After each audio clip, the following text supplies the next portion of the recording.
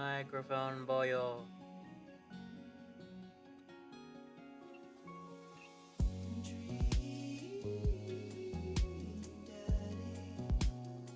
Microphone dayo.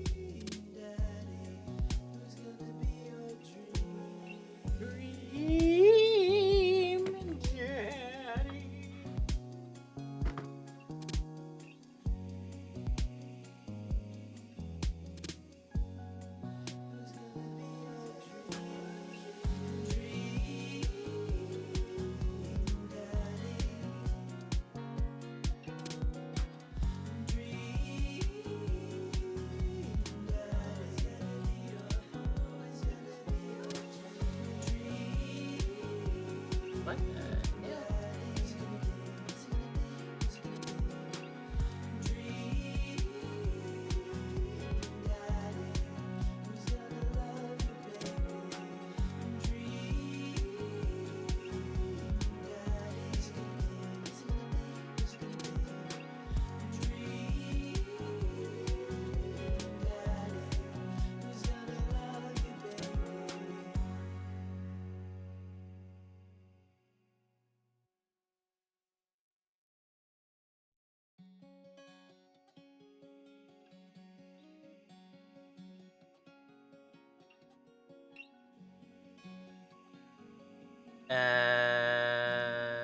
There it is.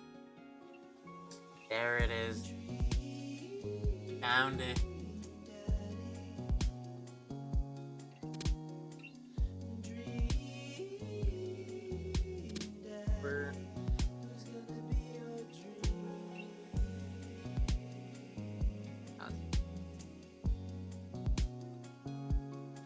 Whoa! Hello, everybody! Welcome to the stream! Welcome to the first day of the stream-o-thon! Woo! Now this is different. Oh, my hair is all funky. You can't tell, I have a flower crown on. Doesn't look very good, probably because of the hair. But you know. Christ, the game is loud. Christ. So.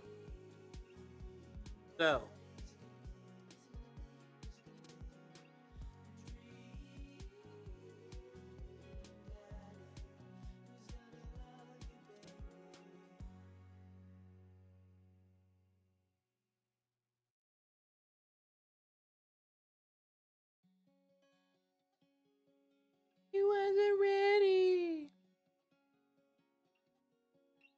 Definitely was not. Okay. Yeah, for 8 minutes. Totally forgot to advertise to here, chat. As we conjugate, That sounds like the wrong word to do that, say that. But Baba Booey. Baba Booey. Happy Father. We are starting off this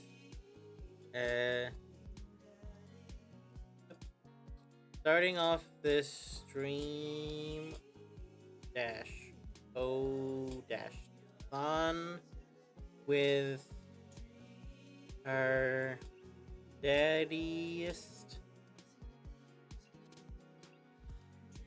That's correct. Yes. Of daddy. Try to say that 5 times fast. In hashtag dream daddy that. No. I'm not gonna put hashtag dream. I don't think that's gonna be a good thing. You know? Probably. It doesn't seem like it's gonna be a good thing. Hopefully not.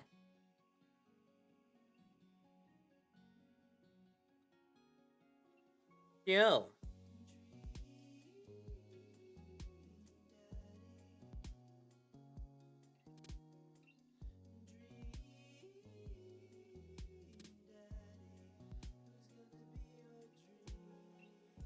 I would find it insanely funny on if the Game Grumps themselves were like, hey, charity stream with our game. Let's check it out. Highly doubt it. Because, you know, simple nobody.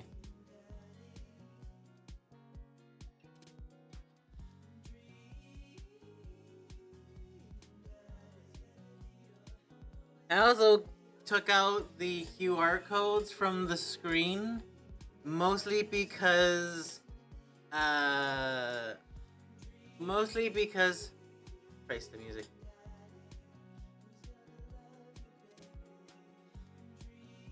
Like, it's not loud enough for you to hear through the headphones, but Jesus Christ. Ugh. Ugh. Okay,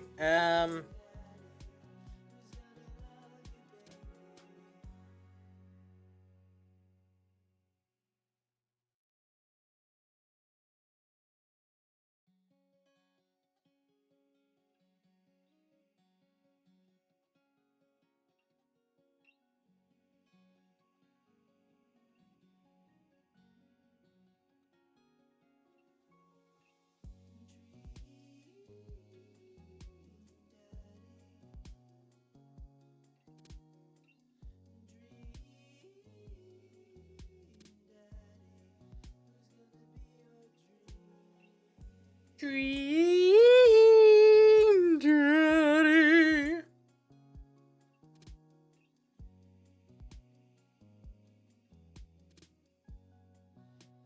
Yeah, also showing QR codes when most people would be using your phone, seeing it on their phone. I don't think people really know about that scan your phone screen button to where they're able to like, oh, a QR code. Let me Google search that, go to the website, etc., etc. And cat wants to get out. Fine, I don't want you here. Get out of here.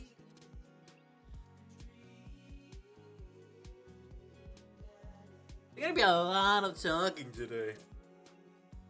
Excuse me if I'm talking to myself or doing red leather, yellow leather, red leather, yellow leather, red leather, yellow leather, tongue twisters. It's Peter Piper picked a pack of pickled peppers.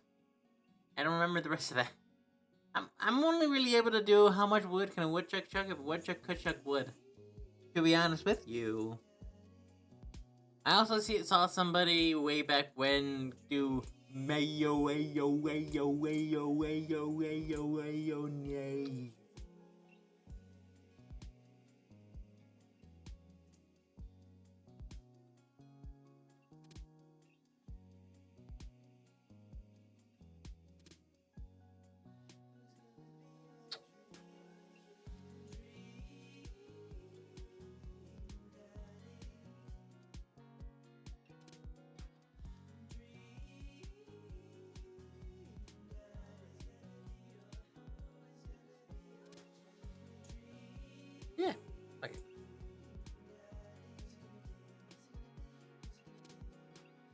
Who's it gonna be? Who's it gonna be?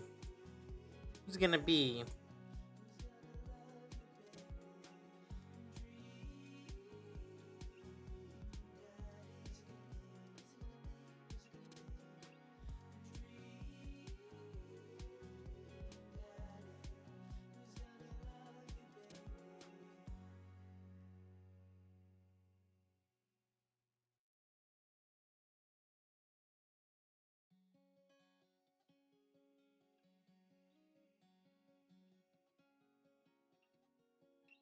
Ah.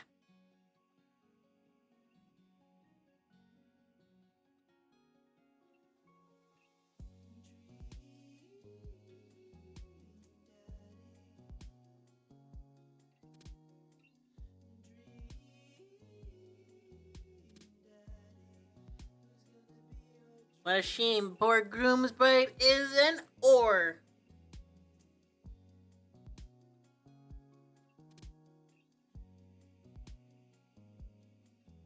God damn, where is it?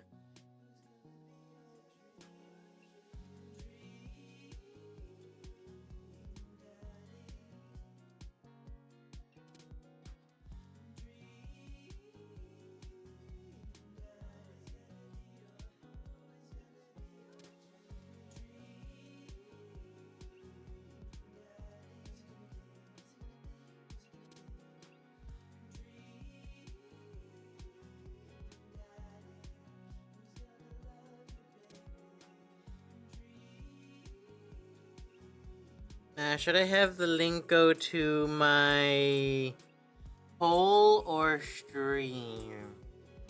Let's go have it go to the stream.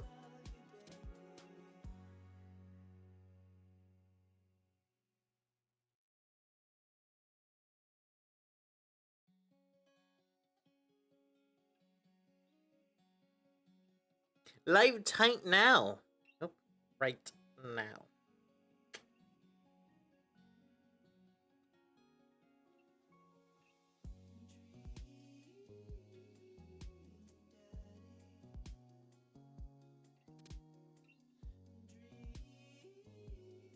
Each TV slash and make it purple.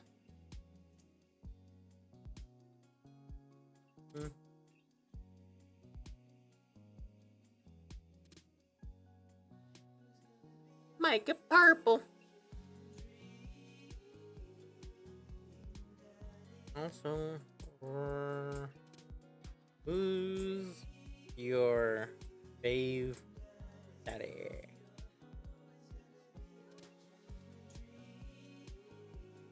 It's not the Facebook. Just don't share this to Facebook, please. For fuck's sake.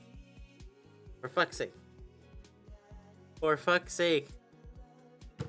Okay. Shared it to everybody I physically can. By everybody, I mean really Blue Sky and Instagram. Should I send it to Twitter, TikTok? Maybe. Solid maybe. Solid maybe. Mostly say because... Excuse me. Sorry, hiccups. Mostly say because... Like...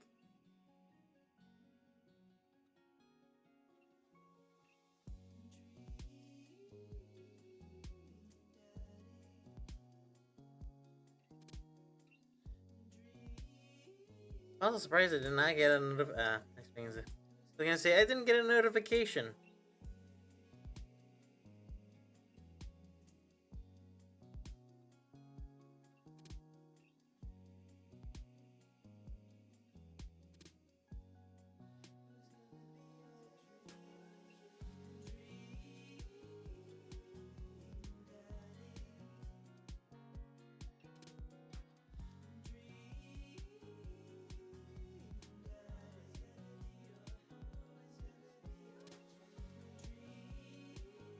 I was gonna show the thing. Hold on.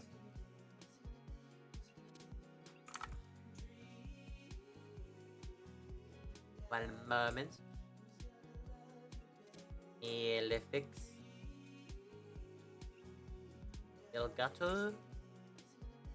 Do not capture. Oh, I know why, because it's just the screen. Okay.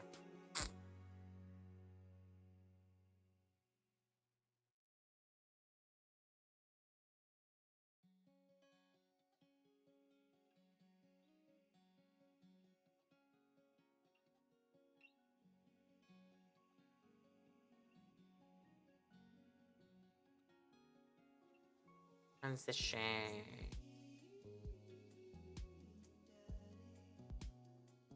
We're gonna have to mess with the thing, because it's not gonna go anywhere.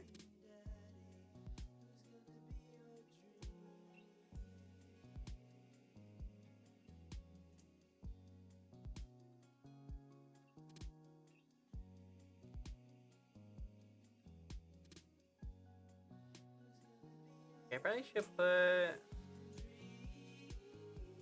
webcam out of it at least. Are we good? Alright. Where's that? Okay, I'm gonna. Now we're good. Okay!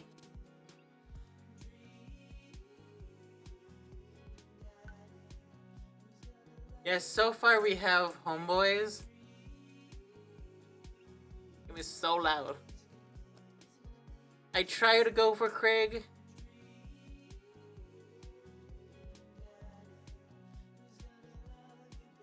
Very difficult. I'm very good with workouts.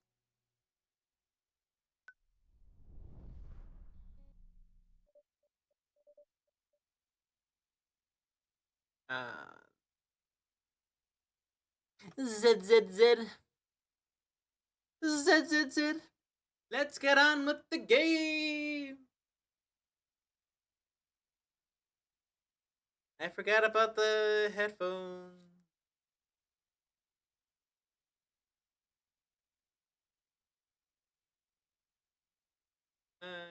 Do that. Also, how are you, chat?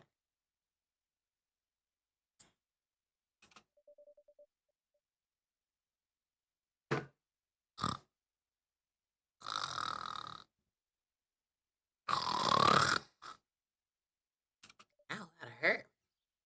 Dad? Dad, wake up! Pretend to be dead. Dad.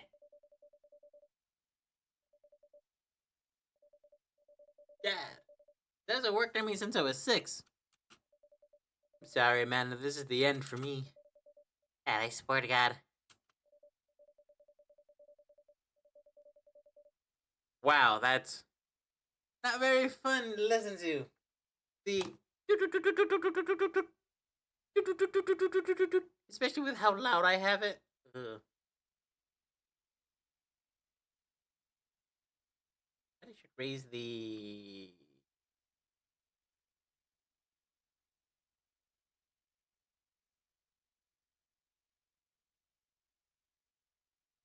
Fuck it. Well, your corpse better get into the moving van because it's leaving soon. Oh yeah. Yeah, about that. Yeah, you probably don't wanna. You probably wanna read the thing, so I'm just if that.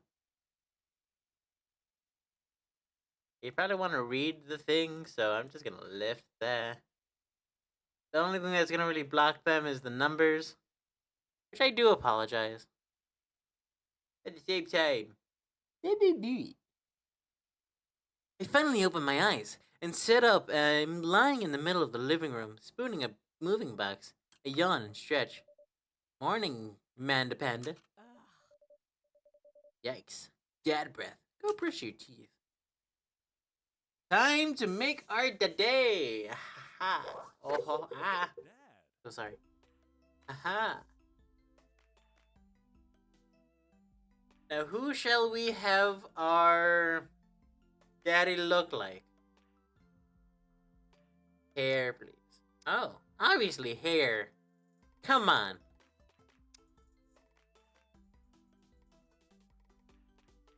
Let's see how close we can to get it to my face.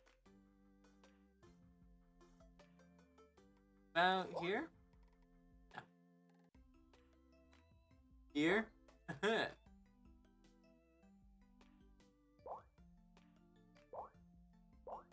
would say here. I'd definitely say here. Let's see. Black hair. I can't really put it into the ponytail to see. This one's too short. I don't have that short hair. This one works, but it's not long enough to be past here. And that's definitely like more here. This one? No, that's way shorter. Chat? No. No. I'm not that bold. I like this one. I'm not gonna lie, I do like this one, but I think I chose that one last time. Cuckoo!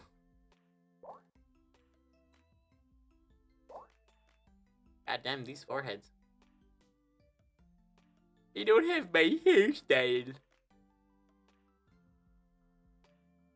Don't have my hairstyle. I think this might be the closest. So I guess that just means my hair is at the awkward length of the forehead. Oh my god. My hair's just at that awkward length. Actually, we make it pink. We make it pink. Okay, we make it pink. I'm not gonna lie, I do adore these eyes. I'm gonna keep the eyes, because I just adore the eyes.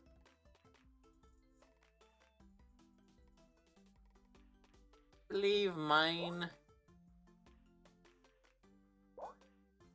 sort of like this.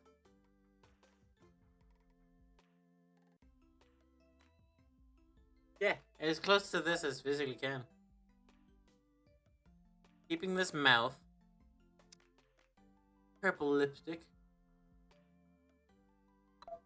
Brows. Eyebrow slit. Eh.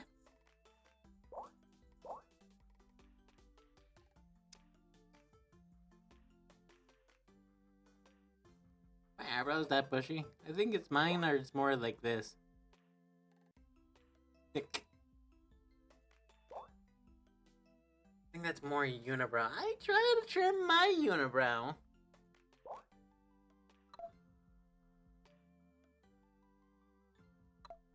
Okay, that's just loud. God damn, I thought it was coming from the TV. Coming from this.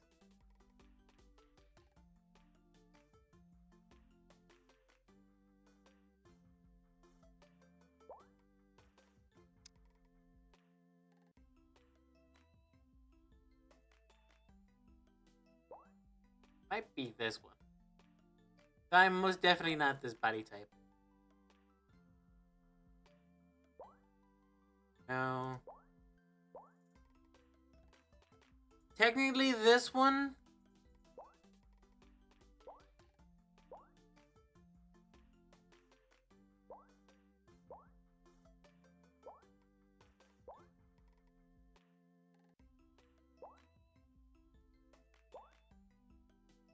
Wow, they do not have a lot of body types.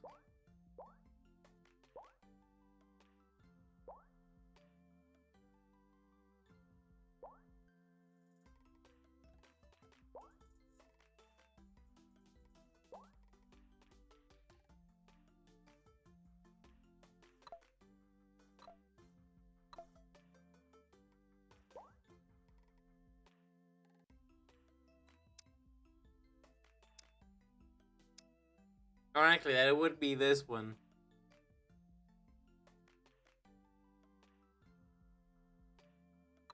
Do I have piercing? Should I get a piercing? Much to my partner's chagrin. Yeah. What would I wear? What would I wear? I mean, I'd wear all of this. Take this one. Funny. Boy, do I have egg on my face. This one's also a really good one. I mean, I am obviously not this body type. They just don't have a middle ground. You either are muscle, overweight, or malnourished. Whatevs. Whatevs. Personally, I would like this one. This is a nice one. I'm gonna go for this one. Oh, and this is what it would look like if it looked just like me.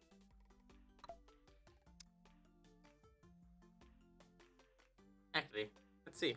Probably could have waited till I made this.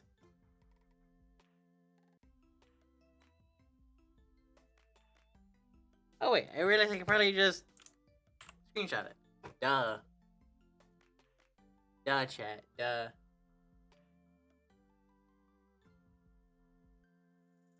Oh my god, I think I made Markiplier. Oh my god, I think I made Markiplier. Chat, I think I made Markiplier.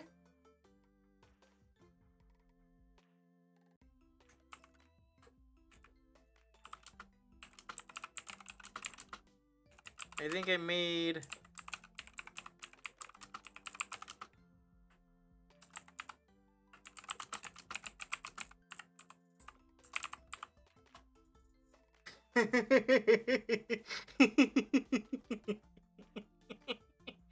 Oh no! Whoopsie. Whoopsie doopsie. Most definitely trying to make Markiplier. Oh my god. Oh my god. Well, here's something. Ugly ass button. Doo-doo head.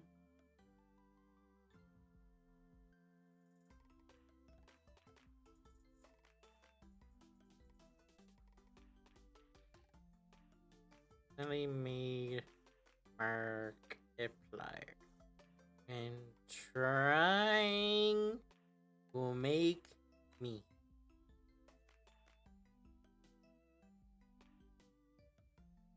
Here we go. Yeah. Just told my friends about it.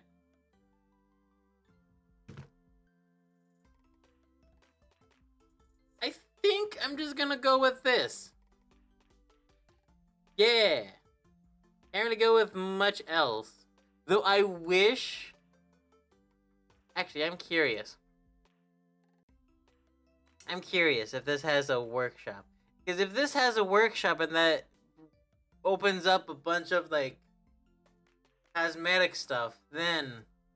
It doesn't. It's unfortunate. Oh well. Oh well. Golden. That's...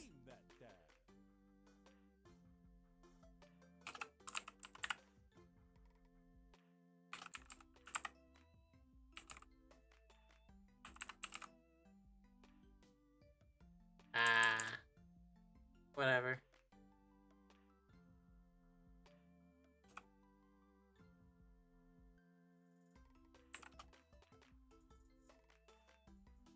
Fuck it, you can call me Crazy Donut. That means Amanda... Their full name is Amanda Donut. I'm actually okay with that. Genuinely. Perfectly okay with that. Yeah. I mean, if they had a slider, but that'd probably be a lot more. I mean, it's a lot of cosmetic stuff for, like, the very beginning of the game that you're not really gonna see most of, but...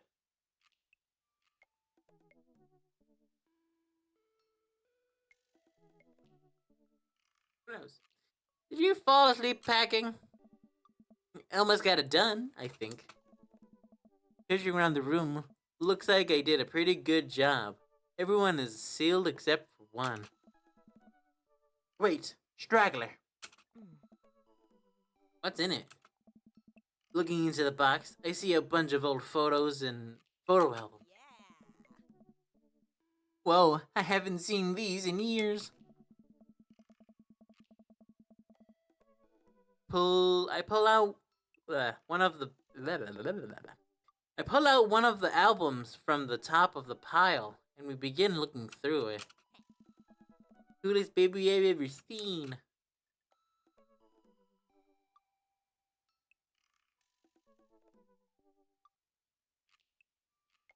Your father. The only way your father and I could get you to stop crying was to put on the sunglasses for you. But whatever we tried to take him off, you started crying again. Spent the first 2 years of your life with sunglasses on. Explains a lot. She has very nice eyes. Halloween when you were maybe 4? We got that dragon costume. You're gonna decide between a princess or a dragon, so you went with Dragon Princess. Oh. How do I remember crying in that dragon costume? You saw yourself in the mirror and you realized you were afraid of dragons. Seeing yourself inside a dragon's mouth, you realized your biggest fear. Right. Definitely repressed that memory. Definitely. And this was you and your horse face. Yeah. I believe you named that plush horse Thor Hersington the Brave. I don't think that was his. Amanda lunges for the photo, but I quickly snatch it away and hold it above her head with my superior dad arms. Nice try, but this is imploring blackmail for later down the road. Go ahead and try me. I've seen pictures of you in your ska band. Ouch, kid.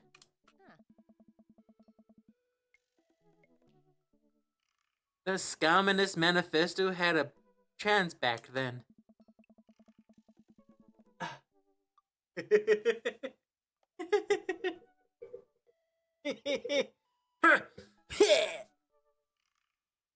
I'm okay. Gotta get some water. That's why you should always vocally warm up. With some Radiohead. I actually don't remember if that's Radiohead, I'm not gonna lie. I was torn between two jokes with that. With two jokes about Radiohead. Either go heavy metal or make a head joke. Giving head. I decided to go with you know what I mean. Took off into the distance and reminisce about the dead horn section. Hey, it's Emma P. No, Dad, that's Emma R. I didn't meet Emma P until high school. Honey, I promise you wholeheartedly, I will never stop mixing those two up. Dad, Emma R has been my best friend since I was 7. Give it like a little bit of effort. Right, Emma P was the one who...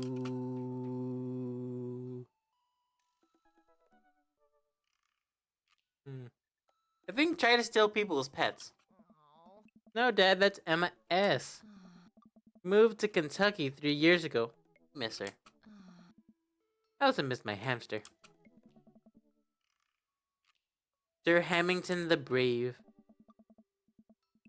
Anyway, I gotta show this to Emma R later. She'll get a kick out of it.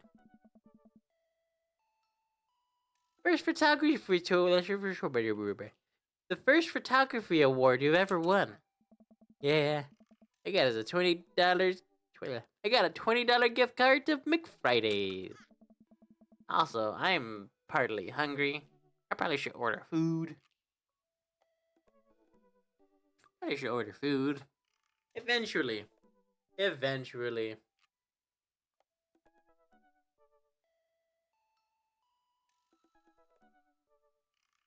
Raise it up a bit because I realize this is the eye line. I have to look down for the reading it. Oh well. Cheesy topaz blah. You think you mean food poisoning? You know, with a Z. Dad. still can't drive past McFriday's without gagging. Still proud of you, though. Very proud.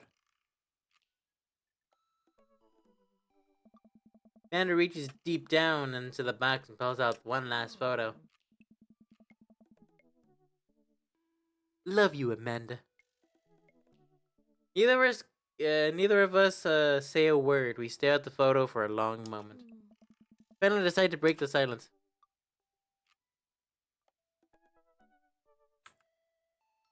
Ooh, that's a good question. I am not gonna scream to my partner being like, if we had a kid, would we adopt or surrogate?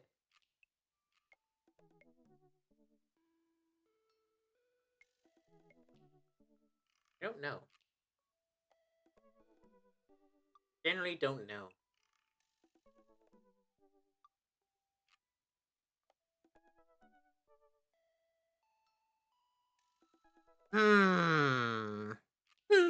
Chat.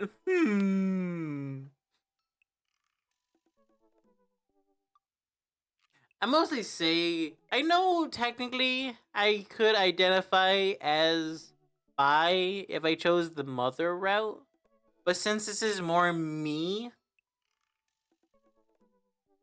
I'm thinking this would be me and my partner, my current partner.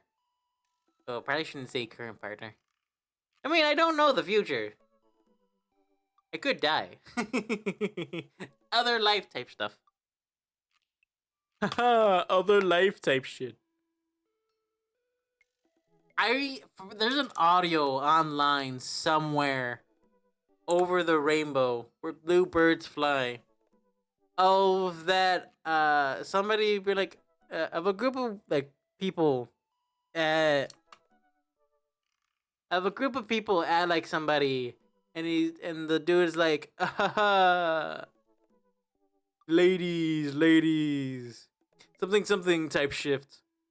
Specifically, type shift. That really annoys me a tiny bit. Because it's like, what audio is that from?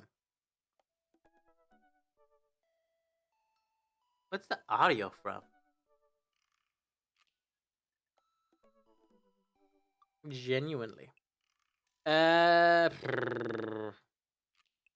a good question. This was the day you were born. I genuinely don't know.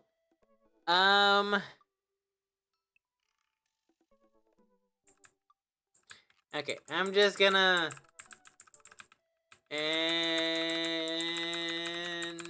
that one. It's kind of a funny story.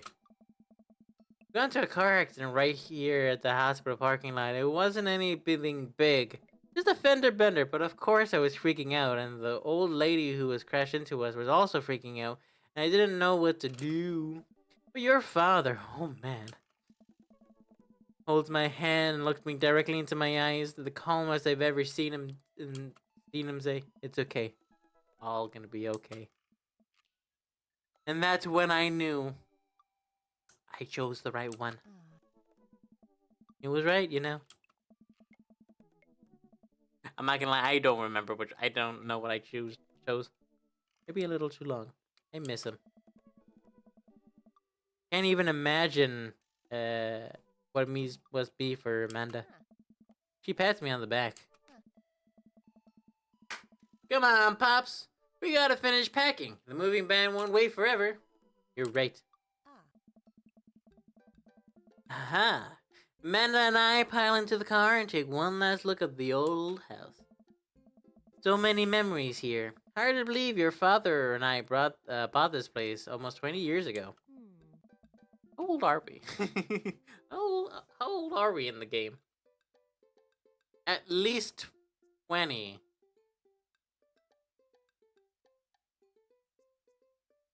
Right. We might be 40 in the game. Because...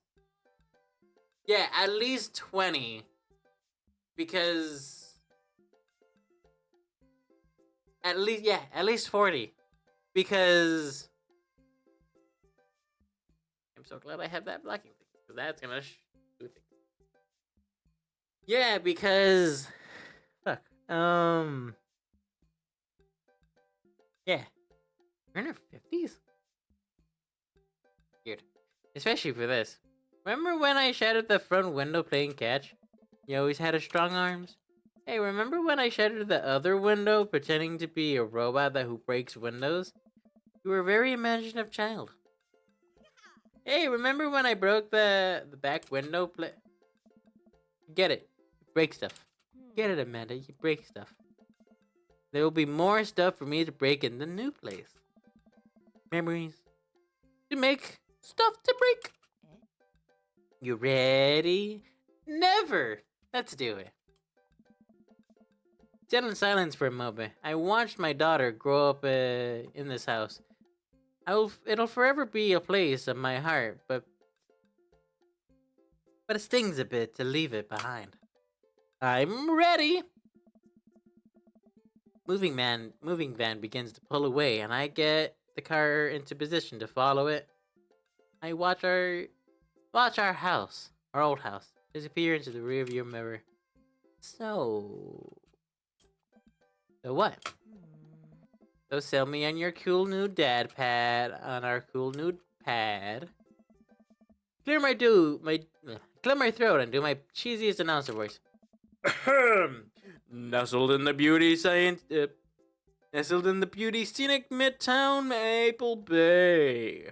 Our new adventure. I am a voice actor.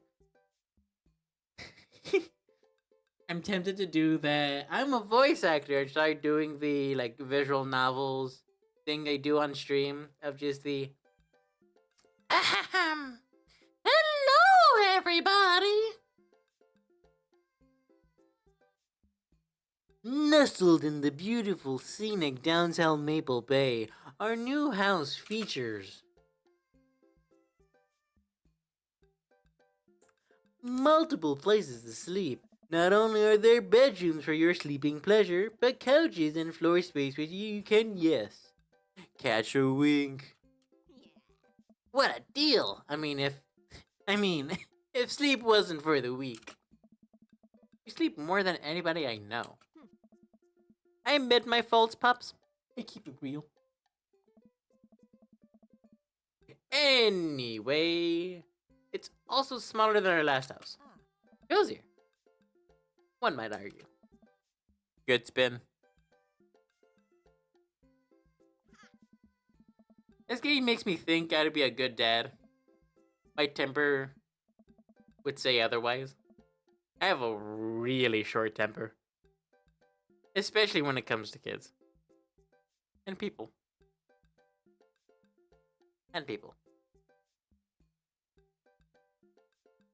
Yeah. I should be able to hear the music, game music. Oopsie. I should be able to hear the game music.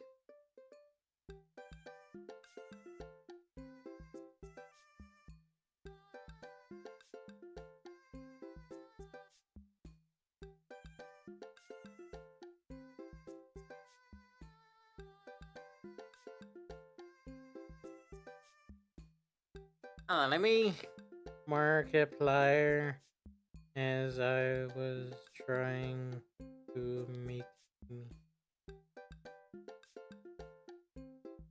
I accidentally made Markiplier. I'm sorry. I'll never get over the fact that I accidentally made Markiplier. I think it's great. Won't we be closer to a lot of cool stuff that we can walk to? So I don't have to, waste gas. And I mean, trying to park downtown is, Amanda, you're gonna have to learn how to parallel park at some point, right?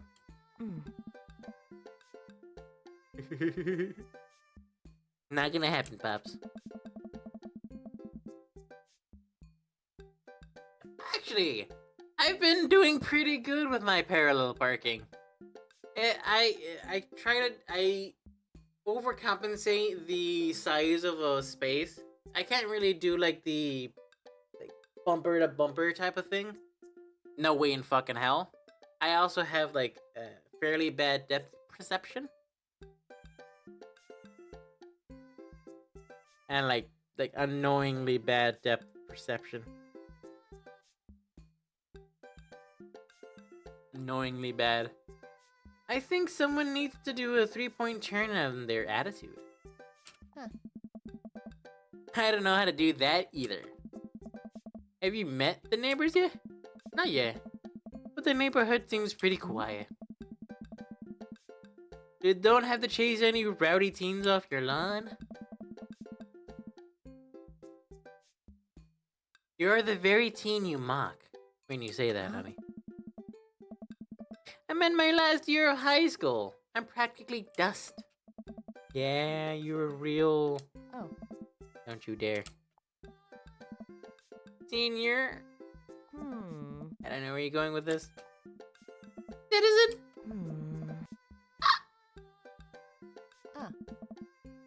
But I won't forget it. So, what's the item number 1 on our new house agenda? Well, first we'll need to first we need to forge a pass through the solid wall of boxes that blocking the living room. I still have this to install the washer and dryer. We need to go grocery shopping. Perhaps cool your jets. You have to promise me that you're gonna take a break and explore the neighborhood. Okay, you're right. Let's get some work done. And then check the area out. You pull up to the new house. Step outside. Lawn is freshly mowed. For sale. You know what I want? A burger. I'm not gonna lie to you. I could go for a burger. I still have no idea who to go to. I'm not gonna lie to you. Let's see. Out of the list, ironically, Craig is in the lead, but that's also probably because I gave him the point by mistake. Because I don't know if my votes for all of them counted. Count, you know. Ooh-wee.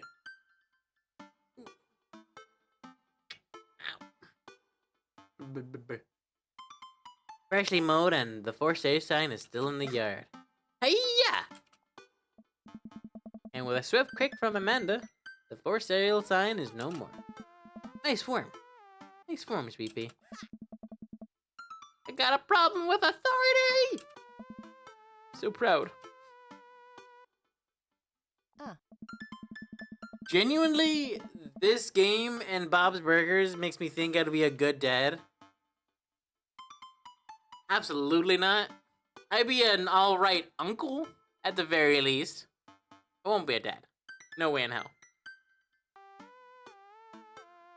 Man, all that karate chopping tuckered me out. You could really go for a sandwich. Same. An ice cream sandwich. Sweetie, it's 10 a.m.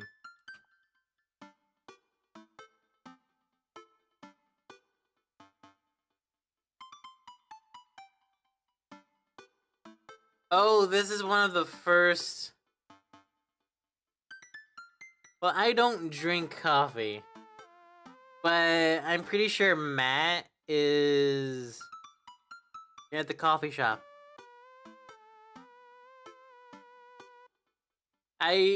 So depending on which one you choose, from what I remember, we need to pack first. Is you meet Joseph. I need some coffee ASAP. Is Matt. And the dog park is, I believe, Craig. Either Craig or Brian.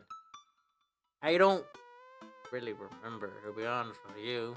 But since we're gonna be doing something different, and it's gonna be more of a me thing, I'm not gonna drink coffee. I don't drink coffee. But I could go for a croissant. Especially a breakfast sandwich croissant. Ooh. Ooh. Gotta get my hands on a nice cup of joe. or I'm gonna be useless the whole day. Also, this dude, fairly neurotypical. Fairly neurotypical. With slight hints of neurodivergent, but very neurotypical. So we can pass the coffee shop on the way here. Maybe we could check that out. Let's do it.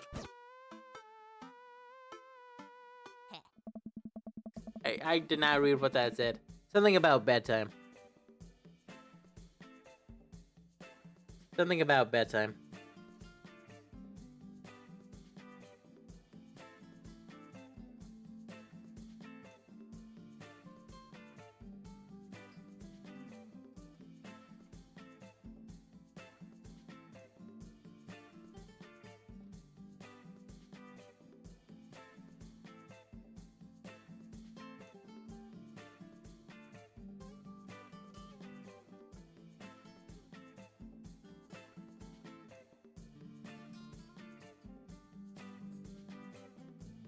Okay, I guess not. I'm sorry, the fucking view is rather shit. Whispers, apparently. Sorry, the mod view on... Why do you make me loud? Whatever, the mod view on the phone is not very good. I'm not gonna lie to you. Not gonna lie to you. Not gonna lie to you at all.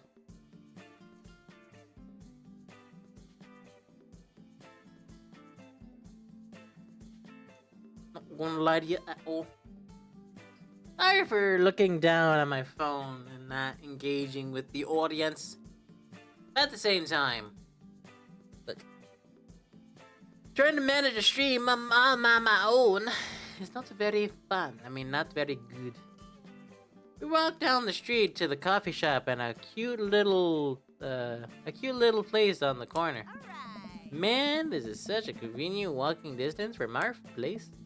I mean, I guess. Huh? What's wrong? Why would I go somewhere else to drink coffee on a couch when I could drink better coffee at home? Let's change that to hot chocolate. Why would I go somewhere else to drink hot chocolate on a couch when I could drink better hot chocolate at home on my own couch? I don't have to make awkward eye contact with other people.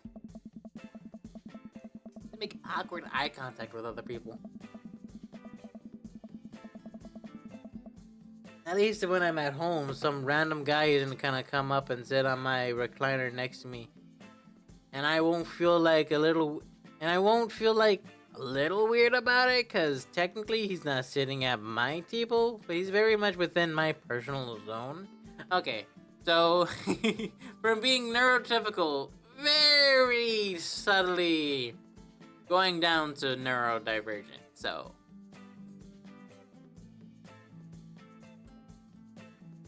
Neurospicy. Huh? I also don't like the term for neurospicy. It rolls off the tongue. Dad. And what's the etiquette when you have dirty mug? Is there a bin? Do you go up to the counter because you don't know where else to put it? Or do you leave it there? Feel your face flush with shame as you consider the possibility that there is in fact a bin somewhere just out of sight, and now you're that jerk who left their mug.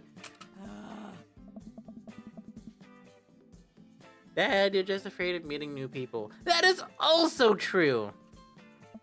Yes, Amanda. Yes. Very much so. Maybe. Wrong one. Oop.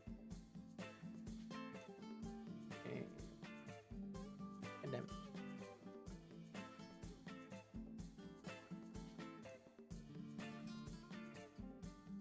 Happy.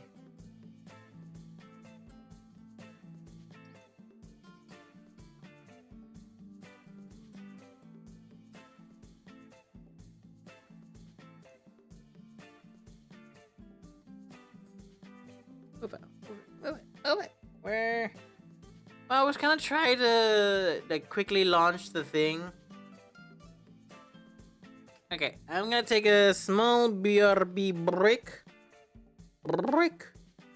Mostly to stretch my legs.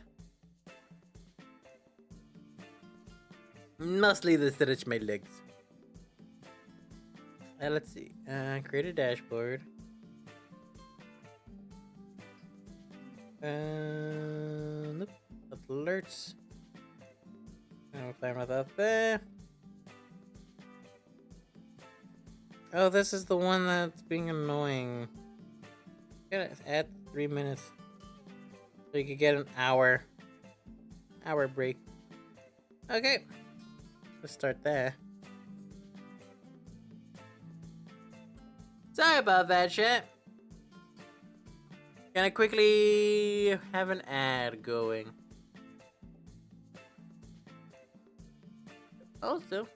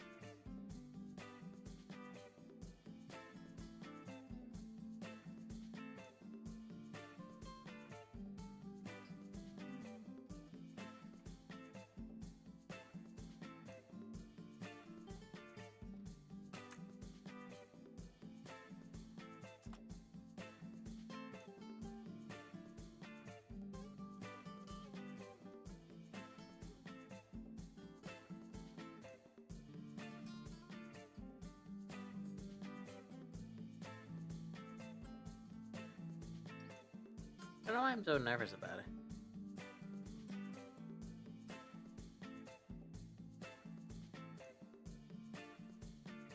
Toasty in here.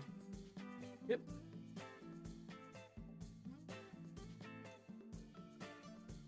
Quickly open a window.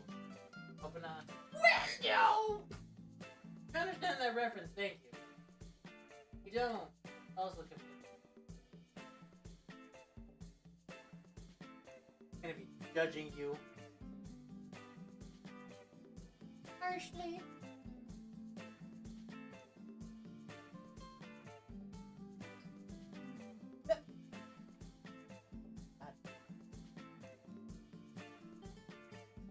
Lights are expensive. I'm not gonna lie to you. Lights are expensive.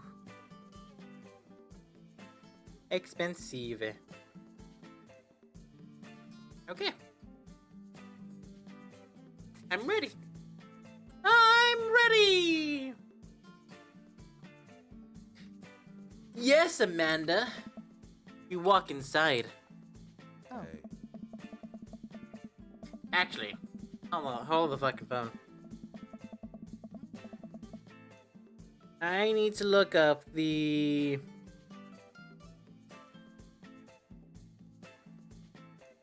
Dream Daddy voices. Who is who?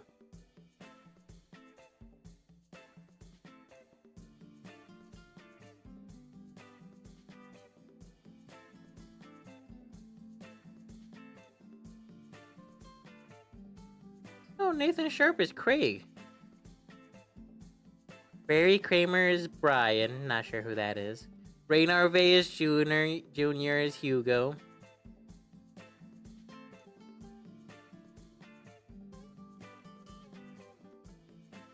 Aaron Hansen is Joseph.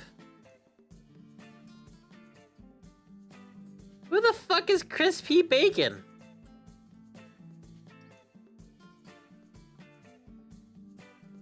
Who the fuck is Crispy Bacon?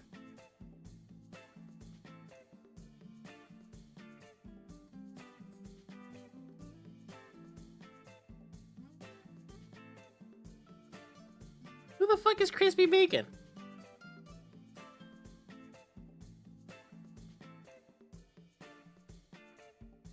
Crispy Bacon. Crispy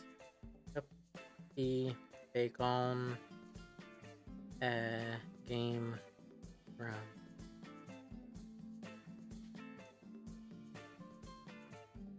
Do you have a face?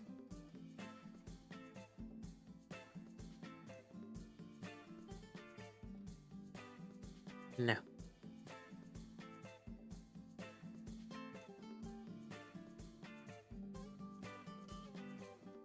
Oh, okay.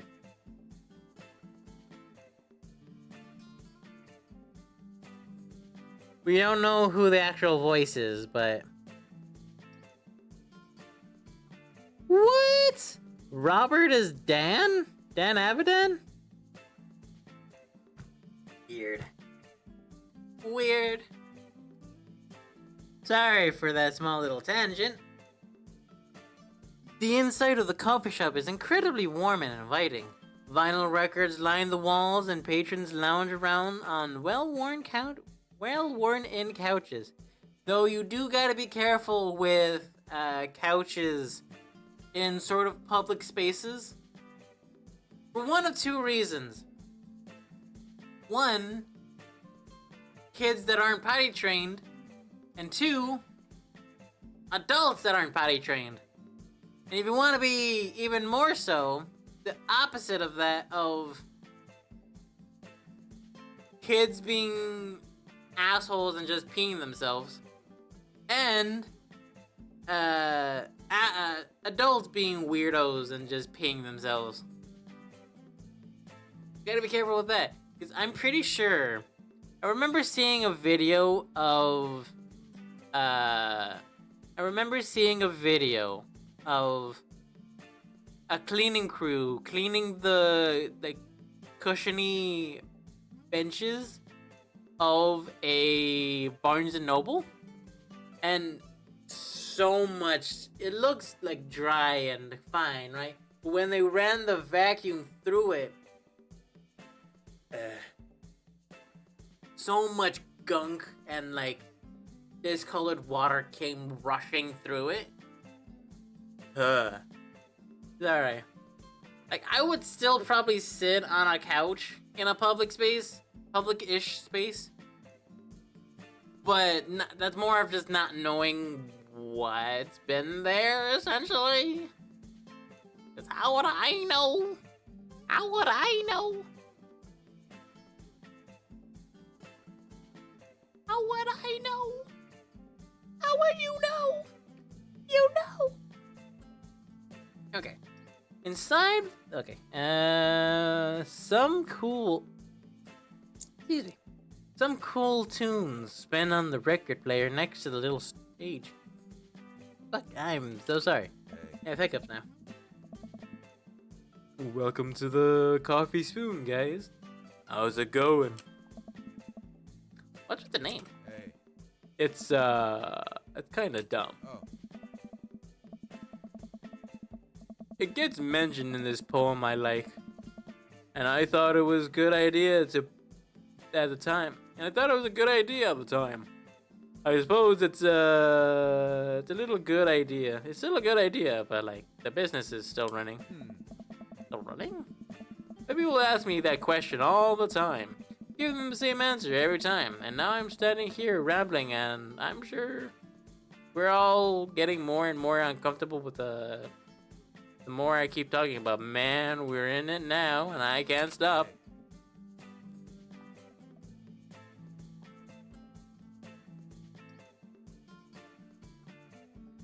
He looks at me, I look at him. He looks at me, and I look at him. So what'll it be? Scan the menu and get immediately overwhelmed. I'll have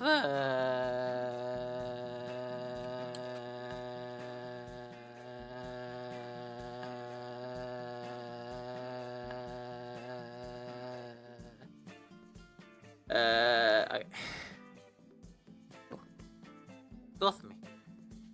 Godspeed, you black coffee.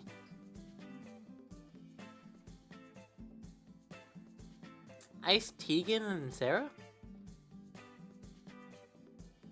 What's Tegan?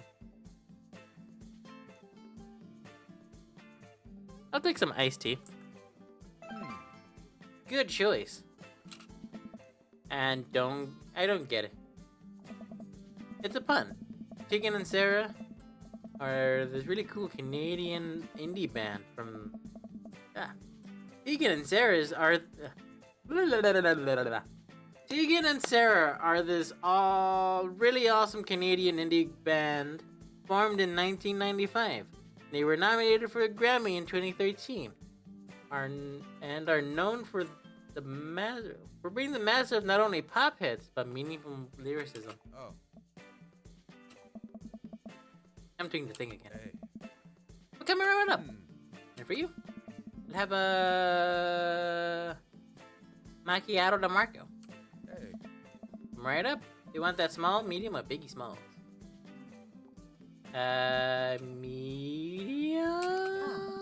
Wait, is biggie smalls big or small? I should change that, shouldn't I? Or just make it medium.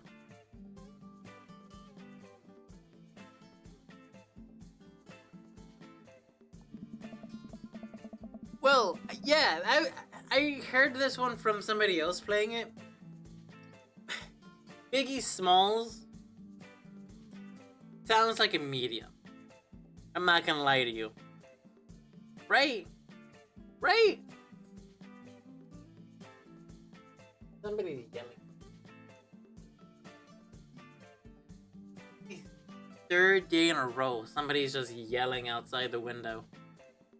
Not directly outside the window, but like in this general park. Not park, like general area. First, it was yesterday some kid screaming their head off for somebody named Amanda. No idea what was going on, couldn't see them. They end up being fine. I think they were locked out, I want to say.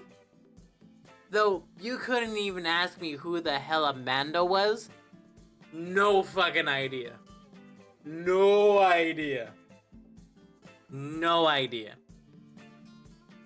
But yeah, Biggie Smalls.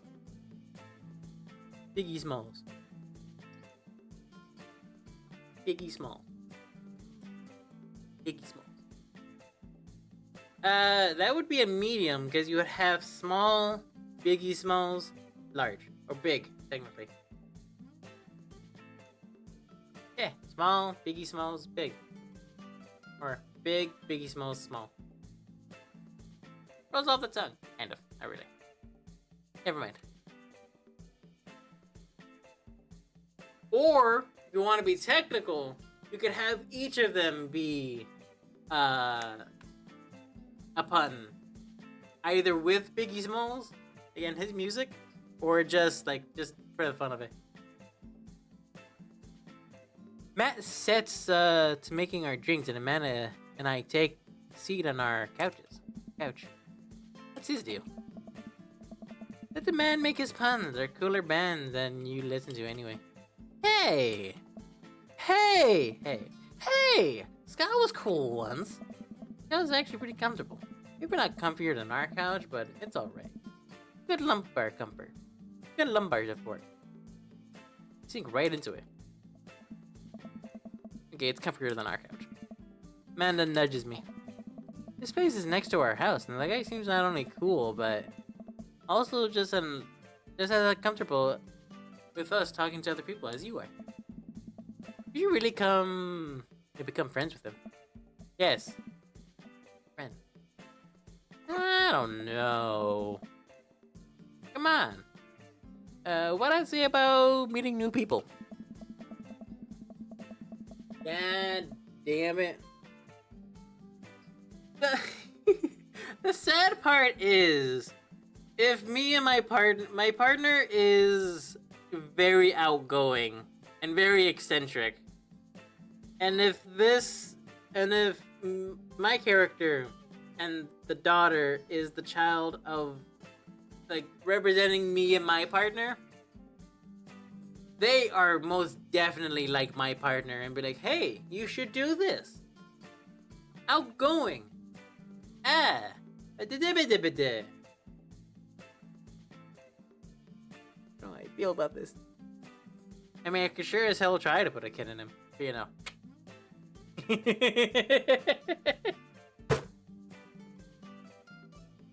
I'm sorry. Sorry, that was a lot funnier than I thought it was. Can't meet new people if I'm always staying inside, and also don't go outside, and also don't talk to people. Huh. See, you're making progress. Making progress. Matt sets our drink down at our table. I have a sip. Probably should have switched it.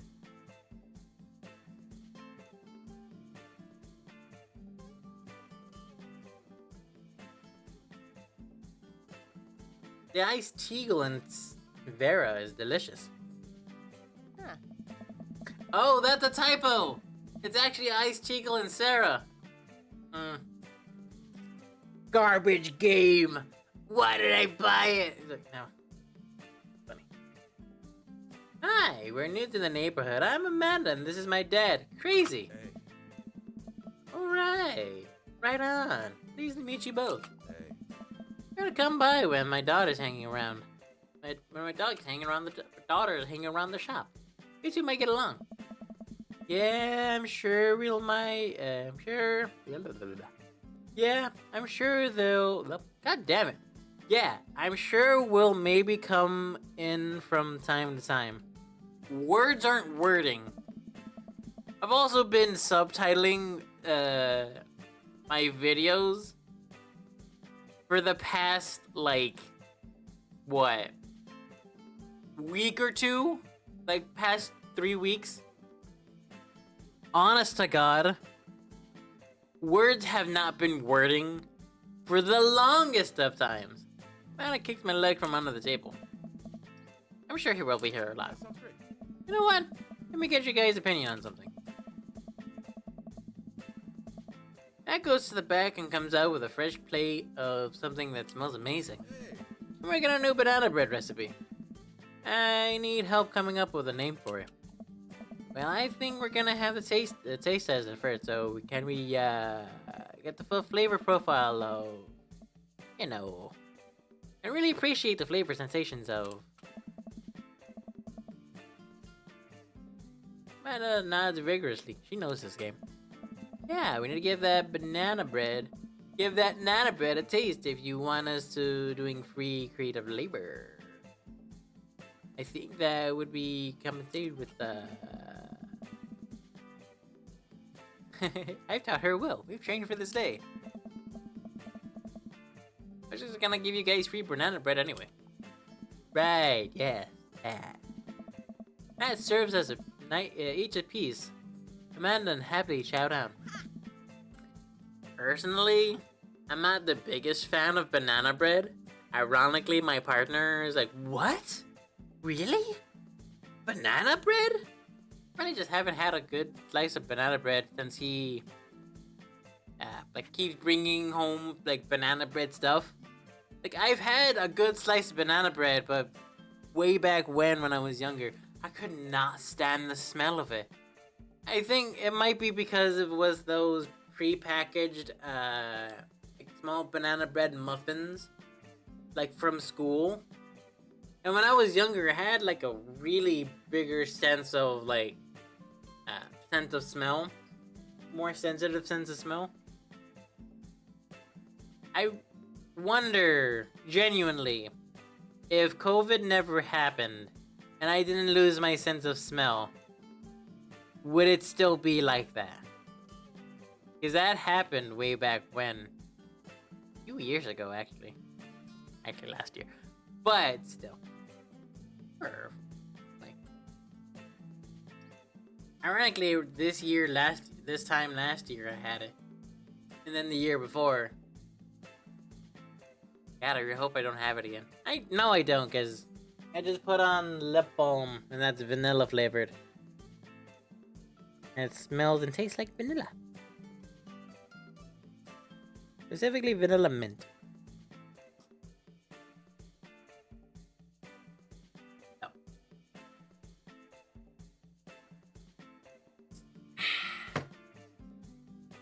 This is amazing! Thanks, the secret ingredient is bananas. So, any ideas? I'm stumped. Well, I think I might be only be able to give you dad band puns, but we'll give it a shot.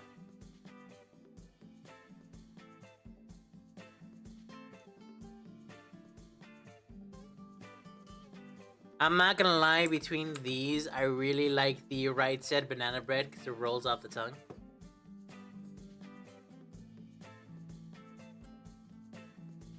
I think the grateful bread. Yeah, because my thing would be the Right Said banana bread. Because that one rolls off the tongue better. I don't know what the reference is for banana bread Kennedys. No idea what that is. But then again, I'm not gonna lie, I really hope they do a sequel to this with more characters. Either more characters or another set of characters. Or opposite. Moms.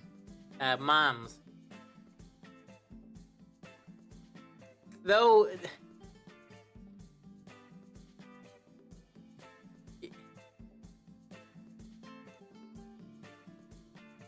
Moms.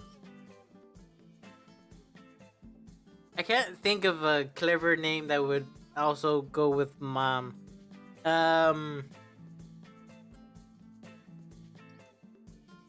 Brain's immediately just going to MILF. Mother dating sim. I don't know.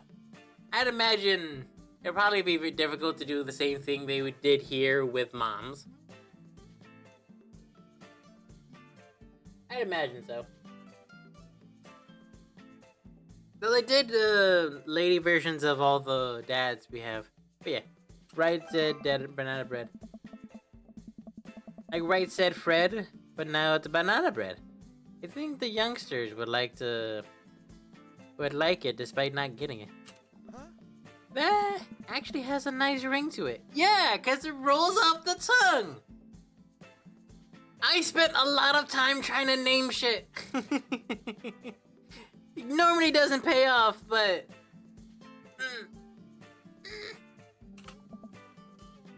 Really?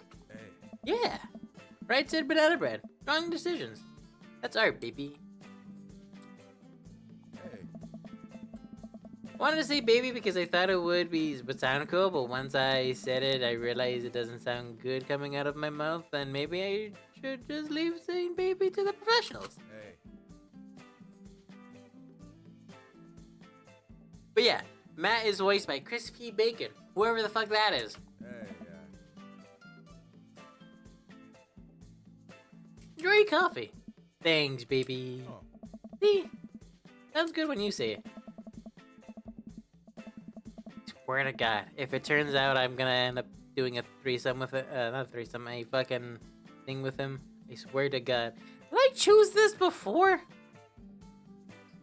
I feel like I chose this before. Across the man catches across the way, a man catches my eye. He sits by himself, brooding over a cup of coffee. Our eyes meet, but just for a moment.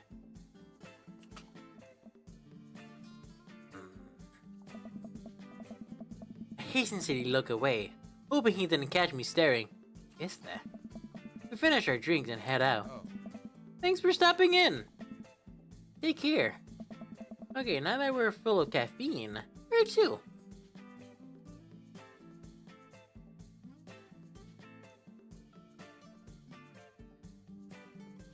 I could go for a nap, to be honest with you. We just had coffee. Have you ever known me to play by the rules? Your father is a rebel, sweetie. I also wanted a crepe. That's funny. That is a Game Grumps reference. Game Grumps reference. Now all aboard the Sleepy Time Junction. Unironically. Ooh, I have an idea on who messaged me. Oh, no. Already different.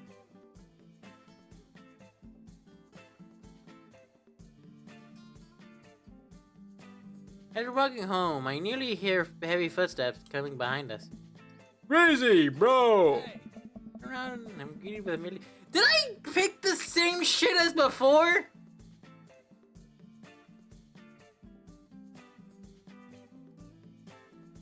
Oh god damn it! I might have picked the same shit as before.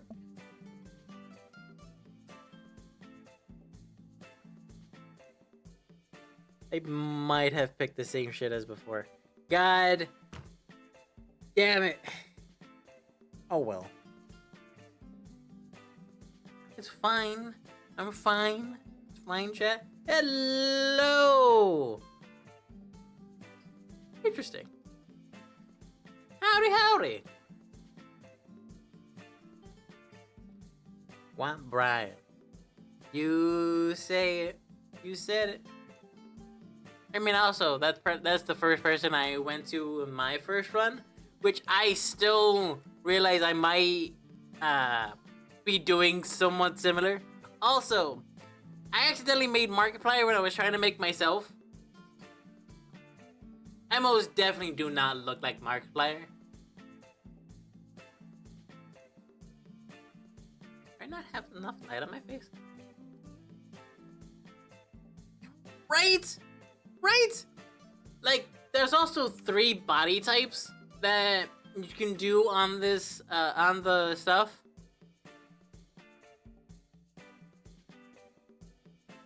Appreciate it. Appreciate it. But there's also 3 body types that you can only do on this. Athletic, overweight, or malnourished, essentially. Like, insanely skinny. Hey! Bro. Bro. Oh. Holy. Wow, I haven't seen Craig in forever. Same, ironically. He was also one of the ones that I tried to go for way back when. It's been too long, dude. Yeah, wow, you look great. Hey. Ah, yeah, I cleaned up my act. Cleaned up his act? Are you kidding me? He's rips! Amanda, this is my friend Craig. We went to college together. We were roommates. For a while, too. Oh my god, they were roommates. And they were roommates. And the dude. Dude, ready to remember me, but you're so big now. Hello. Hello, cute baby. Oh. Aw, thank you. And last time I saw you, I think you were about her size. This is River. Say hi, River. Picks up her tiny wrist and waves it around. River gurgles happily. Oh. Are you babysitting? Nah, dude. River's my kid. Man, it has been a long time. Gee, it's like one minute we're rolling up. Feels like 1 minute we're rolling up to exams with bad hangovers. The next, we're both fathers. Where has the time been? God damn. I was working out in California. I just relocated the business back to Maple Bay. No kidding. Amanda and I just moved to this side of town. How's Smashley doing? Oh man. I mean Ashley. Ashley's her name. She's actually still going by Smashley. And we got divorced last year. Oh dude, I'm so sorry. Nice. It's old news. But that means he's available. Oh shit, did I say that out loud? It's old news. We take turns taking care of River and the twins. It's all copacetic. Twins? You have 3 kids? Oh. Ain't life something, bro? Right. Cake Stand Craig is the father of 3?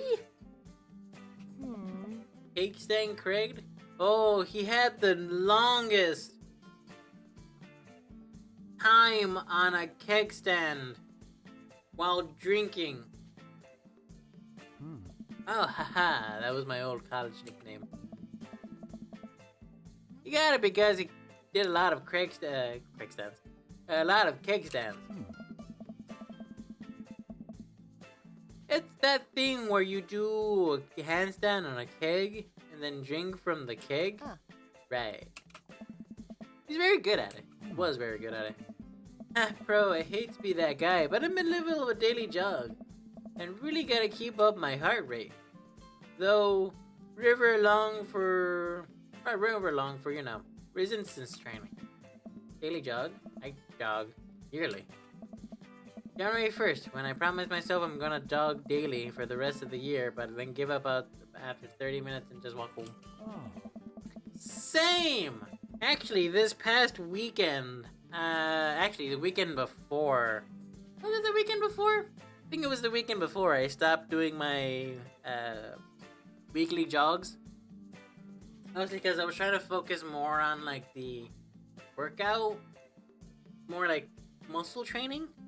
Because I am good with stamina-ish. Not really. But the way I was doing it wasn't working.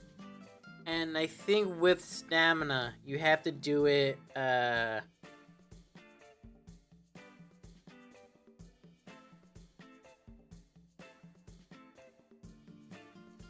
Oh, excuse me, sorry, I had to burp. And with stamina, you have to do it, I think, every day. Get better at it. For jogging, I mean. And I get home at 5 p.m. I'm not gonna, after a long day's work, I'm not gonna run for fun. Also, it's annoyingly not windy. Annoyingly not windy. But it's never too late to get back into it, dude. You should join me sometime. I don't know. I don't know. Hey. Come on, it'll be fun. We could grab breakfast afterwards, catch up, we could do a bro brunch. Like the good old days. Alright, sure. Sounds great. Great. Let's get that going. I better get moving. Let's get that going. I better get moving. Good to see you guys. Fun fact.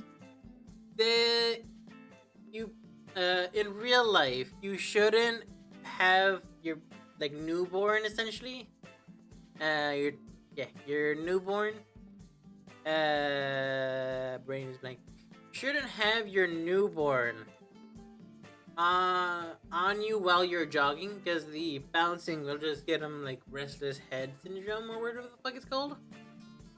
But to counteract that with Craig, the writers decide to just make him that strong to the point where he stabilizes himself enough to not have River have that wobbly head. Fun fact. It also probably doesn't help that I watch a lot of the Game Grumps. So it be what it is. Can't believe Craig is ripped and has kids. I'm reeling. Why is that?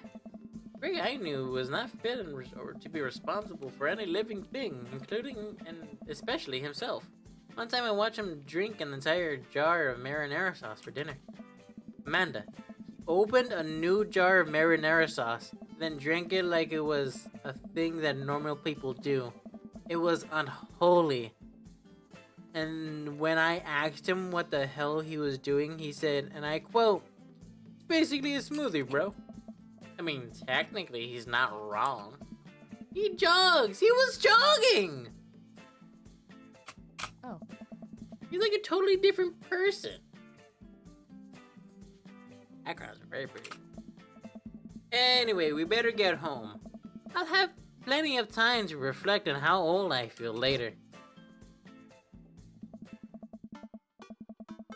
Amanda and I flop down on the couch. Amanda has to shove some empty boxes out of the way before she can sit. Oh. Goodbye, we gotta be putting my stuff back into these boxes in a few months. No, don't say that.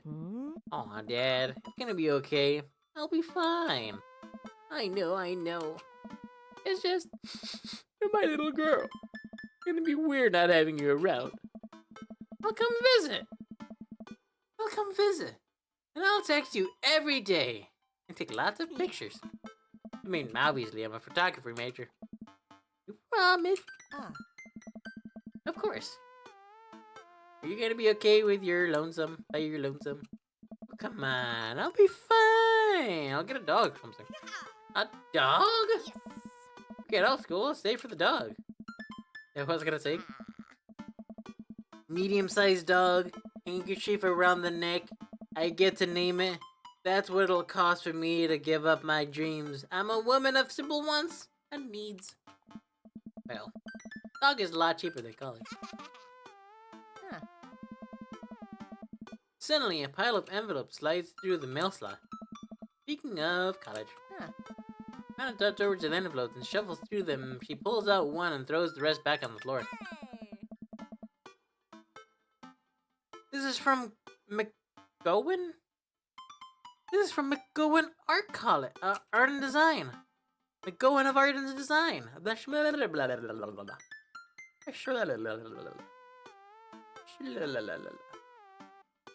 Oopsie. You saw nothing. I probably should do that. I don't know why it does that. Very weird. Saw nothing. Open it. But I'm scared. Don't worry. I have an opener. Oh, fancy. I have a letter opener. I've got it from Katana Cult. Very nice. I just like showing off my stuff, I'm not gonna lie to you.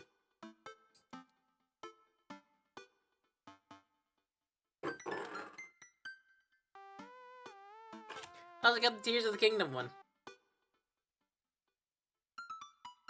It's not a very good opener. A part of me wants to try to open a bottle with it, but we don't really have bottles to open. And the latest one would just be you know, would just be a soda bottle and a shield. There was a sale.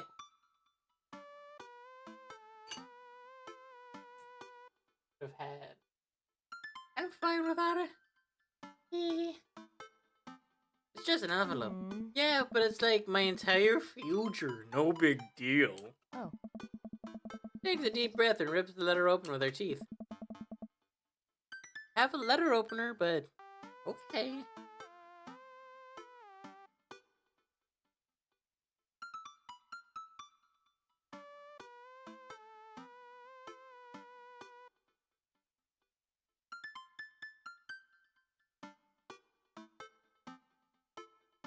Letter opener. I want to show you the letter opener. Hold my breath while Amanda's eyes darting back and forth, scanning the letter. What does it say? The admissions committee has reviewed your application, blah, blah, blah. Her face dropped. Yet to inform you that we are unable to offer you admission to the Cohen College of Art and Design. Amanda throws letter on the cup. Oh, sweetie. It's okay. Kinda saw it coming. I knew I shouldn't have put that experimental stuff in my portfolio. The admissions officer told me they just want to see portraits or whatever. Nah, fuck it! Fuck that! I am a game design major who doesn't have a portfolio. I tried to go to, what was it? Some college. Was it DePaul? I think DePaul in Arizona. Thank fucking God I didn't. Fuck that. Respectfully, but also disrespectfully. Like, legitimately. They wanted me to have a portfolio so they could be like, you do make games. Which is fair, because they like want the professional, like, hey, you make games. I specialize in just making games look pretty. Well, more of like in-engine stuff, essentially. Make sure all the joints are in the correct alignments, making sure everything just runs. I don't code and I don't do art.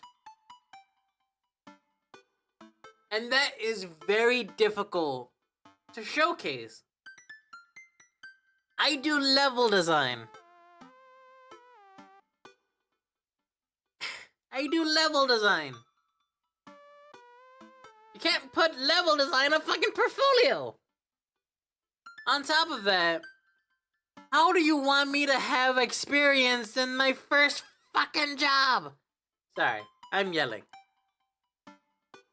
Oh shit, I forgot to also do that. I also forgot to do that here. God damn it. Appreciate you being here, though. Appreciate you being here. Sorry if I end up yelling and your work is like, what the fuck is that? What the hell is that? Who's screaming about game design? Who went to game design? I did. Yes, have a nice day. Hope to see you around.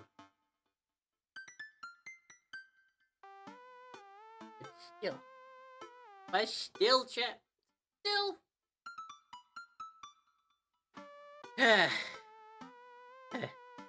Anyway, I pull Amanda in for a big hug. Now there's a fly in here. You're an amazing photographer. I know that much. I know how much work you put into your portfolio, and some other school is gonna want to snatch you up for sure. Phrasing, but yes. Wanna snatch that up? Snatch. Also, we are a gamer, or at least she is. We both are, probably. We have a game controller. Yeah. Also, I'm not gonna lie, I do kind of want that plushie of a kiwi. That's a very cute kiwi. I know, it's fine. Are you actually fine, or are you just saying that? I'm fine. Really. Her face says the opposite, but I probably shouldn't push her on this. Oh, and before I forget, Emma R and Emma P are sleeping over tonight. So, get out. Get me out of the way because I'm painfully uncool. I would choose more delicate phrasing, but yes. Well, I'll have you know I conveniently already have plans for tonight. So you'll have a new place to yourself. Yeah? What are your plans? Quick, think of plans.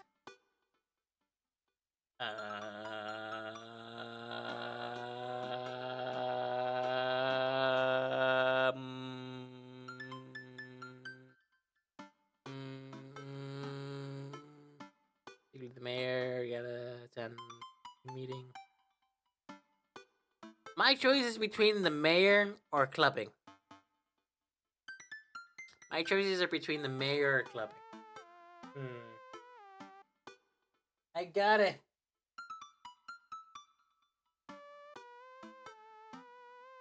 I have a nice set of dice.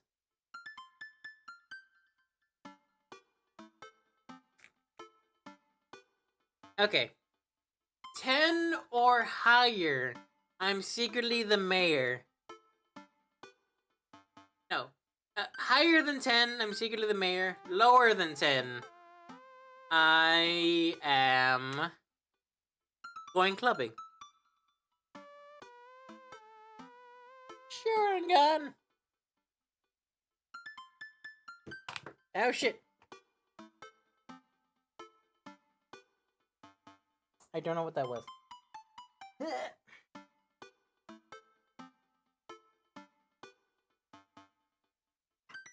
That was... shit, a 4. We're going clubbing. Going clubbing. Also, I think I showed y'all... What should I do? Oh, that's a BRB. Come on. Yep. Nope, I do not have the correct keybinds though. But this is a very interesting one. Interesting thing. So I programmed this for when it's rolling to just be rainbow. If it lands on like a regular number, it just sparkles and just says, hey, that's the number. If it lands on a 20, it celebrates rainbows. But if it lands on a 1,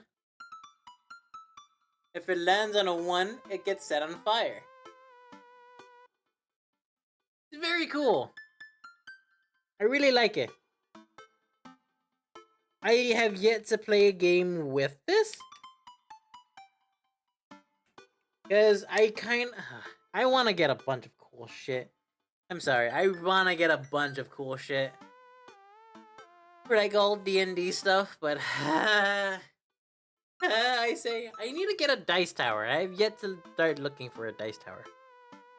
I should probably look for a dice tower.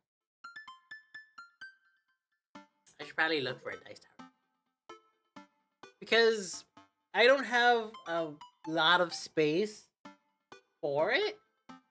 And I think if I get a webcam of some sort, I could probably shoot it down from the dice tower. Though I do also want to get a 3D printer. I'm not gonna lie to you, I want a 3D printer. For the longest time, I want a 3D printer. Why? Mostly because, like, I just want to make... I have 3 ideas for a 3D printer. One is like an incense, like, burner, like the smoke that comes out. There's a little puck thing, like a drop looking thing, that you can put into something and have it, like, funnel out. I want to make that, but for Luffy Gear 2, because he has the stuff coming out. And it will be very nice looking. And it'll be very nice looking. So I want to try to design that. And then... yeah. And then the dice tower thing, I saw somebody make like a infinitely tall dice tower. That would be cool. And the third thing, just little knickknacks to sell. I want to like officially start a business, but that is insanely difficult. Insanely difficult. Annoyingly difficult. I'm going clubbing. I'm gonna put on a nice outfit and go tear it up in the dance floor.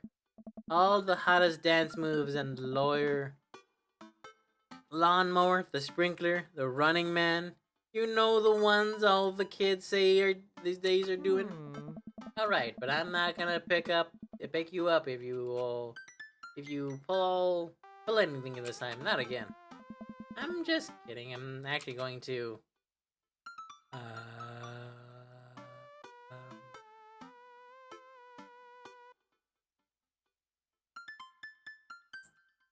go and watch game? Which game? You know, the game! The one that's on tonight. The game! On TV! At somewhere other than here! Okay, cool. Well, you do that. I'm gonna go do drugs and commit some light arson with Emma's. I'm convinced you're hanging with the wrong crowd. And shrugs. See, she jokes, but... weed.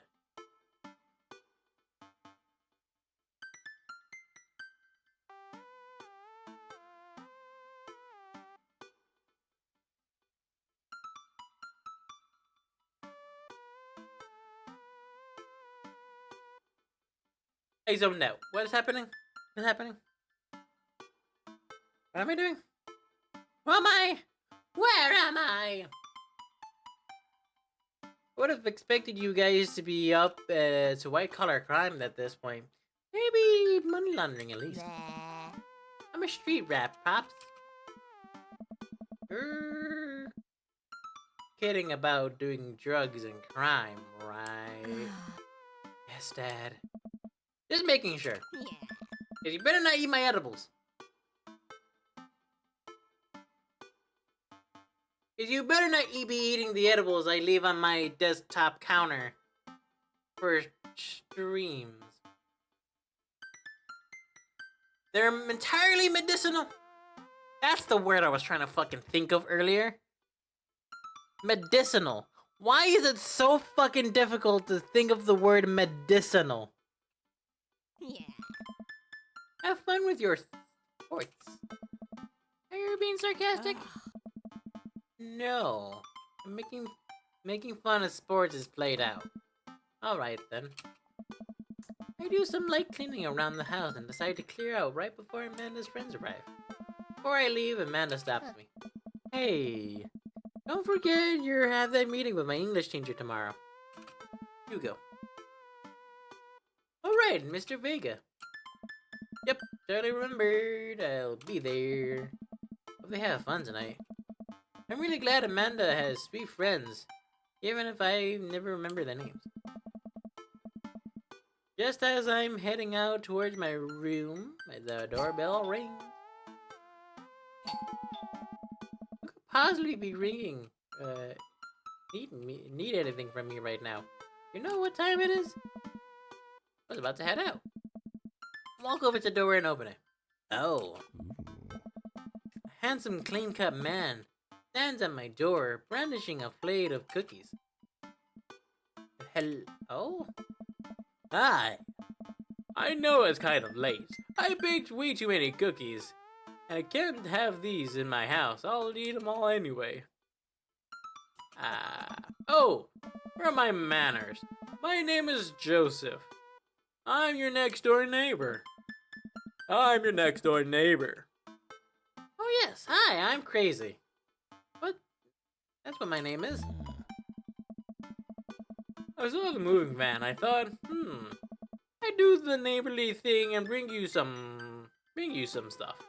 My daughter Christine wanted me to let you know she baked them herself. Joseph leans and whispers, between you and me, she just sprinkled the chocolate chips. We both share a laugh. Kids, right? Ha ha ha ha ha ha ha.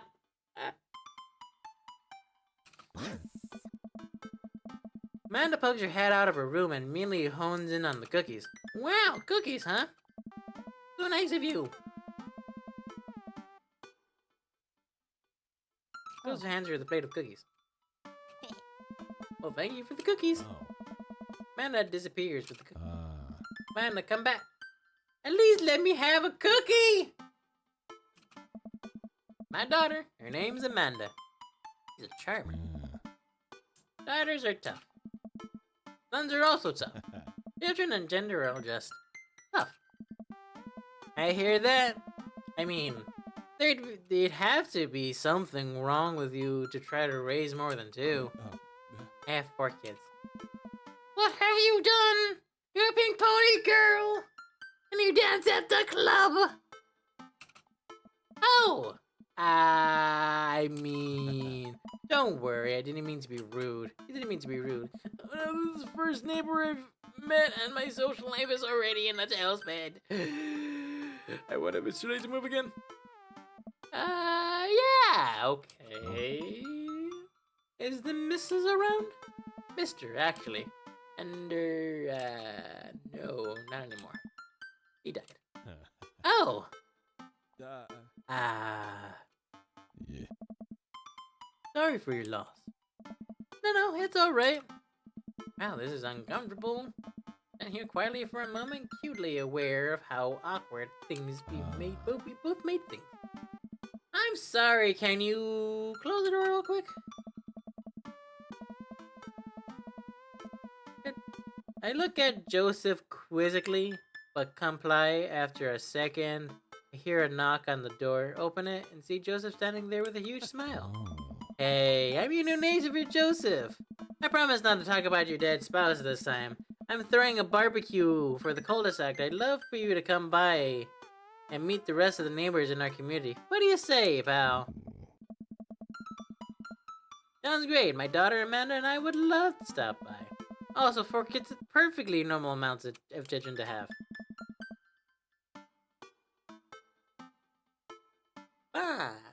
You shake hands, seal a deal. Well, neighbor, I'll let you get to bed. See you at 3 p.m. on Saturday. Sure thing, neighbor.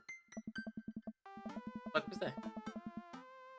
Joseph starts walking away, but stops and thinks for a second and turns around. In all seriousness, raising a kid on your own can't be easy. If you ever need to talk about stuff, I'm the youth minister at a church. Oh God, he's a priest. Don't know if that's the same thing. Oh, I don't know. I wouldn't actually consider myself a youth. Yeah. You look pretty young to me, but suit yourself. Next thing you know, I'm older than all of them. That would be wild. That would be wild. And with that, Joseph's gone. He seemed nice. Walked back into the living room with crumbs on her face and a cookie in her hand. Well, that was the smoothest recovery I've ever seen. You were taking notes. See, you're already fitting in great.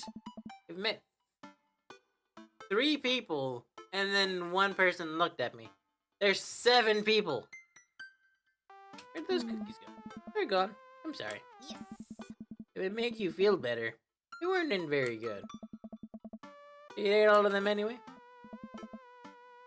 The Emma's help. Right, well, kiddo, I'm gonna catch the game. Have fun, Dad.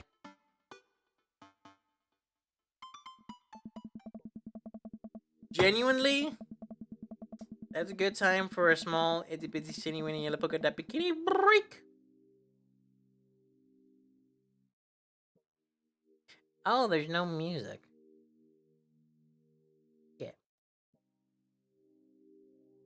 Oh, let me put on some music.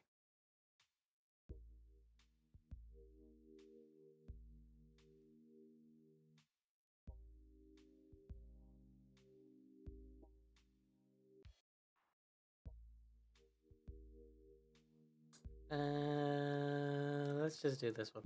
Oh, that's a good one.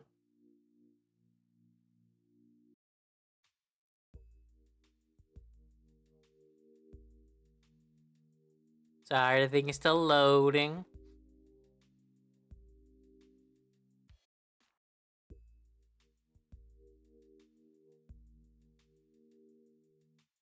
Wait for it.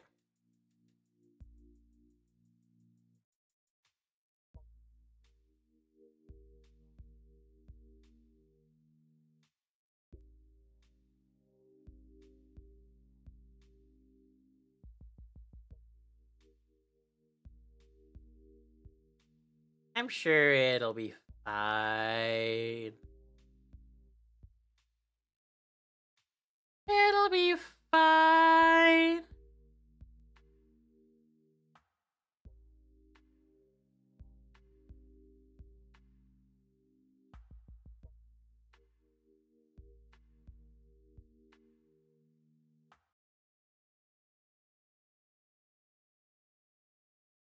That'll be fine. Eh. 1 moment.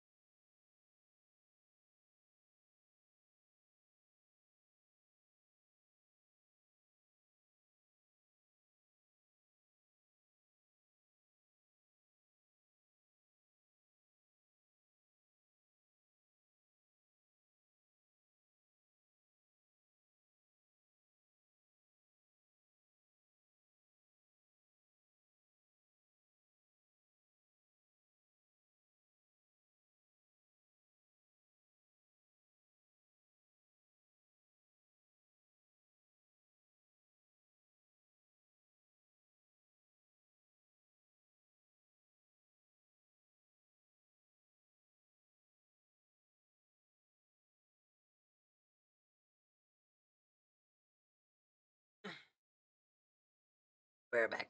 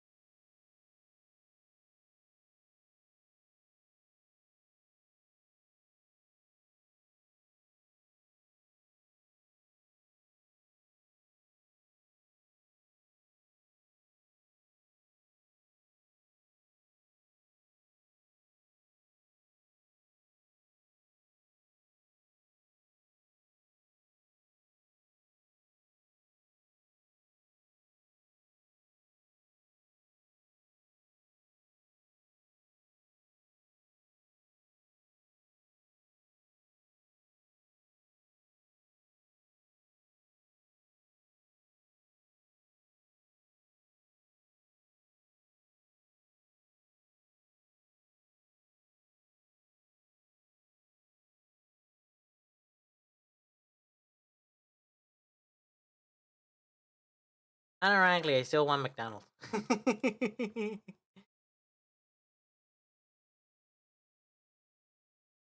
Like, genuinely. Like, actually, I do kind of want McDonald's. McDonald's sounds really good. I'm hungry.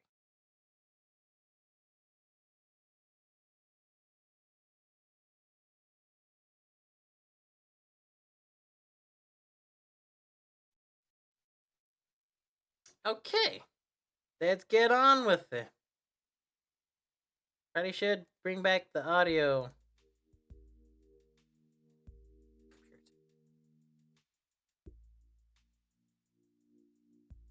Wow, I guess I really didn't think this pan through. I'm not entirely sure where the closest bar is, and Amanda hasn't really shown me how to use the GPS on my phone. So I'm just gonna pick up break direction and walk in it. Go this way. Okay, cool. We're marching. We're marching in the direction of the game. Any game, really. In the distance, could it be a big burnt out sign hangs above a tiny dive bar? Jim and Kim's, huh? Alright, it'll do. Bar is small and dimly lit. Crack of the pool balls play sounds like the. Oh my god! I did it a fucking again. I have to tell a friend about this. I have to tell somebody.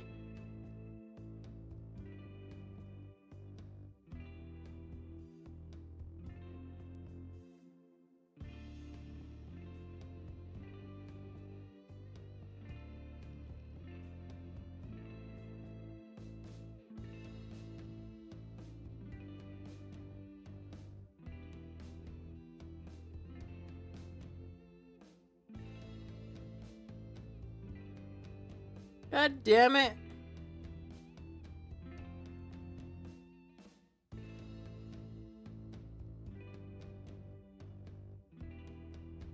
The same beginning route.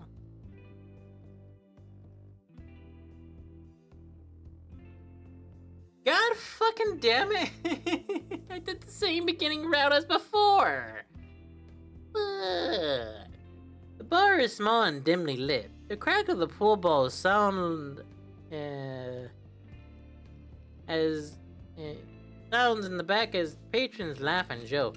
String of miscolored, multicolored Christmas lights hover above the bartender.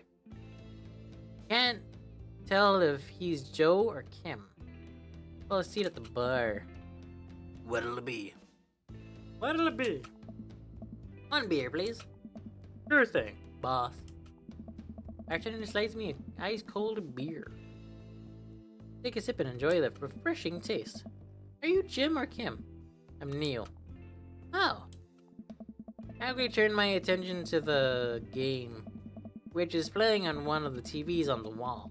As luck would have it, my team of preference is not only playing, but is currently in the lead, which is always a good thing. The brightly colored mascot, which is some kind of animal, does cartwheels. I slightly cheer on my favorite team, hoping that I don't get any confrontational arguments with a fan of the opposing team.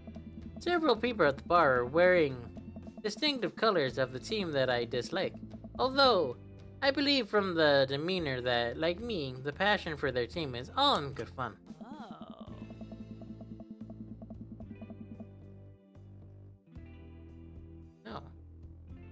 Middle-aged woman holding a nearly empty wine glass sidles up to me at the bar and uncomfortably gets close to me. Hey, sailor. Hey, sailor. Hi, sailor. Hello. Good to see you. Good to see fresh meat in here. I'm Mary. Come here often? No, this is my first time here. I literally just moved in this part today. I'm crazy, by the way. You watching the game? Yeah, my preferred team is in the lead. If they keep this up, they'll win the game with ease. Hey. Oh, I love that team. I also love that game. That game. I love someone who knows their way around balls. Getting the impression that she's a little drunk. Buy a gal a drink?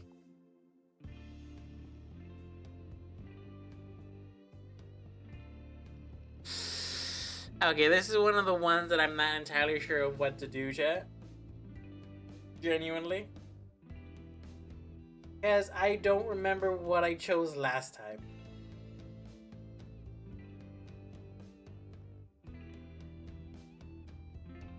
I don't remember what I chose last time.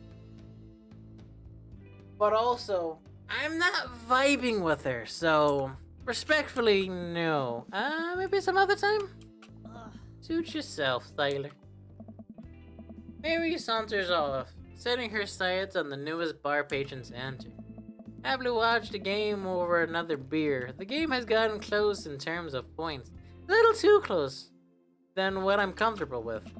After a particularly skilled player scores a number of points for the other team, putting them in the lead, I hear an affirmative grunt from another man at the bar. Go team. My God. It's the brooding man from the coffee spoon. He sits alone, sipping whiskey and watching the game as well. Enjoying the game? I am now. We're winning. I am now. We're winning.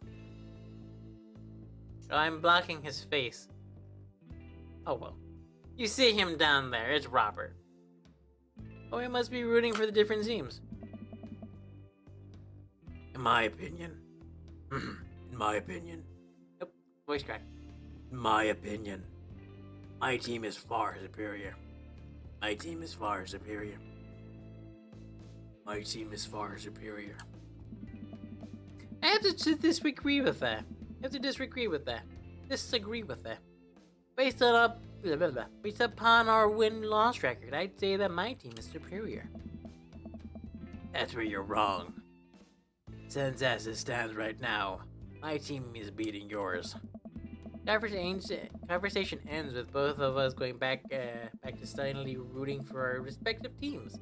The game is close, but with both sides playing their hardest to win. Turns out we're just watching competitive rowing. But the end of my team prevails. But in the end, my team prevails. Quiet cheers ripple through the bar. Woo, yeah. I raise a respectful glass to the man drinking whiskey. He raises his in response. An unspoken truth is formed between us based on the mutual love for the game. He motions to the bartender. He pours 2 glasses of whiskey. Then, man slides one over to me. Man's name's Robert. Thanks, I'm crazy. Crazy. I was crazy once. They locked me in a room. A rubber room with rats. The rats make you crazy. Crazy? I was crazy once. You must be new here. Harry already hit on you? Yeah. Mm-hmm. Robert chuckles. Jeez, a peach. Well, you picked the best part in town. As slimy as it is, you'll never find a better spot than Jim and Kim's. Is there actually a Jim or Kim that runs this place? No. That'd be Neil. Neil waves from the bar. Good guy, Neil. Not enough Neils in this world. Okay. You a whiskey fella or a beer fella? Beer. I'll drink most things. Like shots. Ooh, shots fired. I don't like them. I'm alright with shots. Thank you. Thank you. Robert nods to Neil, who serves up 2 shots of whiskey. He hands one to me. Here's to your health. We take shots and the whiskey burns going down. I try my hardest to look tough.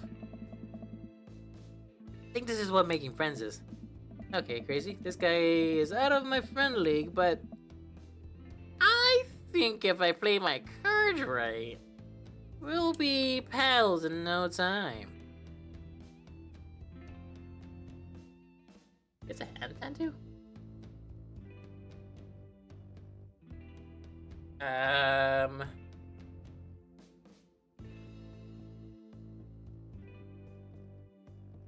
Chat, I don't know about this one. I don't know why I'm nervous.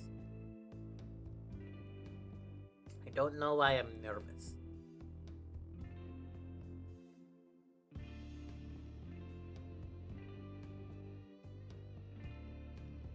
I don't know why I'm nervous. Also, shout out to who is the Dua?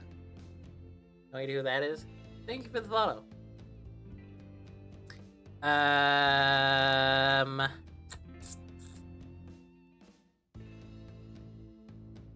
Let's go hand tattoo.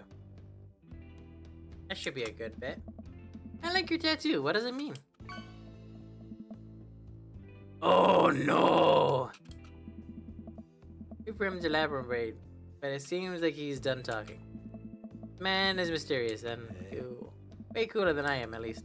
Barbara signals to the bartender for another round. What are you doing here tonight?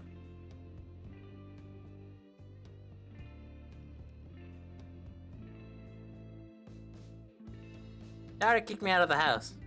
Not like forever, but he's having sleepover with her friends. Family type, huh? Single dad. He gets up. Be right back. Got a powder in my nose. Ever seen Robert this talkative? He must like you. Ever seen Robert this talkative? He must like you. I guess so. Fucking ow. Something just started hurting in the back here. God damn. Did I pull a fucking muscle doing a voice? You can do that? Then again, I haven't been, like, standing up or so. Gotta admit that Robert has that gruff charm to him. If a guy like that thinks I'm cool, then I really must be. Robert comes back from the bathroom and grabs his leather jacket. Gonna go home. You heading my way? Probably.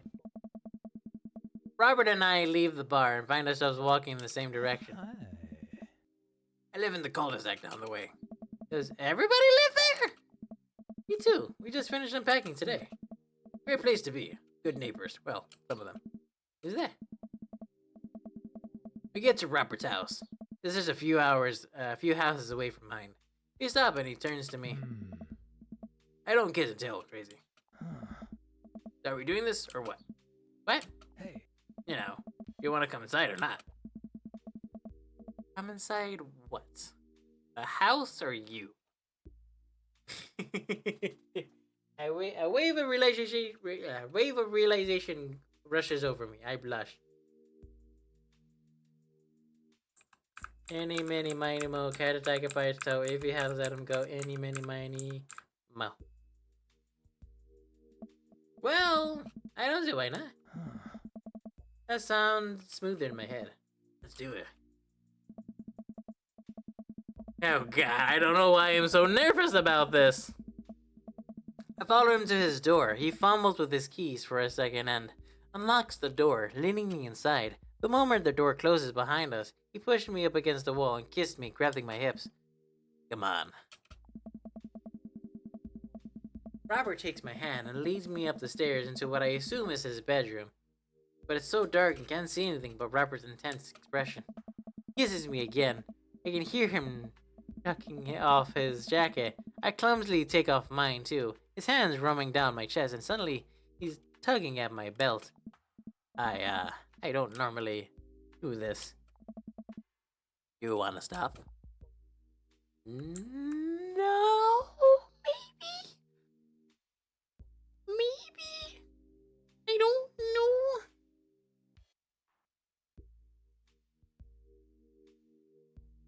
Who the hell messaged me? No idea, but apparently I have a notification.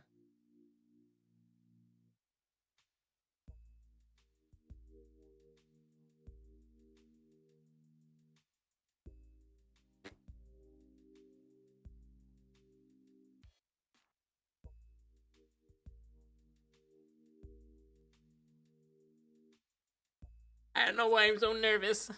Chat, course I don't want to stop. No. No. Good. Robert continues to unbuckle my belt and guides me to the bed. Let's have some fun. Am I a bottom or a top in this situation? Oh no. Sunlight streams in between the slats of the binds. My head is pounding. I really overdid it last night. Wait a minute, this isn't my old house. Or my new house. Oh, right. I look around for Robert, but find myself alone. Hello? There's a clatter from the bedroom. The door opens. Robert is fully dressed and grabs his keys. That was fun. Yeah, it was. Should go. Certainly not what I was expecting. Well, talk to you later.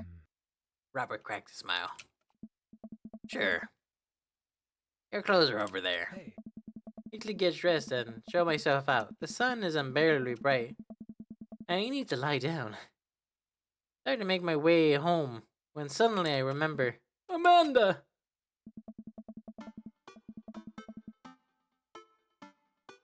God damn it! I got the bad dad fucking achievement! Rush back home and rushing over the door. Something smells delicious. Amanda? Enter out of the kitchen, looks slightly disappointed. Aw man, I was kinda hoping you had gotten kidnapped. I was gonna have to come rescue you. No, we had a friend at the bar. We ended up sleeping over at his place. Where are the Emmas? Left a little while ago. Oh, you guys have fun? Yeah.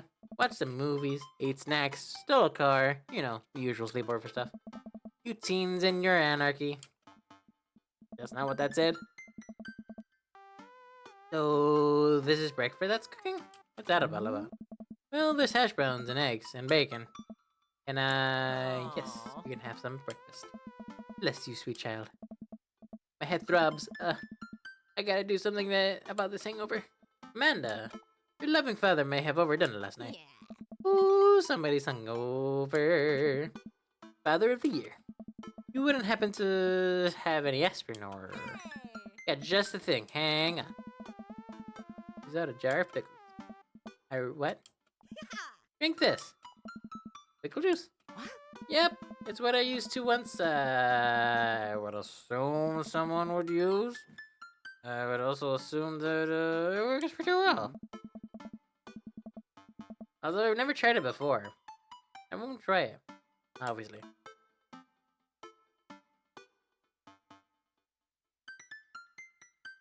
Amanda Ann, who gave you alcohol? Was it one of the various Emmas in your life? Yeah, chill. Amanda, I have never had a once, Amanda, I have never once had an ounce of chill in my life. And you should know that by now. You better not be drinking alcohol in this household. Uh-huh, just drink the juice. This better work. Down a sip of tart juice. No, more than that. Way more than that. I mean, I assume. Watch it, you. Drink more pickle juice and help myself to the delicious breakfast that Amanda graciously allowed me to partake in. After inhaling some hash browns, I dunking several pieces of bacon into runny egg yolk. I'm starting to feel a little better now. Anagram,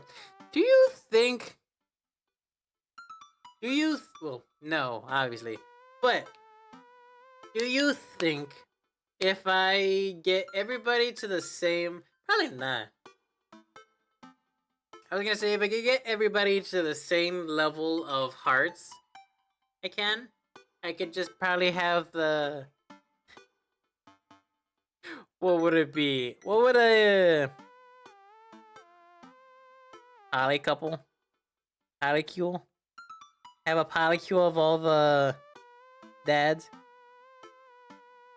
I wonder if there's gonna be a game that does that. That allows you to do that. Probably not, because there is like a time limit. Not sure how you would even be able to do that. That would be cool, though. That would be cool. 200 grams of backpacking keys. Well, you gotta get to class. Don't forget the meeting in here with Mr. Vega. Okay, he said he was important. Love ya. I'll be there. Knock him dead, kiddo. Always do. We do our secret handshake and she's off. I'll get a little work done at home before I glance at my watch and see that it's almost time for the meeting. I hop in the shower, change clothes, and head my way to the little snug. We change clothes to the same thing we were wearing before. I arrive at Amanda's school, check out the front desk. They give me a bright orange visitor sticker. Send me on my way. Barely awake and feeling pretty haggard, but hopefully nobody will notice. Check my watch and am received to see that I'm the only 2 minutes late. Wait, is it room 103 or 108? But a youth standing at his locker, questioning him for help. Excuse me, you know where Mr. Vega's classroom is? Oh god, it's him. The youth turns around and looks at me up and down with heavy-eyed lines. Nope, it's Come on, kid, I'm late for a meeting. Mr. Who? Mr. Vega. I don't know. Have you tried the exit? Okay, wise guy, are you gonna help me or not? Fine. Up those stairs to the left. You can't miss them. I can't do deep voices. Deep, gravelly voices. I know as a kid it was like... Up to the left.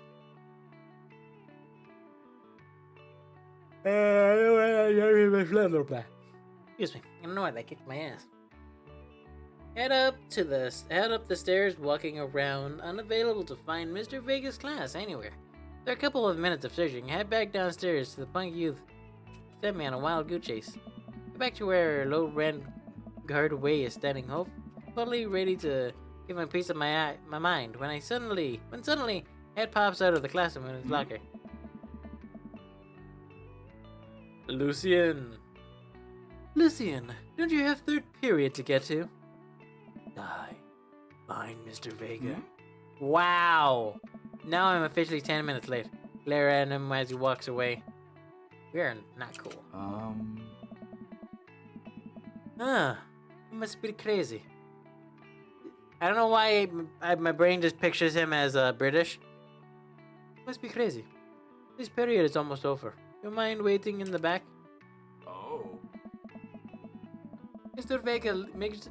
Vega leads me in, and I take a seat in one of the comically small students' desks in the back. I get stuck in this.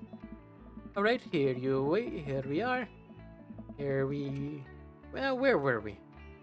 Now, I also have never done this before, so I don't know what that's all about. Now, who can tell me about the unreliable reality narrator of DJ Salinger? Catcher in the Rye. Yes, Colin?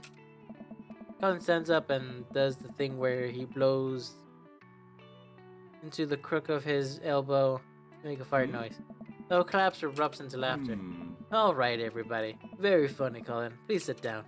Now, Alden Caulfield is an unreliable narrator in the sense that, bell of the end period rings, all the students immediately get up and make a break for the door. Remember what you're reading and answer the response questions on the page 119 of your textbook. Nobody's listening. Or not, I guess. Mr. Vega turns to me and says, middle schools, right? Don't you teach high schoolers? Both. You know, budget cuts. Right. Thanks so much for coming. Also, I think you need a special, certificate or special training for different grades. I think you need to specifically be trained to handle certain grades. Also, for, obvious reasons of shitty kids. No problem, Mr. Vega. Please, call me Hugo.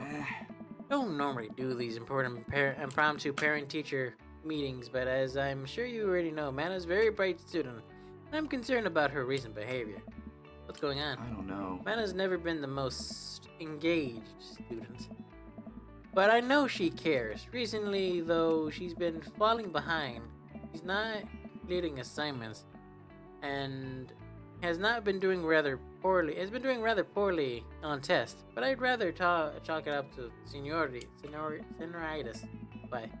This is strange. I thought Amanda was always shared everything with me. Hadn't even crossed my mind that something might be wrong. Just wanted to ask, everything okay at home? Yeah, you're fine. We just moved. Well, we just moved recently, but it was only to the other side of town, and Amanda was way more excited about it than I was. Oh. See, if you talk about it with her, I know she values you a great deal. You would appreciate her guidance if she keeps heading down this road. I know how important art school is to her, but I would hate to see her miss out on scholarship money that she clearly deserves. Oh yeah, I missed out on scholarship money because I did not take it as seriously. Okay, that's fun.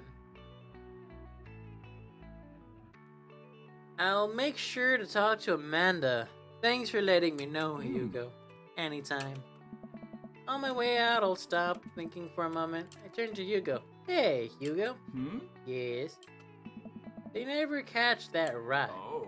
Did they ever catch that rye? Yes.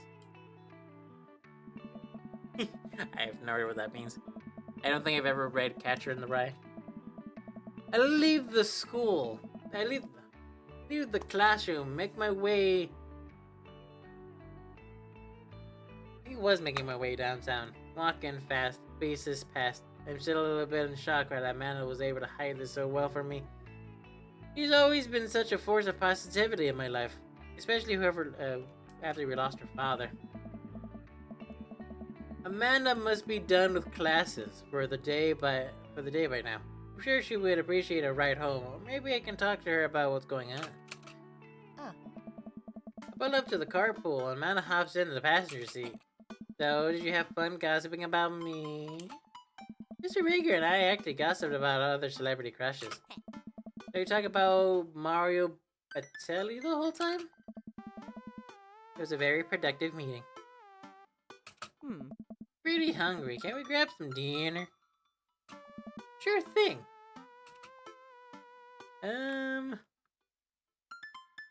Let's go mall food court.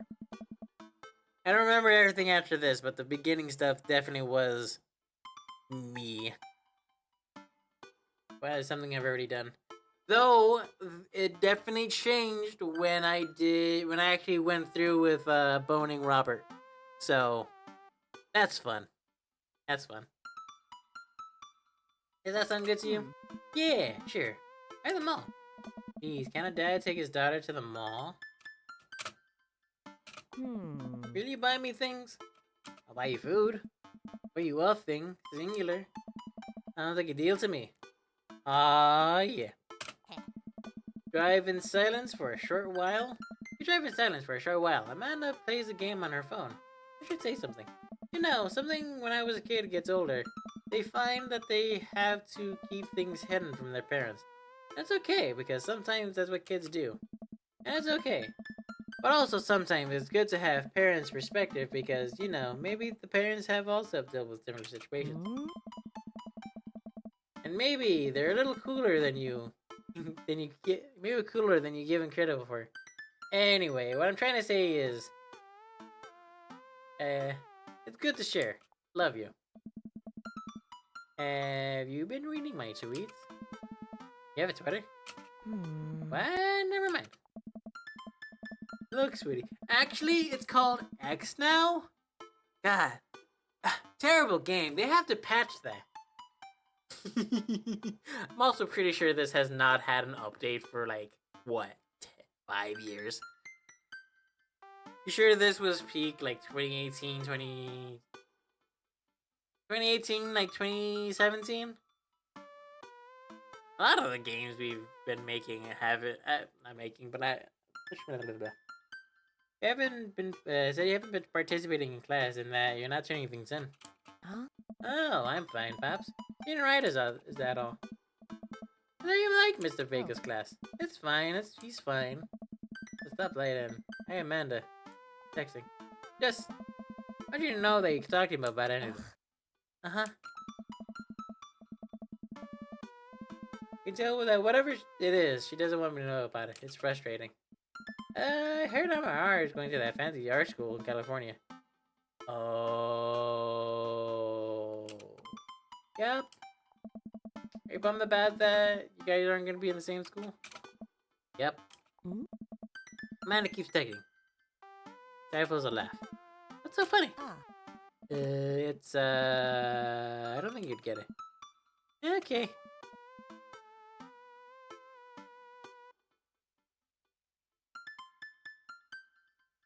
Not gonna lie, I'm debating on getting my, McDonald's.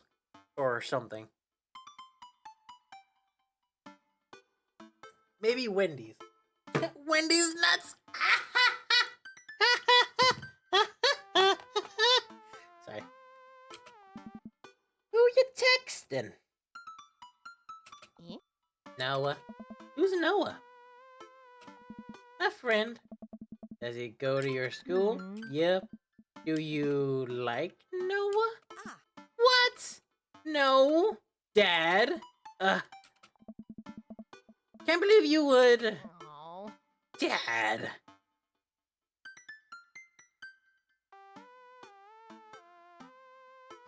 I have hiccups. Oh my god. I'm okay. That hurt a little bit.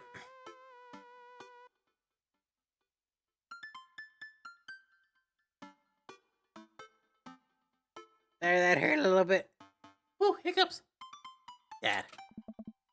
I mean, jeez, why would you... Ah, gross. Sorry, just asking. I was about to say, I almost got 69 on the 100-sided dice that I have. Hey, I got an 80. Dad, he's just my friend. Guys and girls can be friends. He's my friend. Okay. Jeez. This is going well. Well, good talk. Love you, kiddo. Leans forward and turns up the radio. I guess the conversation is over. To the mall, then. Do-do-do-do-do. Do-do-do-do-do.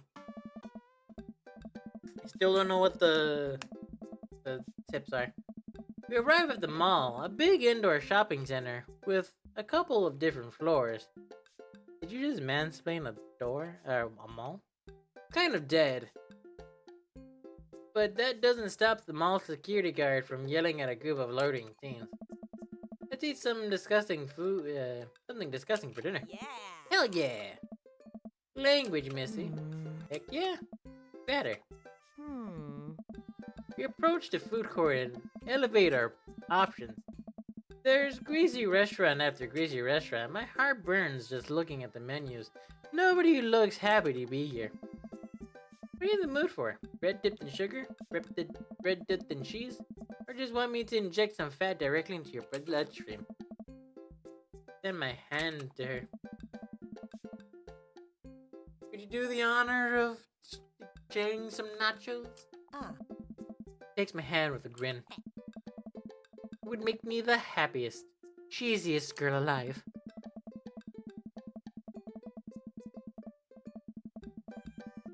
Maybe it would be more. I'm ready. Can't bend my arm that way. We order a giant pile of chips and unnaturally orange cheese from a very unenthusiastic and probably stoned teenager. We take a seat at a rickety table and dig in. They're bad. They're very bad. But also strangely delicious. You have to eat through the pain. Enjoy your fluorescent cheese goodness together until we are out of nachos. So, something's been bothering me for a while. Can you explain the memes to me? Which meme? All? all the memes? Amanda sighs deeply, places her head in her hands. Dad, it's complicated. See, memes are inside jokes shared with a bunch of people that get less funny the more people do it. So the problem is that by the time the meme gets to you, all of us youths already have done that joke to the death. And what's worse is that the movies and TVs and video games will try to jump in on that meme train, and it's just based on how long it takes to make the meme. How long it take to make the meme will be long dead by the time it comes out. So it just dates it and isn't funny. Oh shit, what up? Oh. Dad, please. Don't know what that means, to be honest with you. Anyway, change the subject. Where to now? Wanna go to that goth store? What? You know, the one that's all black and tries to establish itself as anti-establishmentarianism despite being an exact representation of what establishmentarianism is. I don't know what store you're talking about. You know, the one where you could buy chain wallets and it's basically an assault on what people thought was so hard against. What people fought so hard against in the punk and hardcore movements of the 70s and 80s. Dude, you gotta be more specific. The one where you threw up that one time. Oh, that one! Hey. Also, I'm pretty sure I still did this exact same route. God damn it! Amanda runs into the store with me trailing behind her. It seems a beeline for the back. There it is. Can you see you can still see the outline, kinda. I'm so out. Speech, Amanda. Yes. Speech. All right, I'll do it if you stop chanting. And stops immediately. There's my throat. Thank you all for joining us here today to commemorate our historical moment that will forever shape history. On that day, very much like today, some 5 years ago, our very own Amanda and Donut. I forgot her middle name's Anne. I'm sorry. Whew. And much too much blue raspberry sushi on an outing to the mall. After begging her father to take her to Dead Goth and Beyond.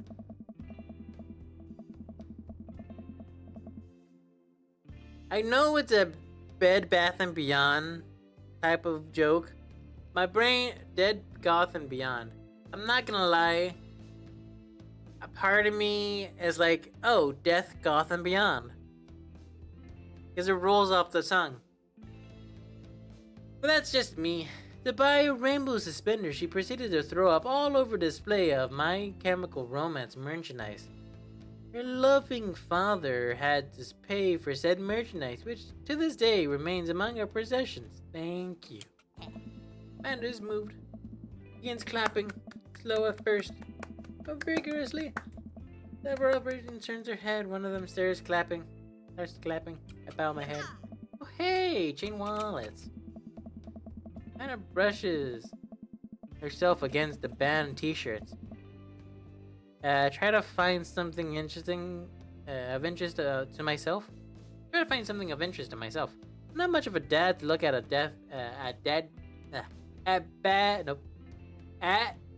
Dead Goth and Beyond. Also an amazing name for a goth store. Ironic mugs is what I would do.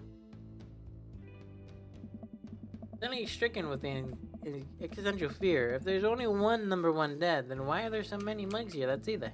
The whole time I thought this was the only one. I was the only one. If I'm not number one, then where do I place in the global dead rank? I have work to do. Okay, this would be Damien. I can't do a deep voice. I mean, technically this works. By in itself. Look, I could go full vampire. Look, this is very important to me. hear a stifled argument over the cash register. An old gentleman is carrying a garment showing it to a barred-looking cashier with pink hair. I can see that. Don't know what to tell you, dude. I just work here. Listen, when I bought this online, the website said this blouse was Victorian inspired. But when I received it, it clearly had trademarked Edwardian dressage. Edwardian dressage. Do you want a coupon? I can give you a coupon. Will you leave if I give you a coupon? Is there a manager present? Is there a manager present? People have to know what they're buying. I am the manager. I see. Well, it would seem that I have outstayed my welcome. Good day, shopkeep. Your superiors will receive a strongly worded letter about this. Whatever, dude. The man whirls around and storms out. This literal coattails trailing behind him. I can't tell if they're Victorian inspired or Edwardian in nature. Amanda trots to me with a t-shirt in her hand. Oh boy, here it comes. Hey, Datatron 5000. Yes, I'll buy it for you. Wow, that was easy. Thanks. At least it's the only one this time. Slaps the t-shirt on the counter and grins at the cashier. Love your hair. Cashier says nothing and rings Amanda, radiating hatred. I hand her a 20. What does this guy do? The cashier rolls her eyes so hard I'm worried she'll pull something. That's Damien. He's in here all the time. He's obsessed with Victorian fashion or whatever. He hands Amanda her bag and it's clear that the conversation is over. We make our way out of the store and head home to get some rest. Shit, I think I missed my opportunity to talk to him. Oh well. Amanda and I sit on the couch trying to find something to watch over the bowls of ice cream. Oh cool! Long haul paranormal ice road ghost truckers is on. Your favorite, right? Hell yeah. They have to make it over the Canadian tundra before the ice road melts. But also, they're hunting ghosts. Also, the trucks are haunted. The show is this is an episode I've already seen, but it's one of the best. Gollum and Flynn Dogbone, the twin brother truck driving and ghost hunting duo, find themselves in the greatest peril yet. Oh no! The ghosts have done got control of the truck. I can't steer on them there damn ice roads. Then, let me use the EVP meter to try and communicate with the spirits. Flynn, we're about to die. I almost got it. If you listen carefully, it sounds like it's saying you're going to die. That's because we're about to die, you. This is harsh. This episode ends, and Amanda excuses herself and goes start arguments on the internet. I stay up a little longer, curious about exploits of Callium and Flynn, Dogbone after the Struts Ice Road incident. Afterward, I crawl into bed and get a good night's sleep. Grow your own vegetables, it's cheaper, I think. I've been trying to! Ironically. Come on, sleepyhead. 5 more minutes. Have never let me have 5 more minutes, so get up.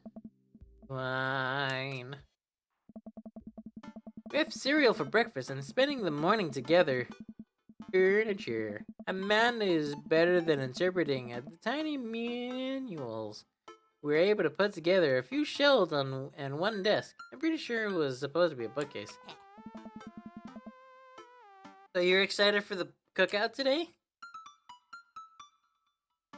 If there's food, I'm excited. I'm all over those terrible store-bought sugar cookies that everyone brings to the party. Yeah, those are bad.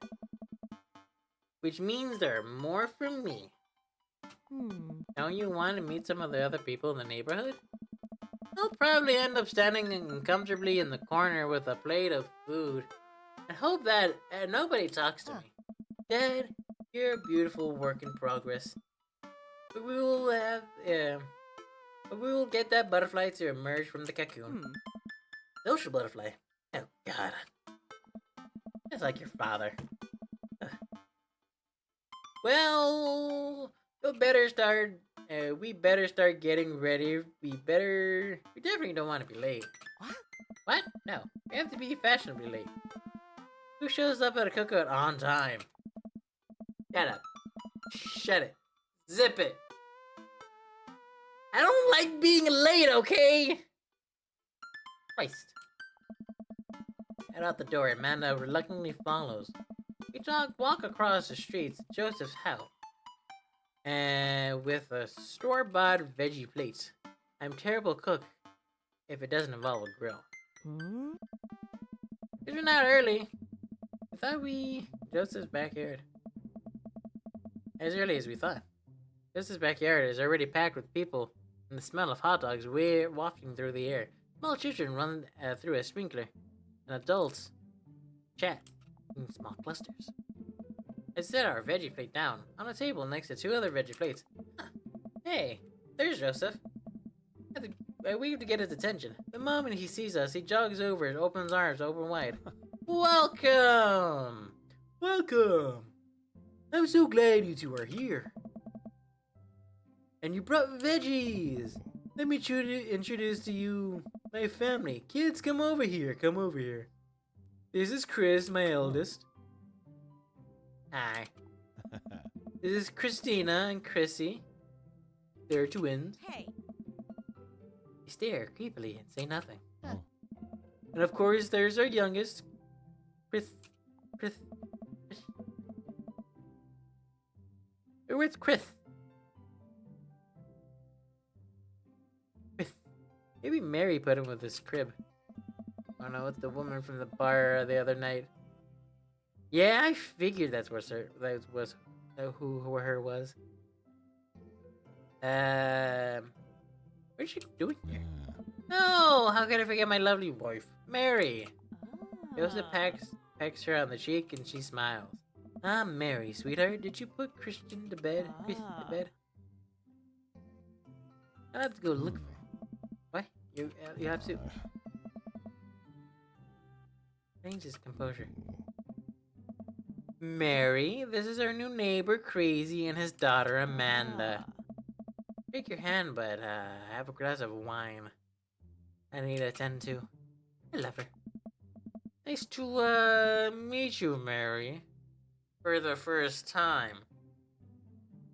For the first time. Charmed. Well, I have to go over there now. Mary leaves. Oh God, this is so fucking awkward. I wonder if Joseph knows. I wonder if Mary knows that Joseph knows. I wonder if Joseph knows that Mary knows that I know. It takes a lot of my energy not to run away from the barbecue and start a fresh new life in the city. The new city. Start fresh in a new city. My wife was a wonderful sense of humor. But please, you two enjoy the barbecue. All of the guys are really excited to meet you. Here, let me introduce you around. Hey, Crazy, haven't met Brian yet? No. Ooh. Hey, Brian. Come over here for a sec. A man in a loud Hawaiian shirt jogs to me. Hey, Brian, this is Crazy. He just moved into the neighborhood. Hello. Hello. Oh God. Well, pleased to meet you. Put her there. Oh, cracker bits. Put her there.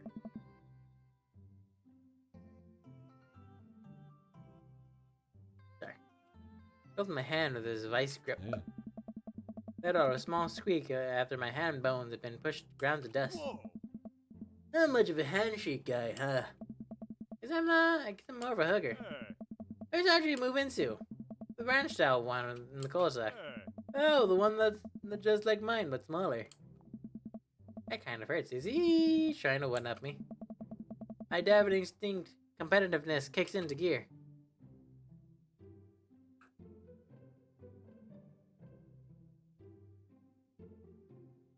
It's leaner. I practice design minimalism in my purchases. Why own more than you can own? That's right. What's right? Right. Also, I'm pretty sure my house could outmaneuver your house and achieve tactical advantage. Oh, let me introduce you to my daughter. Yeah, I am not very good at Brian. This is Daisy.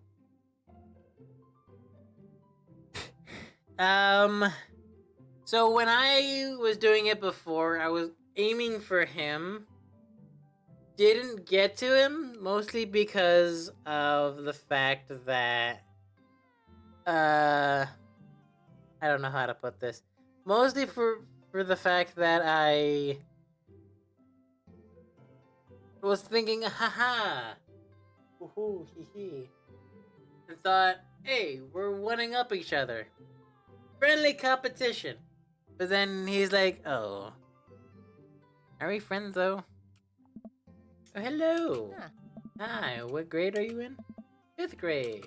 Hey. We're actually trying to get her to skip 6th grade, not to brag, but she's pretty smart. Not to brag, that's exactly what bragging is. Amanda's smart too. Hmm. Thanks, Dad. Yeah. I'll be around the party if you feel like saying hey later. You got it. Wow, I think I actually met everybody else. That's ironic. That's funny. Oh. Great. I bet you're excited to. I mean, we never really talked to Damien, so get to know everyone better. Hope you both enjoy yourselves. Amanda and I mill around, try to get some food spread out on the table. I pick up some deviled eggs. Amanda grabs a small platter and immediately piling of baked goods. Don't want to have to make friends. Come on, Dad. Who are you gonna party with when I go off to school? I don't know. I don't want to have to listen to this. Dad. They're gonna talk about the weather. Dad, go for it. Make a friend. As I abandon my own child at a social function, that's bad parenting. Plate of cookies. I knew, Dad. Bye. That just shoves me into the center of the yard. Well, there goes nothing. Round of the party, am I surprised? See familiar faces. Isn't that the barista from the coffee bar? Oh, hey, dang, Rapper's here? Guy who kept, trying to one-up me? Isn't that the guy who was throwing a fit in Dead Goth and Beyond? Is that Amanda's teacher? Oh, hey, I know Craig. Wait a second. All of these people live in our cul-de-sac? Can't be right. I'd better investigate.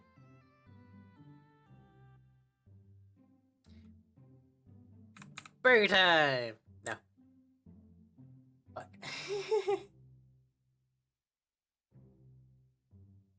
Ooh, that one hurt. Sorry. There was a bunch of cracks in the back. Ooh. That hurt good. One. It was this one? No, it was this one. It was this one! Okay. Gonna take a small, itty bitty, teeny weeny, yellow polka dot bikini break. A teeny weeny, yellow polka dot bikini that she wore for the first time today. A teeny weeny, yellow polka dot bikini that she wore for the first time today. Uh-oh. Whew, I was about to say that I was banned from something. I would have been mad.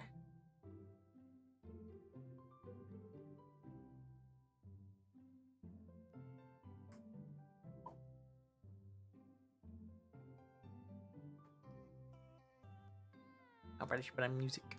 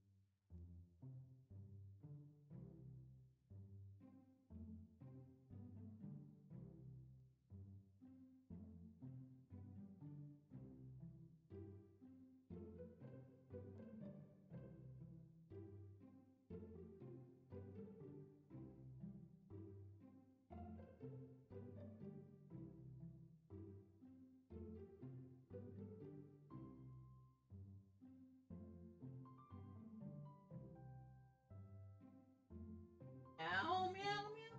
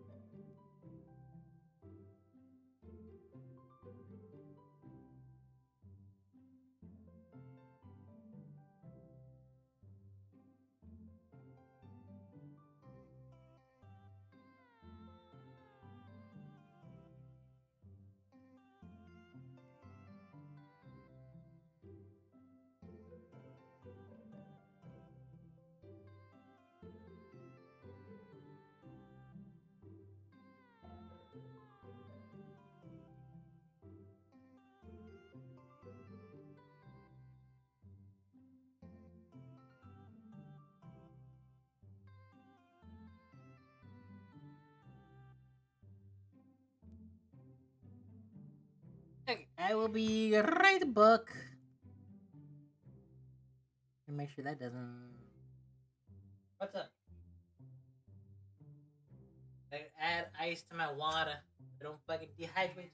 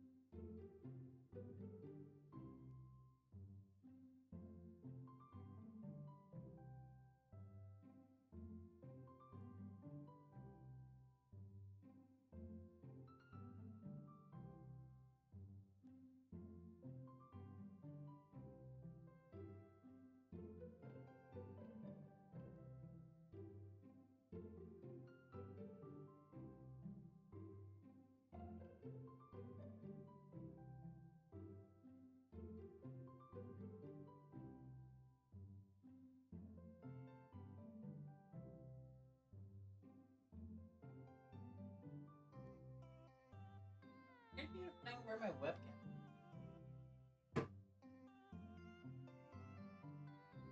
I have a side table. I'd be able to.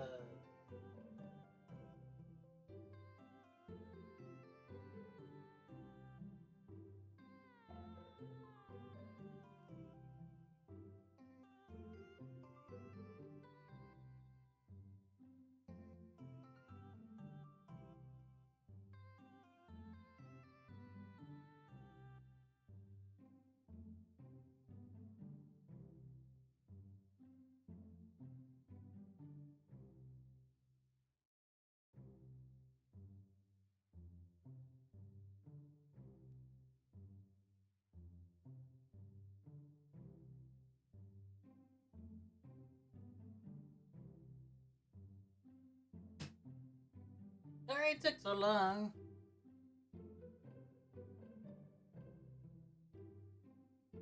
Damn, it took so long. We might need to.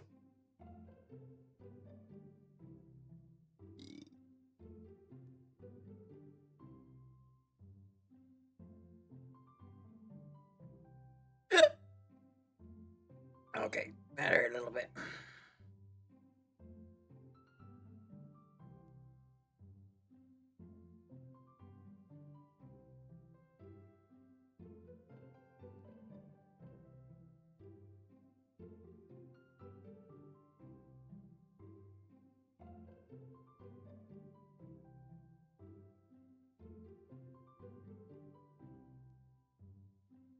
Okay. We're good? I hope we're good. Bit toasty in here.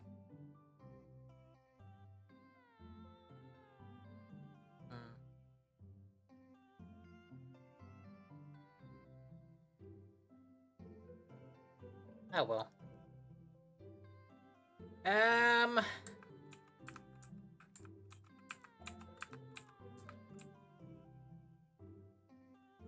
Fuck it. I've done the first two. Go for this one. About Joseph chatting with the guy from Dead Gotham Beyond by the grill. I wonder what they're talking about. I walk over to them. So I'm curious. Can you walk me through why your house is painted black? Where do I even start? The house says stays warmer in the winter. It provides an artistic contrast to the rest of the neighborhood. And it complements the crimson interior perfectly. Definitely an interesting choice. Thank you. I am proud of my abode. Crazy. I'm having a conversation with Damien here. This is about his aesthetic design choices. He regards me as regards me up and down with a warm, critical eye. How do you do? I do believe I've had the pleasure. Don't believe I have the pleasure. I think I saw you in Dead Gotham Beyond. I can't stop thinking Death Gotham Beyond. I don't know why.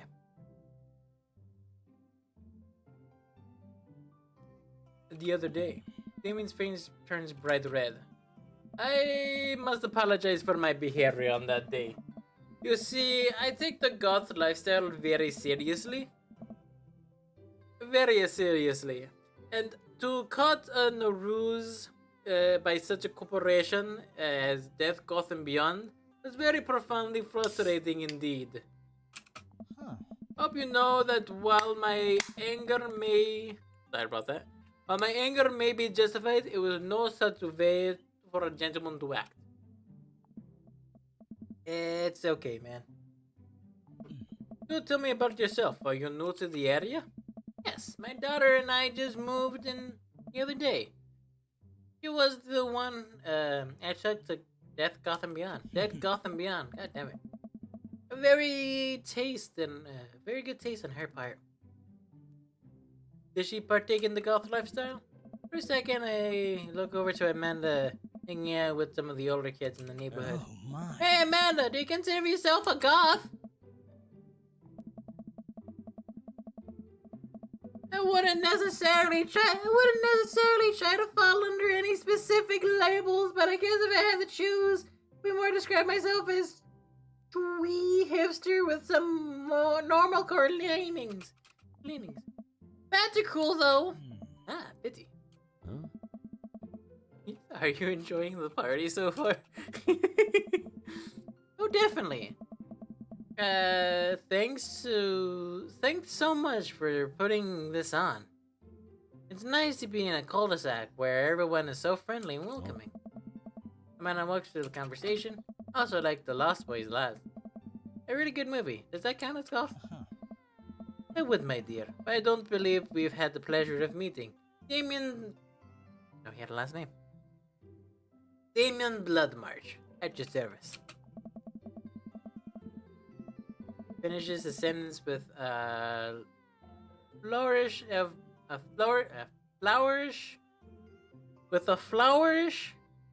blah, blah, blah. I can't say this word for the life of me. With a flourish and a bow.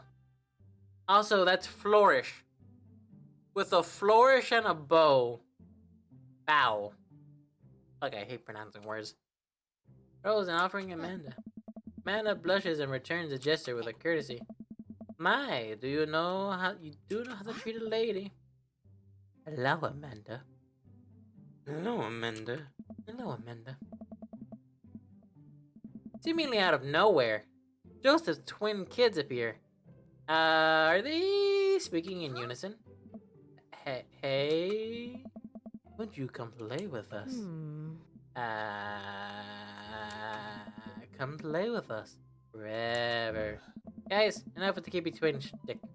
Talk about this. Christian and Christine slowly back away. Where do you think they got that from?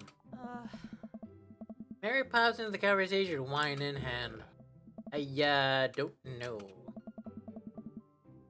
Mary takes a long sip of wine. I think I might have taped over a VeggieTales VHS with The Shining. Who knows?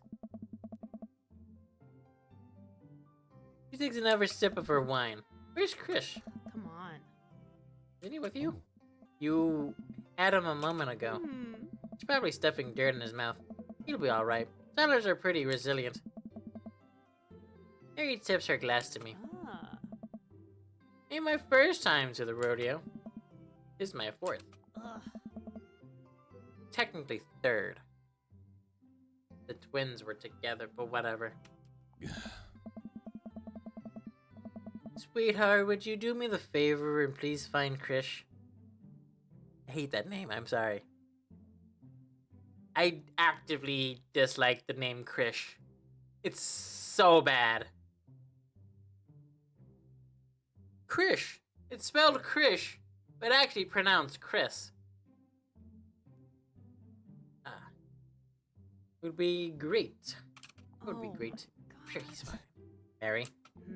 Okay, jeez.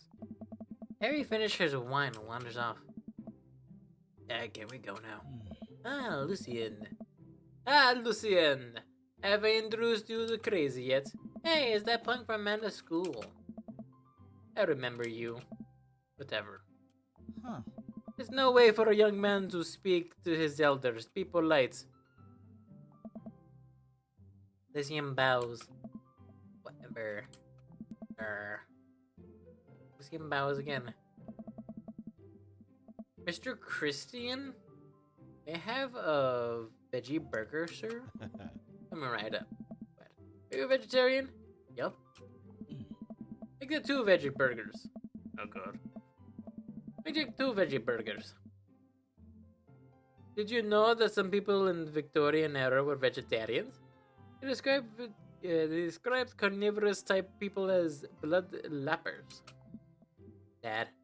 Hey. That's really interesting, Damien. Well, you know. Joseph turns to the grill. Just a hint of tattoo peeks out of underneath. Underneath his sleeve. Yes, short sleeves. What are you talking about? Didn't notice before. Looks like a bottom of an anchor. Wow, is that a tattoo? Yep. I wasn't always a youth blaster, you know. That's so cool. Wanna see mine? What? What?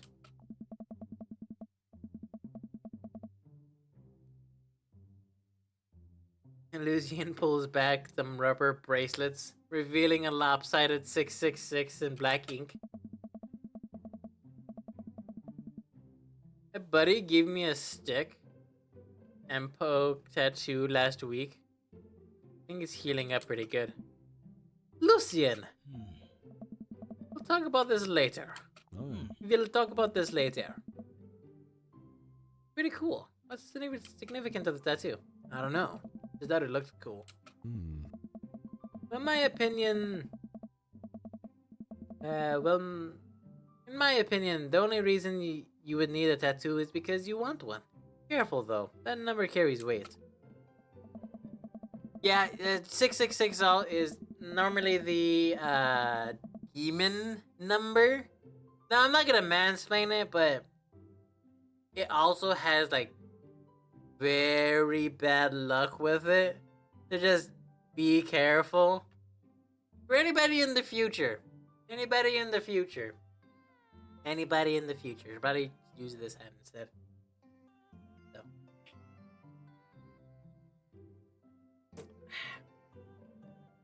I thought I figured the youth pastor popped out of the room with a Bible. Wonder what he did before preaching. Matt and Hugo seem to embroil in an intense discussion. Craig looks on, smiling politely. I'll go over to say hello. Well, I don't think it's fair to try to compare two art movements like that. Periods in art only exist because they're an unique byproduct of the social and political climate of the time and place. And try to make something like, say, the Roku period, and compare it to the postmodernism of America. You're completely disregarding the context in which work of art are created. You're busy talking about that. I don't notice me. Rick leans in. Dude, I have no idea what's happening. Nope. Talk to Craig for right now.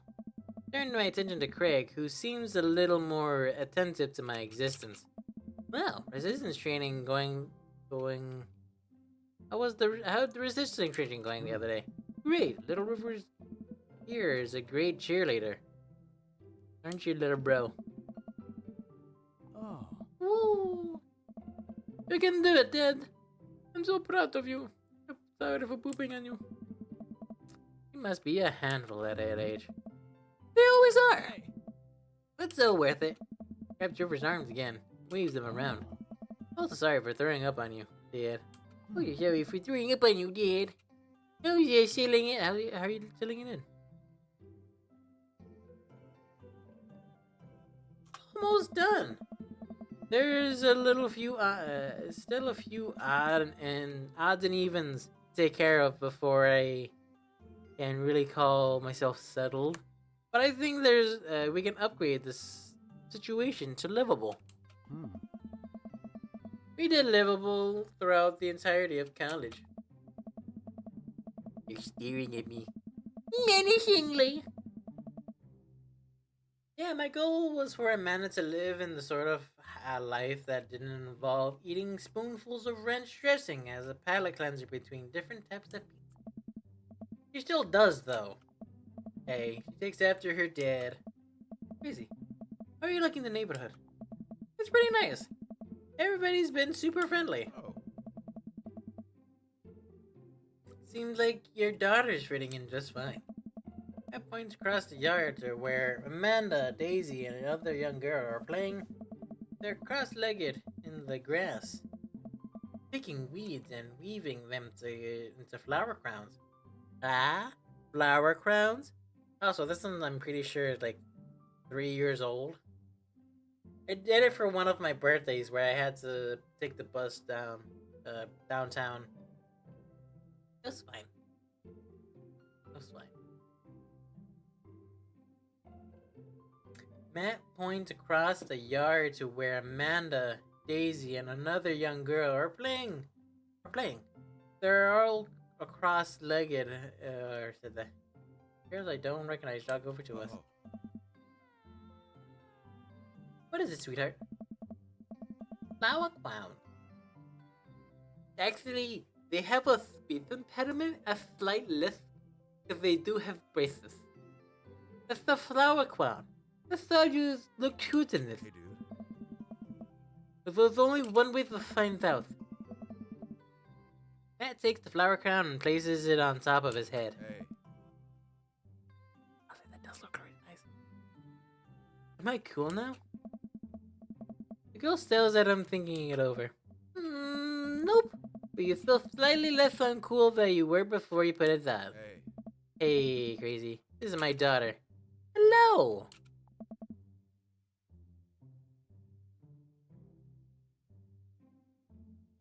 I'm Carmencita. Huh. Anna comes over with Daisy in tow. Dad, look, I'm making friends. Are you making friends? Better be making friends. Yeah, actually, Amanda, you remember the cool barista from the coffee shop? My old college friend and, your teacher? Ah, Mr. Vega. I didn't realize we were neighbors. Oh. Yep.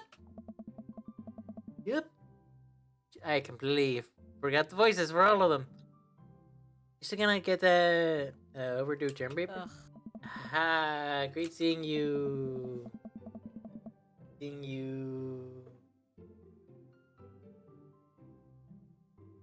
Wait, out of the conversation like a champ. You learned the finger guns move from me. I'm very proud. Definitely a charmer. Speaking of which, where'd my son go? Huh? On the party. Bottom, because his eyes go wide. Huh? Ernest! Ernest Hemingway Vega! Stupidest name. Oh. Are you smoking? Ernest hurling a lit cigarette. No! They see Ernest across the way. He's actually taking a long drag of a cigarette. Reflects it into the gutter. Oh. Unbelievable, excuse me. Hugo marches over to Ernest and my attention turns to Matt and Craig. Kids, right? Hey. Man, I do not envy Hugo. Last barbecue we had, Ernest tried to shove a sparkler down Joseph's pants. Really burned down the half the yard. And the barbecue we had before that, he actually burned down half the yard. Burned half the yard. And then it spread into my lawn, burned half my yard too. He walks over to us, practically dragging Ernest behind him. Hey everybody, sorry about that, crazy. This is my son, Ernest. Hello. And he looks away, sulking, his hands shoveled deep in his pockets. Notice him impatiently. Hey. Nice to meet you, Ernest. What grade are you in? Does it matter? Ernest? Okay, I'm in the 8th grade. Nod. God. Okay, I'm in the 8th grade. God. Are you happy now? I'm sure you were just dying to know. Yeah, good for you. Can I go now? Tired of talking to old dudes to blame my generation for failing the economy. Ouch. Ernest! Yeah, because I'm totally embarrassing you. Puts his earbuds in and storms off to stand the corner. Well, that was certainly something. He seems nice. Hugo puts his hands on his head in his hand and sighs. Sorry, he's having a really rough time. As much as I want to be the cool dad, I have to be the authoritarian dad. And he clearly resents me for it. I mean, I think as a dad and a teacher, that's about as authoritarian as you can get. Honestly. Are any of us cool dads? Is that even possible to be a cool dad? What cool? I'm cool as a cucumber. See that right there? You can't say that. I don't know. My kids think I'm cool. Yeah, but for how long, Craig? How long do they get to be cool dads? Oh. I don't know. I think we just have to accept the fact that as dads, we've become the machine we once raged against and accept our fate as unironically wear socks and sandals. With our kids may think that we're cool now, but the moment they hit puberty, we're doomed. Amanda's 18, I think. She thinks they're cool. Head across the yard to my daughter. Amanda! I'm cool, right? Anna just laughs and keeps laughing. You're welcome. As much as we all want it, I don't think it's as important to be a cool dad as it is to be a good dad. We can't be best friends with our kid. Just doesn't work. I mean, look at me and Ernest. Our job as parents is to make sure our kids turn out okay. Yeah, you're right. But it'd be nice to have it both ways. This guy talk about this makes me think of my relationship with Amanda. We get along so well, but there might come a time when it won't be like that. College when that's happened? Hey. Don't let us eat up your time, crazy. Go meet some other people around the neighborhood. Spoke over to Robert and Brian, who are chatting over drinks. Determined not to be weird about it. What happened that night? Hope Robert feels the same. Hey, guys! Crazy! How the heck are ya? Settling into the neighborhood, alright? You betcha! Got the living room in order, at least. That's great to hear. I've been doing the same for some living room work as well. Finally got the 50-inch in there. Game looks great from high def. Oh boy. Have we met Robert yet? Yes. I believe we have met briefly. Hey.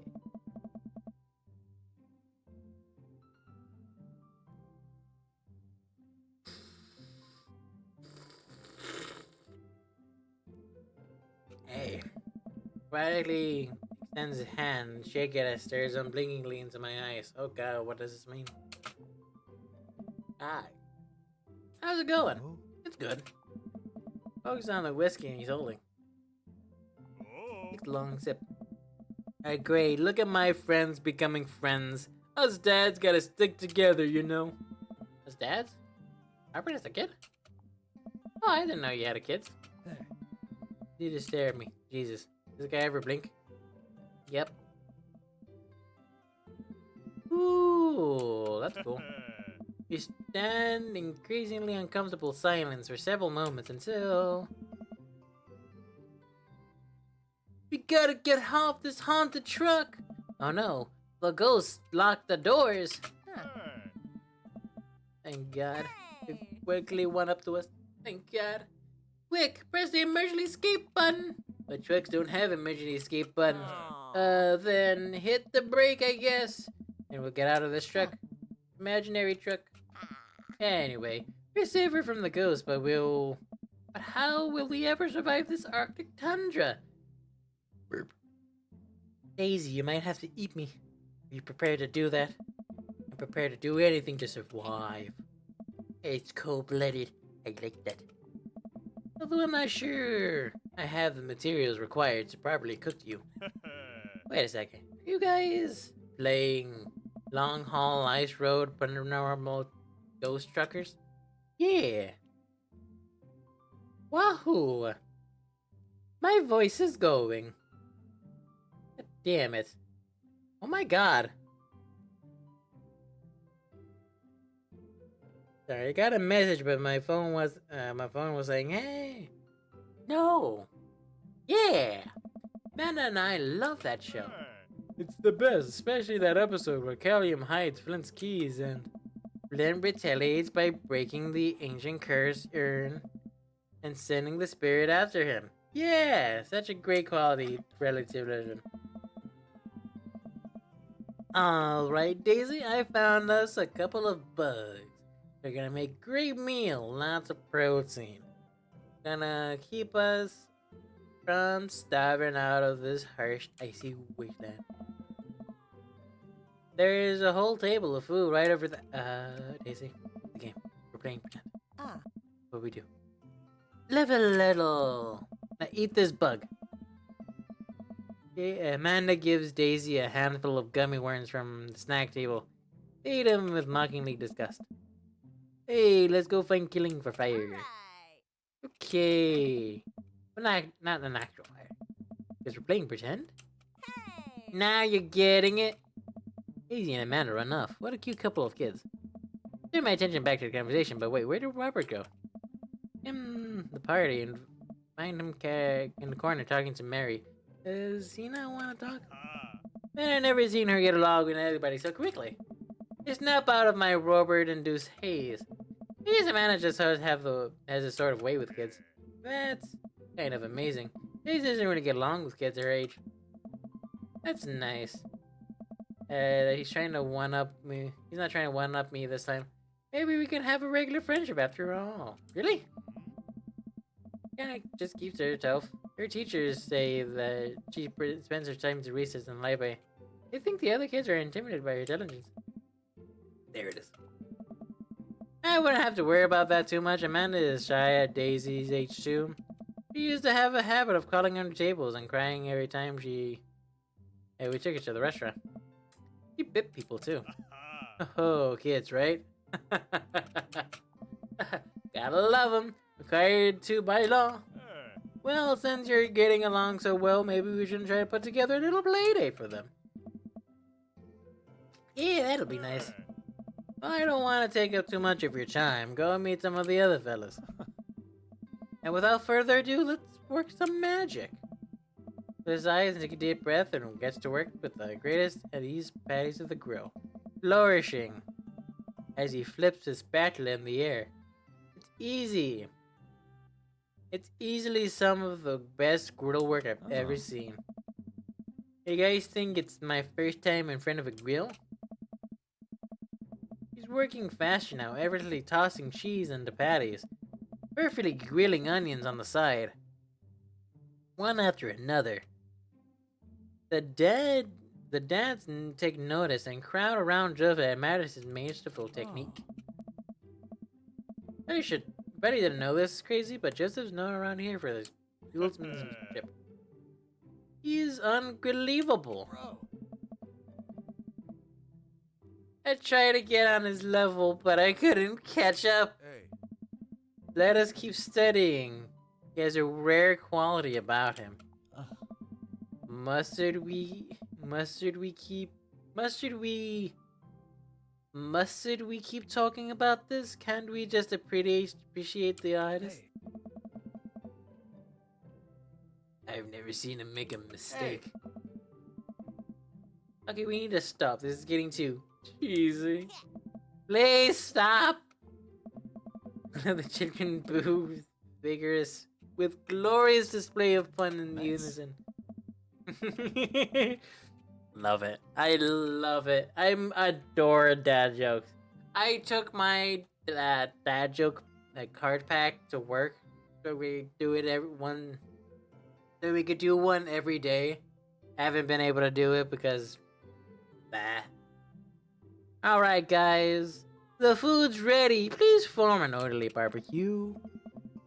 Amanda grows, we all grab our food and hang out, enjoying perfectly cooked cheeseburgers. Man, it's so wild to show all of us dads live in the same cul-de-sac.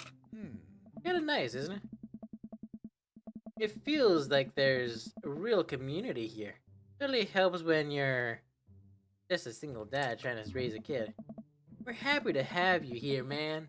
I think you're gonna like this neighborhood a lot. Plus, Amanda seems to be getting along with all of the kids. If she decides to get into babysitting game, she'd really make a killing. Hey, why don't you add us on Dad Book? Dad Book? Oh. Yeah, it's a great social network for dads to keep up with each other. With each other. We're all on it. If you ever need to reach out to anyone, that's the simplest way to do it. Sorry, I'm just old-fashioned. Just an old-fashioned dad. Social media gets over my head sometimes. Don't worry, Pops. I'll help you figure it out. The rest of the barbecue goes smoothly. We'll trade stories, drink beer, as our kids play on the lawn. Amanda breaks up a fight between Carmen Sita and those weird twins. I think they wanted her soul. Amanda and I walk back to our place as the sun sets over the neighborhood. Pretty fun party, don't you think?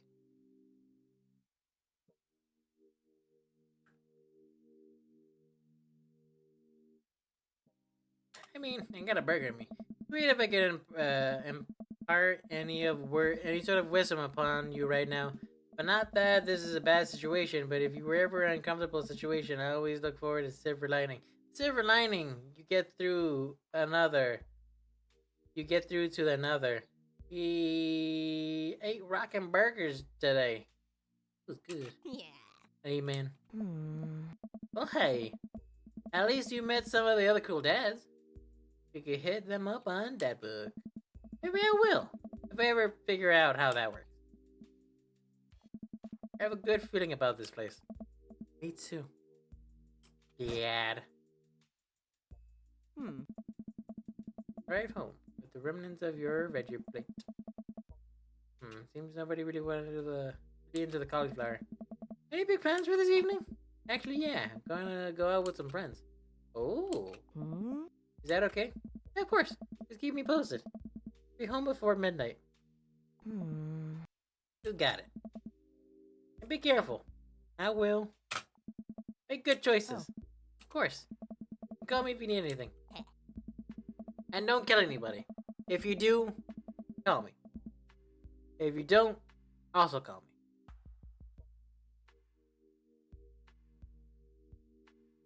Yeah, you're not gonna do the same thing where you wait silently for me to come home in the living room with all the lights off, are you? No. I've never done that in my life. I'll never do that. Do you have plans tonight? I was gonna eat ice cream and watch TV with Amanda, but I find something else to do. Gonna throw a party. A real rager. All the other dads in the neighborhood are invited. We'll see if I can get you a spot on the list. But honestly, it's looking tight, and you may just have to wait in line. I know the guy at the door. I'll get in no problem. Just relaxing tonight. Have fun, okay? Great. See you later. Watch Amanda drive off into the night. I really hope she has fun. Plop down in front of the TV and turn on the Wine and Dine Mastermind with celebrity chef Gavin Chapman. Looks like Gavin is making a roast rack of lamb with rosemary mashed potatoes. I'd love to be able to cook like that. Although, I think if I was actually good at cooking, I'd use my powers for evil. Like some baking Alaskas all day instead of any food for real nutritional distance. Man, Gavin Chapman just caught that thing on fire and he meant to do it. What a professional. I lost track of time as I blazed through several episodes of Wine and Dine Mastermind. And also one episode of some cooking show called Meat Hell. I'm not even sure what that one was about. There was a lot of yelling. Glance at my watch and it's almost midnight. I should check with Amanda. Send a text. Hey kiddo, you good? I wandered to the kitchen to see as I wait for a response. Amanda's phone is almost always in her hand. I'm sure she'll respond soon. Unless she's driving home now, in which case I hope she doesn't respond soon. Because I definitely taught her better than drive and text and drive. I reached into the freezer and grabbed some ice cream sandwich. It's a little late for this, but I think I've earned it for a long day of socializing. Check my watch again and then my phone. Nothing yet. You see, now I'm worried. Do I call her? Do I call the cops? No. It's too soon for that. I'll send her a gentle reminder text. What's up? Now, half an hour passes and now I'm really worried. Episodes of Gavin Chapman Meet Hell are not only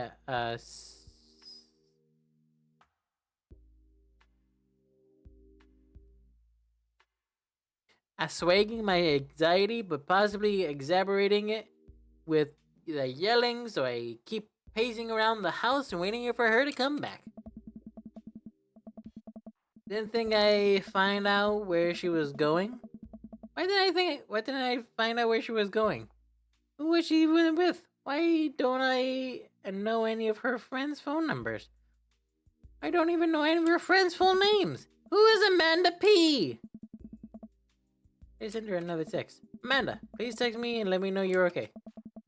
Can't help but think all the awful things that could happen to her. Oh, thank God it's her. Amanda opens the doors and shuffles in. Finally, she's back home. Yeah, she's okay. So, wait, thank God you're safe. Oh. Yep. But now that I know she's okay, I'm really mad. Why didn't you answer my text? How's your phone out of her pocket? Oh, whoops. Didn't you see those? She's walking up to her room. Amanda Ann! Well, putting out middle names now? Amanda, come home an hour and a half after your curfew and you didn't respond to any of my texts? It really freaked me out. I was worried to call the cops. Huh? Yeah, you were seriously overreacting. Yeah, you're not gonna like this when I go off to school, are you?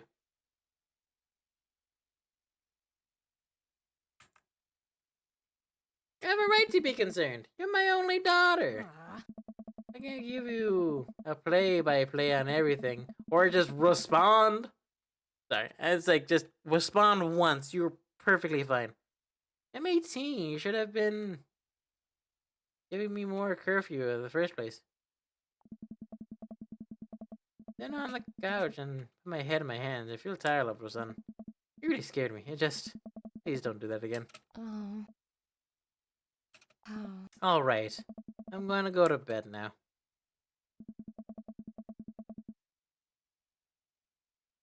Anna closes the door to her room, and I heard next to mine. Falling asleep is one thing, but echoing in my mind. You're not gonna be like this when I go out to school, are you? Definitely didn't sleep well last night. I brewed some strong coffee and make some scrambled eggs for Amanda as a peace offering. Eventually wanders into the kitchen. Hey! Thought about what you said last night.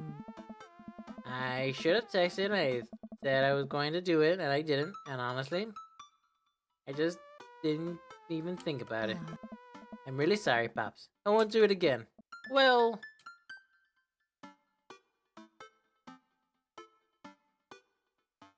Sorry to freak out. I'm sorry I was freaking out on you. You're an adult now. I should have gotten so worked up. Team Donut. Team Donut. Amanda gives me a hug. You want some eggs? You know it. Oh no! No shit! Ow, balls! I'm okay! Oh shit, balls. Ow, balls. Shit. On my fucking thing, my Jaguar. Oh man, this is the second one I dropped. This one. There's the second one I've dropped. Fuck.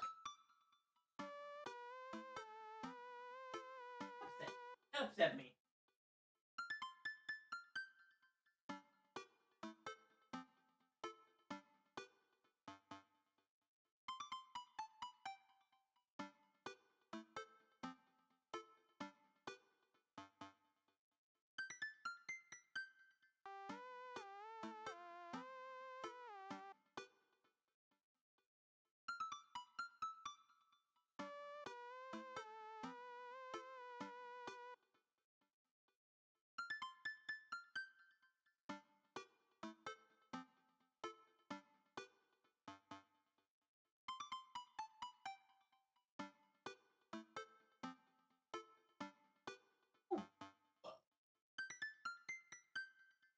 balls. God damn it! It like landed directly on the cord of my fucking extension cord from my editing PC. Oh.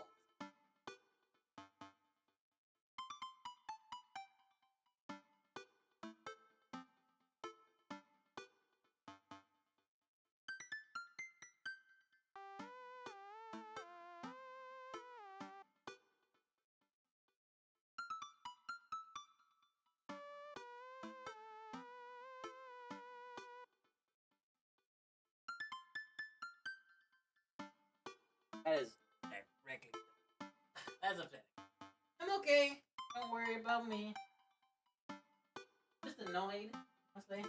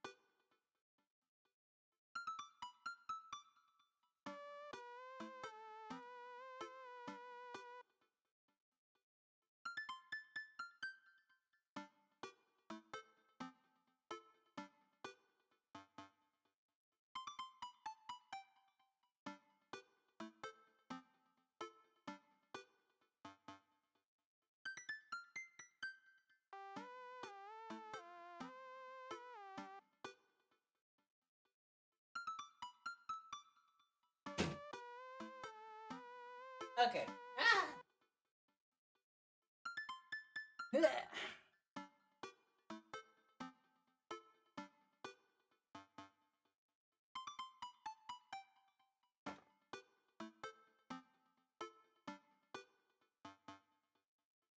Okay, the most annoying part is that this is not the first time I've dropped my drink on this fucking carpet. It's not the first time that I dropped this drink on my carpet.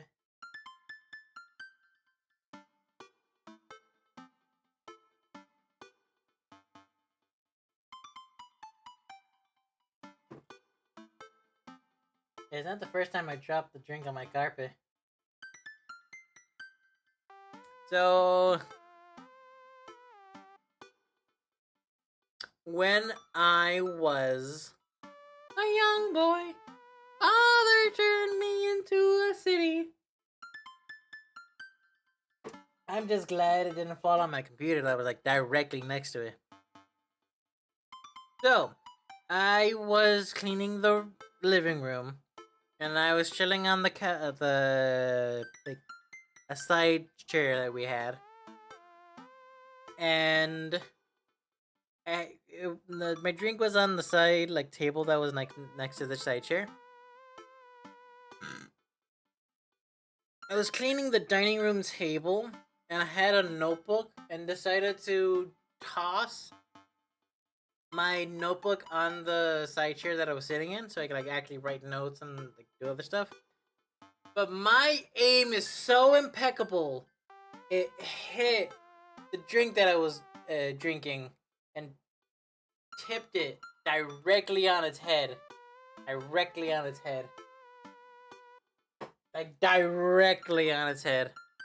Also, I apologize if I'm here munching on some chili.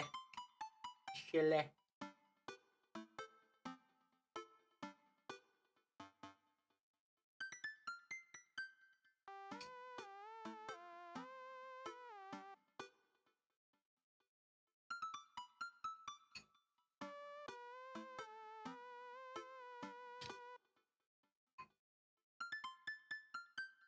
Oh, cool, 60.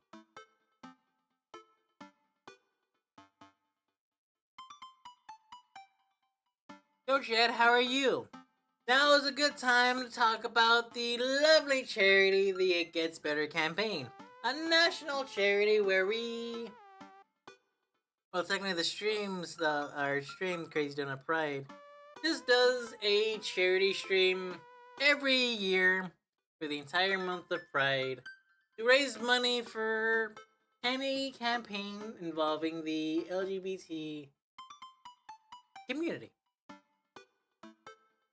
Mostly because, why not?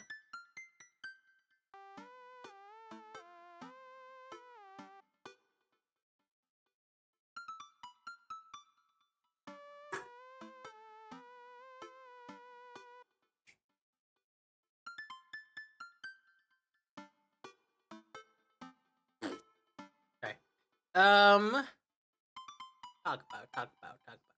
I probably it's a bad habit of mine to not say what the It Gets Better uh campaign actually is. It's essentially just a campaign all about like raising about like the queer community and just saving the youth and like help providing like that support that they need. That's just that support they need.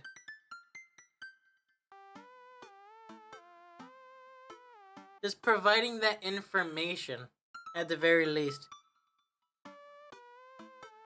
Now, do I want to be on the podcast Perfectly Queer? Of course. Will I ever get to it? Probably not. The closest I'm ever really getting to this is these streams. And as you can see, I don't really have that much of a audience or view or anything all that.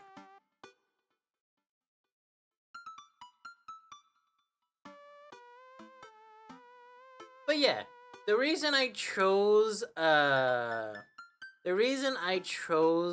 It Gets Better more specifically is because they're also very adamant of showing queer stories in like to show that yes, not to quote my videos, but to show that like we do exist and like we've all been in a sort of situation before. And so my thought process was, okay, we play games with queer characters for that exact purpose. To show that we exist and this is a thing that somebody has done. Somebody has done. So it sort of felt like a no-brainer. Yeah.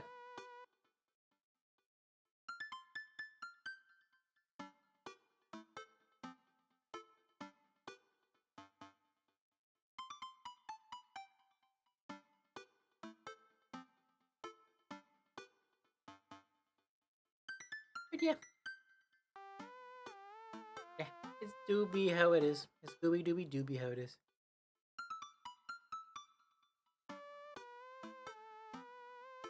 It's Scooby Dooby Doobie how it is.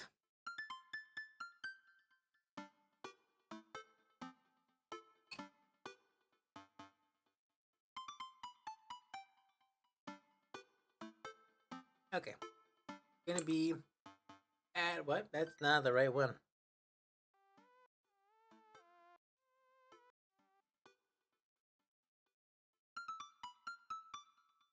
Weird.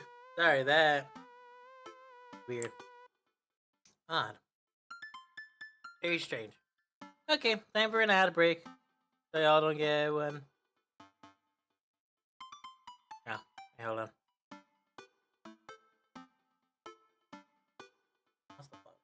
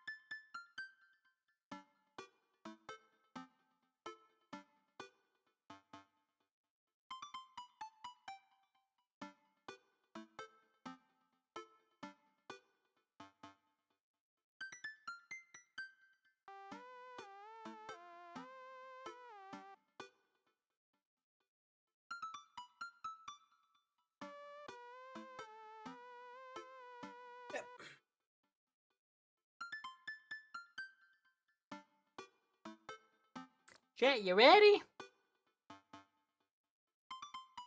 Hope you're ready. Actually, hold on.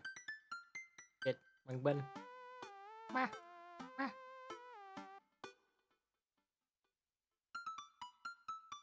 Oh, that was the music. Okay, I'm gonna quickly take the flower crown off because it is annoying a tiny bit. Like, I don't want to mess with that. Uh-oh. Like, I just need to do this because, oh boy, oh boy.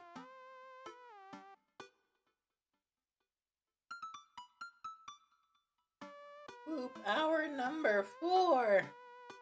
My goal was to do like an entire run of this. I'm tempted to go through with Damien, I want to say. You know it. Sprinkle some cheese on it. Already did. Bless you. I'm gonna scarce out the eggs when time it takes to me to wash the pan. Alright, I'm off to school. Smell you later. Hey, one more thing before you go. It's Dad Book. Oh. Social media platform. What's a social media platform? I have to go to school. Come on, Amanda. I'm an old man. I can't put together a Dad Book profile on my own. Alright, I'll help you sound interesting online. And the next couple of minutes setting up my profile on Dad Book. Which, as it turns out, was where dads can get together and talk about dadhood. Alrighty, pups. Okay, we gotta fill your profile.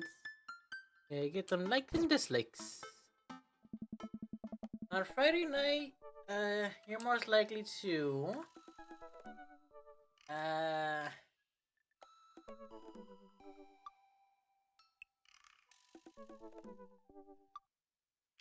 torment my children with dad puns. If you had one thing to take with you on a desert island, what would it be?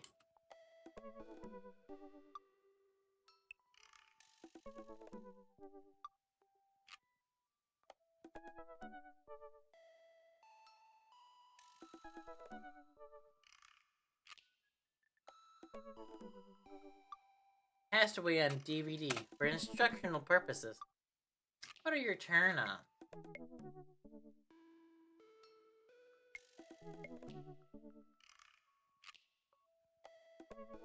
Comfortable with crying. What did you want to be when you grew up?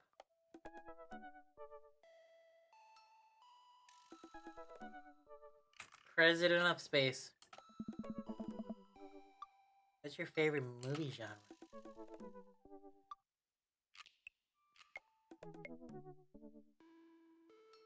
Anything on Laserdisc. Old comedies that haven't aged well. What's your ideal date?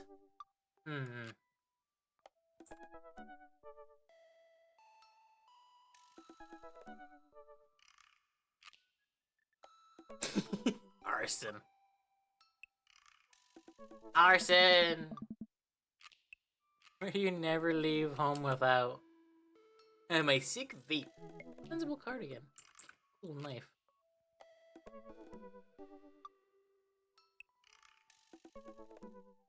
I frequently forget my stuff. Spend a lot of time thinking about conspiracy theories, how proud of I am of my child, potential ends of the world. If I ever love myself as much as love my grill. Yeah. Make a cup of coffee. Potential ends of the world. I mean, for me, legitimately, none of these. I mostly just think about games. Or whatever I was listening to earlier. I also don't really like to listen. Let's say how proud I am of my child. See, that wasn't so bad. It was actually kind of fun. Totally spent all day in there, just looking for people's profiles.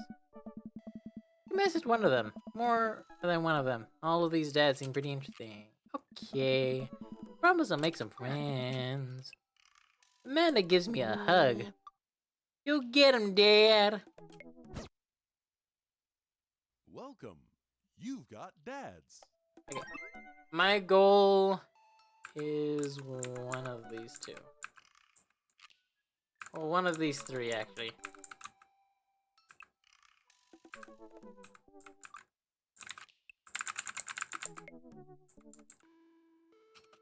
What's that about? Hi, Crazy, it's me, your dear old friend from way back in the day, Dad Amanda. I'm delighted to see you have signed up for Dad Book. They've recently added this feature, new message service. You may find yourself receiving messages from other dads. You may like. Doing a Dad Book. Why, Crazy? I never. We've known each other ever since business school. How could you possibly confuse me for your amazing and talented and easy to buy things for for a daughter? Although I am flattered, you should buy Amanda more things. Anna, you know I didn't go to business school. I barely even managed to get my degree. Wait. No. Wow. Didn't say that. You never heard that? This is gold. I was a great student, I swear. I graduated at the top of my class because I worked hard and ate all my vegetables. Totally holding on for this for later. Wait, do you even remember what I majored in? I declined to comment. Cool. Okay. Well, I think we decided to go with Damien. Not because of, like, the poll or stuff. But because I chose Damien for the 30 days of gay characters stuff. So hopefully with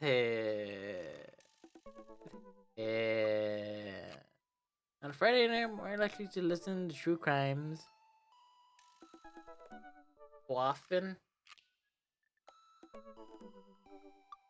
Pronouncing awesome correctly. Bosom. Awesome. A bat. Or in our house, it's night. We're Berlin. The music drums to the beat of our hearts. Upside down cross. Fuck it. Sure, it's fine. Ooh. Jamie seems really interesting. A little odd, but interesting. I think I should hang out with him to get to know him a little better. Navigate to Damien's Dad Book page and type out a message.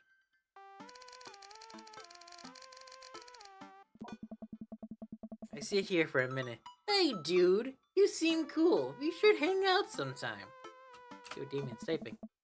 But then he keeps typing and typing. Man, this guy is writing a novel? I leave the computer to make some coffee, and he's still typing. Sip my coffee at the computer, Friday dings. Crazy. I must confess my excitement to be receiving your kind letter. As you see, I do find myself available to enjoy your company.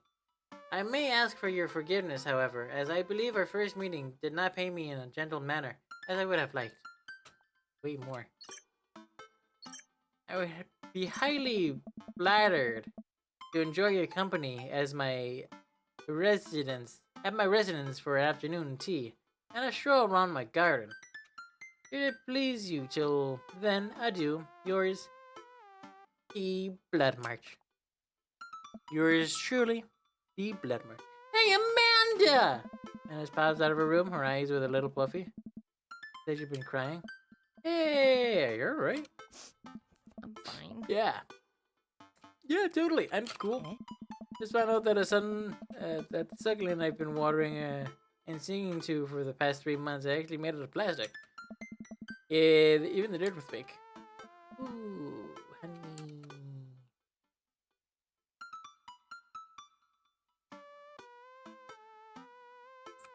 Don't push her. Sorry. I can buy you a new one if you want. A real one this time. Huh. That's sweet, bud. I rescued that plant. No, I don't know, it's fake eye. Information. They're gonna love it no matter what.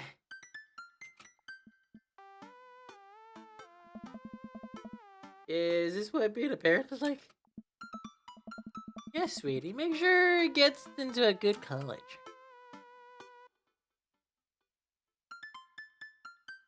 But seriously, you're not talking about anything, right? Yeah, that's why I'm sharing my second-hand woes with you. Okay, just remember that it's okay to be sad. Just remember that I love you very much. And only one would for you. Alright, jeez, don't make me cry again. Can you help me with something? Ugh. Dad, for the last time, I'm not popping your back pimples. No. Can you interpret this for me? Translate Damon's message. I just don't understand net speak. Like, is this how you kids communicate with each other now? Yeah. Oh, totally. This is a hot new thing, Dad. See, it's over. He's got over saying lol and lamau and whatever and decided that what they needed was to bring it back to the 1800s. So what do I do? Where's your pen and quill? What? Yeah. Forget to unpack the pen and quill, Dad? How about we address the nobleman in regards to your upcoming debutante ball? Okay, now I know you're messing with me.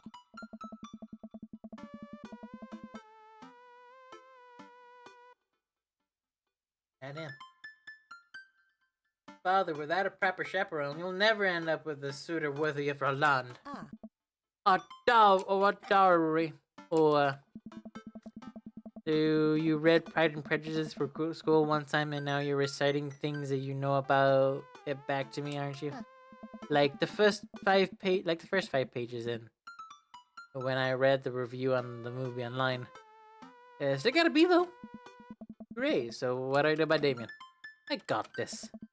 Reach over me and types in the keyboard. Sure thing, dude. Regards. Yes. Crazy. Amanda hits send and smiles at me. Well, I suppose that's that. Girl walked over Damon's house. Well, yes. Well, I guess you can't really call it a house, more like of a manor? Estate? Gothic architecture looms above the other homes in the cul-de-sac.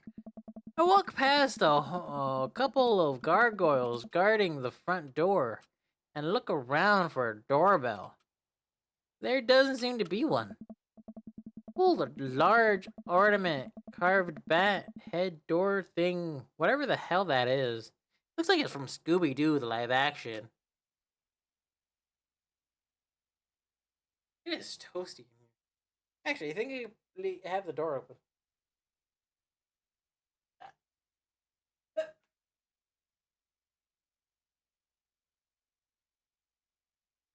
We just wave the door open and get some air in here. Because of course, today of all days, the wind decides not to pick up.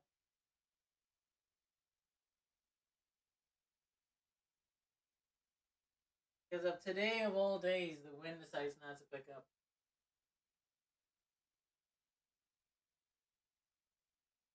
It's even been windy all fucking week.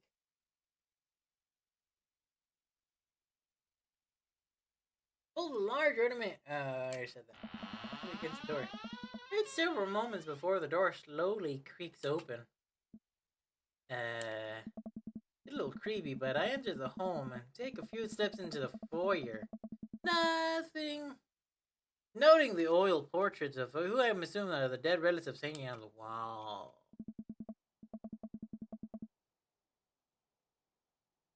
As I'm admiring them, the front door slams behind me. Hello? Silence. An oil lamp in the corner flicks dimly, casting ominous shadows against the wall. Why do I feel like all the people in these paintings are staring straight at me? Including the dog. It's so cold here. Where's Damien? Crazy. Pleased to have you at my home. I look up to see Damien standing at the top of the majestic staircase with a walking candle holder. That's what's with the door slamming shut? Ah. Oh, sorry. There was a draft. And the door quickly opened. I left. Accidentally left the door unlocked. Keep your oil paintings. I like oil paintings. Right.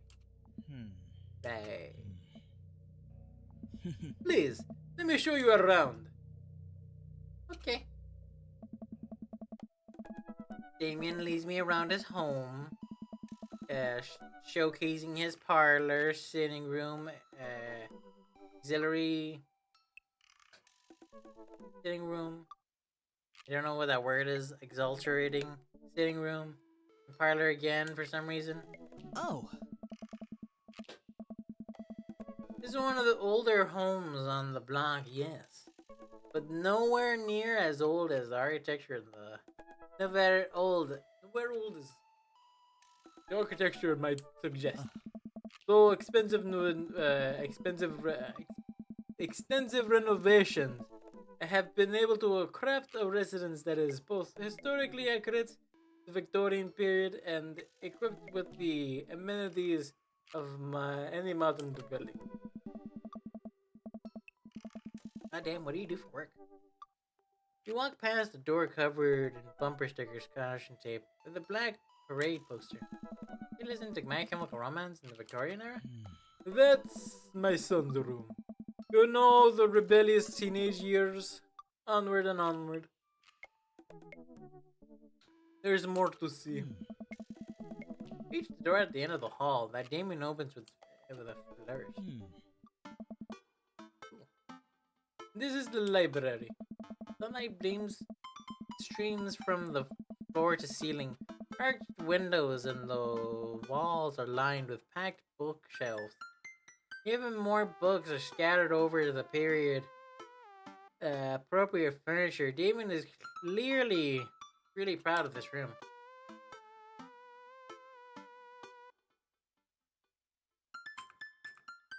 Let's look at the window. I walk to the window and am greeted by the beautiful views of Damien's backyard. Haha. It showcases a beautiful view of the rest of the cul-de-sac. I can see Craig on his lawn. He's doing push-ups with his daughter on his back. Damn.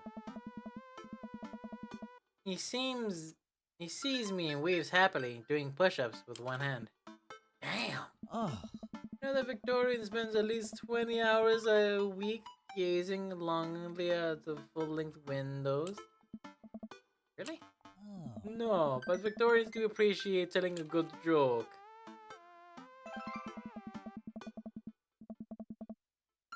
I walk up to the glass display of pinned bugs on the wall. It's pretty impressive. Nice bugs. Pinned them all myself. May I show you some? I'm concerned I would stick a pen right through my finger. Oh. Pinner's gambits. That's the thing? No.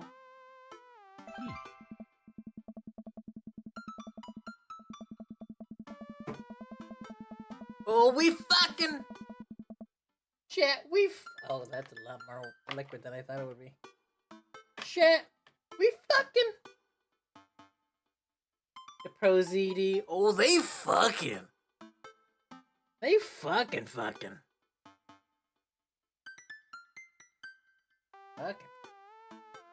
Where was I? I was doing something. Hope everything's all good. I am increasingly paranoid of if the stream is running okay.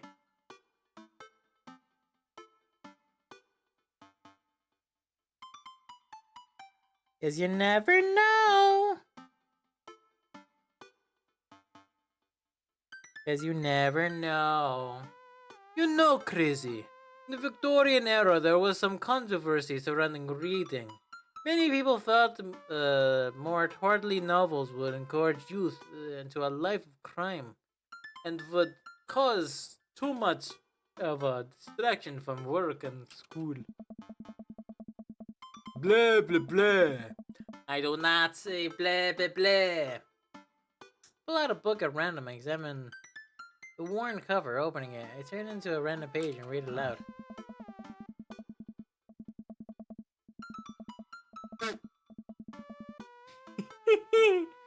Naruto struggled against the chains that Sasuke had bound to him with shirtless and out of breath. Shirtless and out of breath. He looked up at Sasuke. Sasuke smirked, unbuttoning his ninja pants. What? Okay! I think that's enough. It's his fan fiction! That's funny. That's a rare book from my private collection. Please, if you'll join me for some tea. Still don't know who that dude in the middle is. That person in the middle. Hello, Damien. I followed Damien into his sitting room where finger foods have already been set out upon a beautiful, tiered silver tray, and make a seat in one of the high-back chairs as Damon pours me some tea. I can't unsee him looking like Markiplier. It's fucked.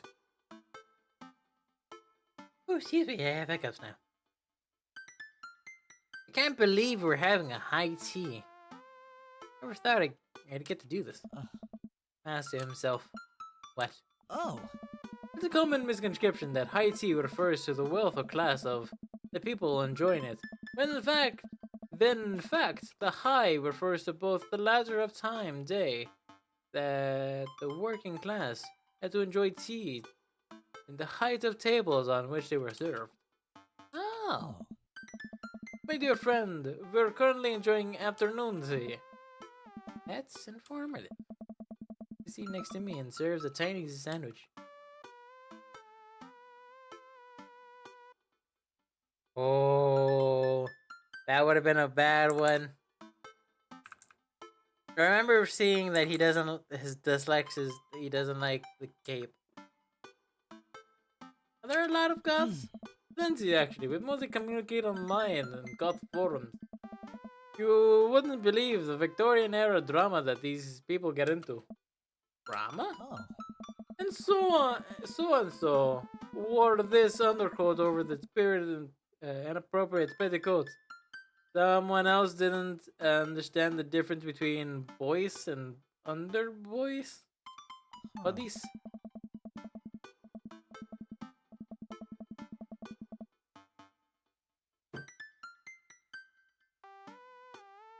People get angry.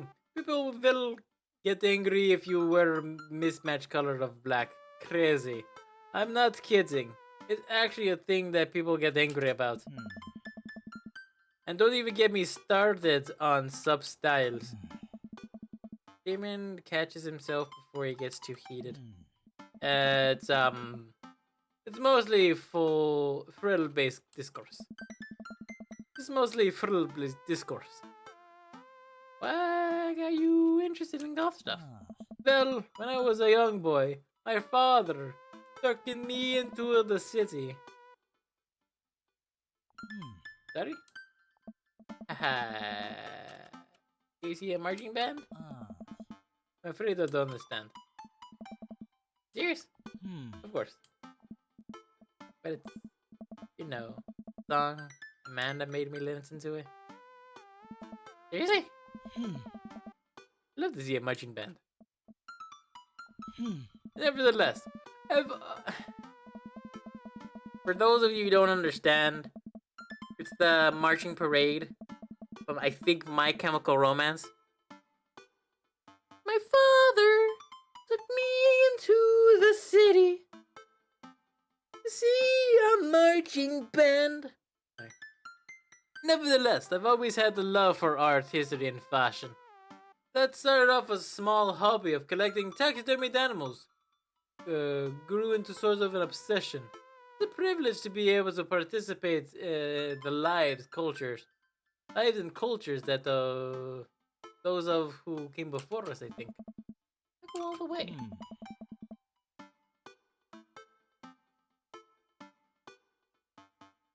I like not dying when I catch a cold. It takes a sip. I can acknowledge that there were many very terrible things about the Victorian era, and to try to live a life that strictly aligns with those ideals would be admittedly horrid. But I think it takes a critical mind to truly appreciate something to the fullest, to be cognizant.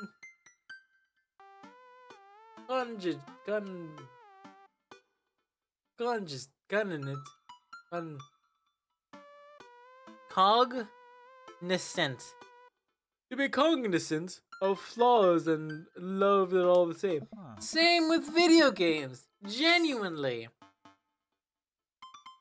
Like, I have my preferences, but I will never tell you, hey, you shouldn't be playing this game, it's shit.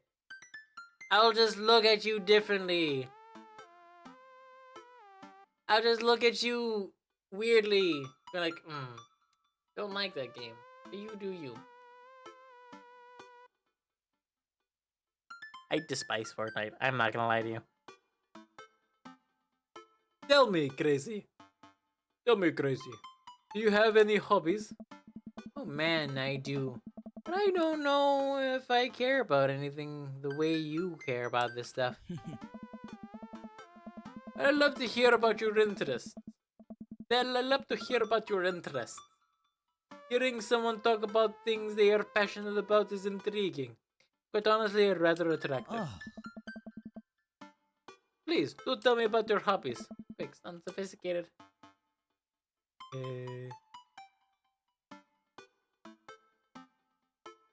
Love me some word jumbles.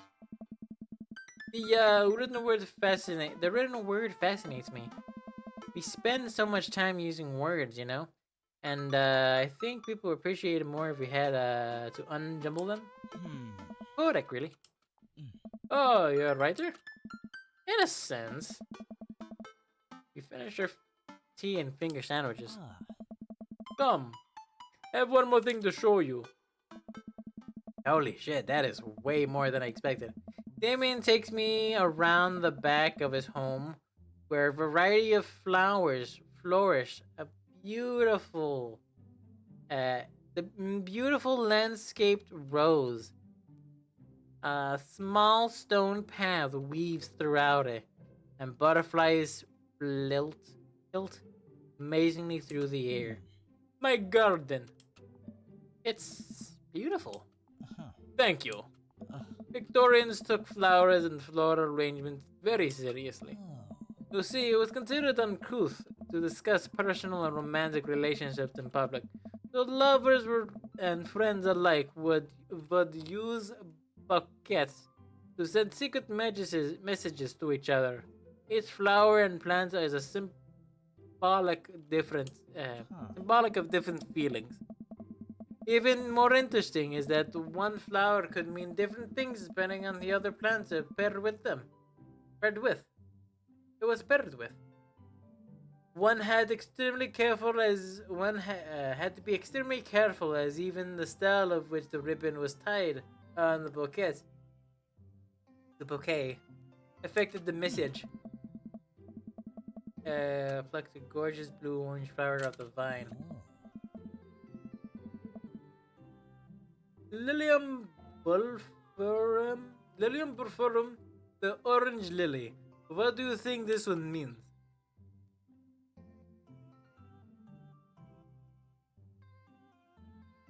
Thou art the tightest. 3 cheers for revenge.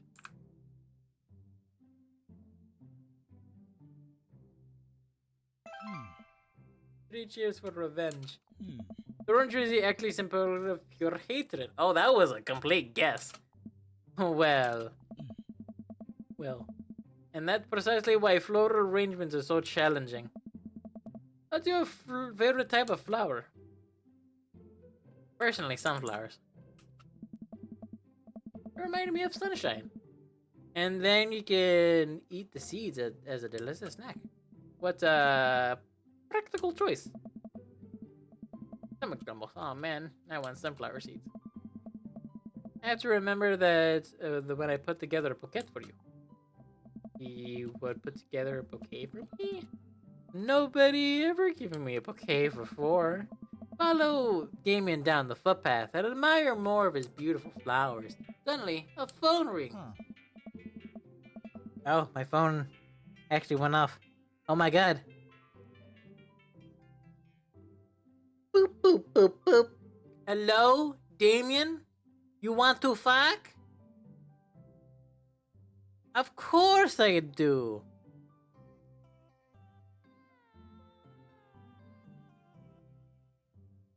Will you excuse me, I must take this.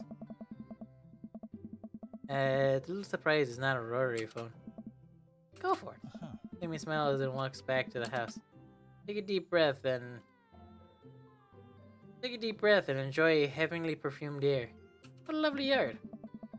This makes me wish I had put more effort into the garden Amanda and I tried to start that one time. Our watermelons grew the size of cherry tomatoes. And then immediately died. Oh hey, a gargoyle. Oh no, I knocked over the gargoyle. Fix that guard. Oh god. Nope.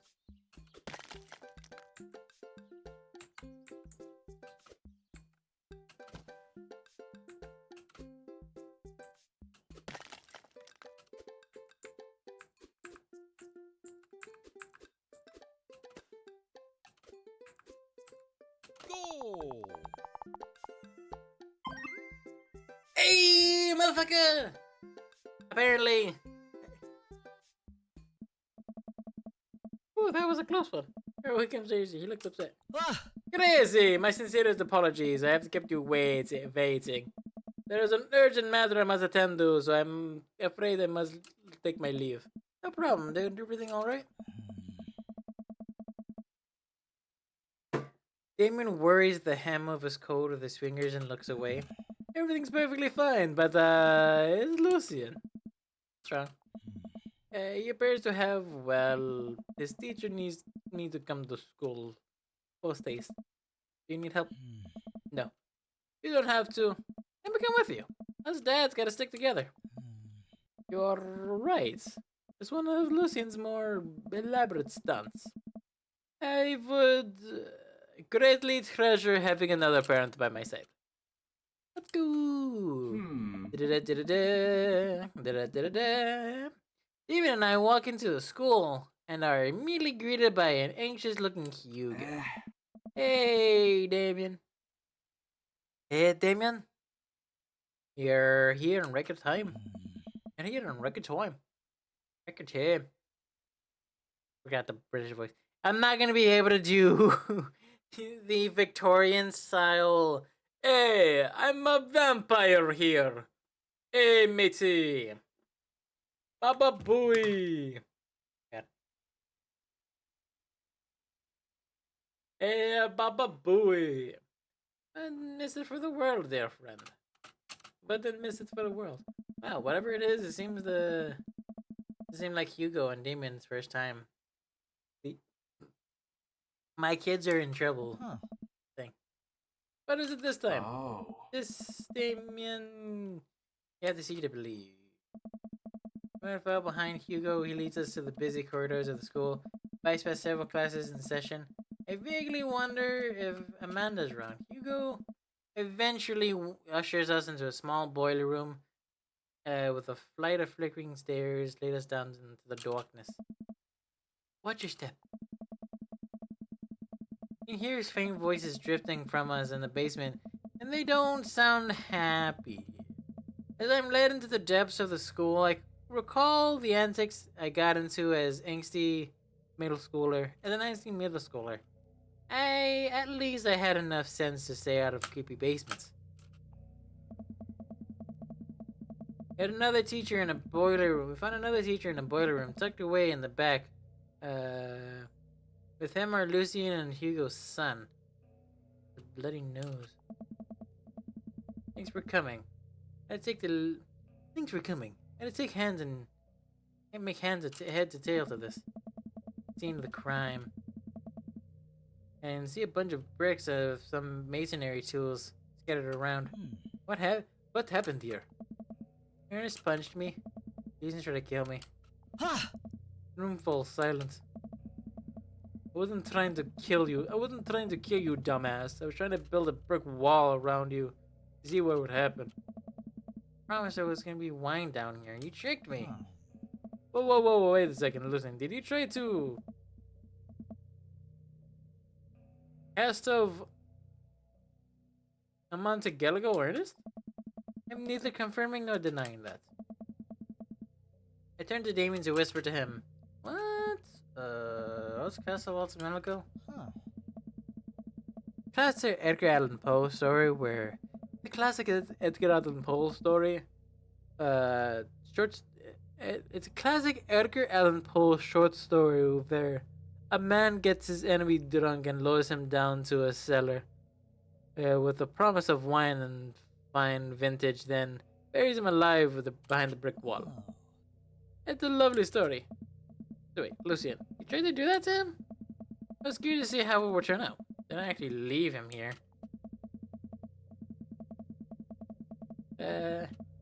Ernest is going to just sit still and slowly run him. It worked for like 20 minutes, then he's an idiot. Because he's an idiot, then realized I had to fight him about the wine. You were cackling. You were cackling maniacally. That was sort of tipped me off. Ernest, 20 minutes? Yeah. Sweet Manchego. Sweet Manchego. It took you 20 minutes, son. We just did an entire 2 week. An entire 2 week until the cast. What? We just did an entry 2 week. Entire 2 week unit on the entire and the cast of Antameligo. Antameligo, whatever the fuck it's called. And it took you 20 minutes to realize Lucien was leading you into the elaborate ruse. Did you even read the story? I read the first 5 pages, then read the review of the movie online. It's only 5 pages. There is no movie. Yeah, you're right. I paid Lucien to read for me. Actually, he didn't even pay me. When you think about it, this is me teaching him a lesson. Damien and Hugo both have their heads in their hands. Guys are always telling me to engage in the literature. And I did. I don't see the problem here. Alright, I'm filing under what the hell? Alright, I'm filing this under what the hell?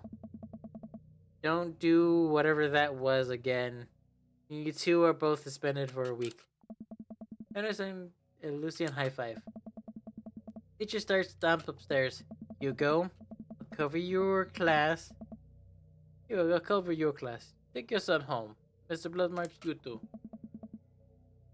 Thank you for your mediation. Head up the stairs. Stairs of the school, and it's in silence. Out of my car, getting to drive home. Lucien. Millie puts his hood up and stares out the window angrily. Not going to therapy again. No. I know, son. It's entirely up to you whether or not you want to go. But I care about you and I can see that you're struggling. So, if you decide that you would want to speak to a professional about your feelings, we can do that. Maybe you spend this next week looking for a summer job, I know how much you want your own car. It's cool. I'm impressed. Fine. Thanks for not freaking out too hard. I love you, son. window. Continue staring at the window. Love you too.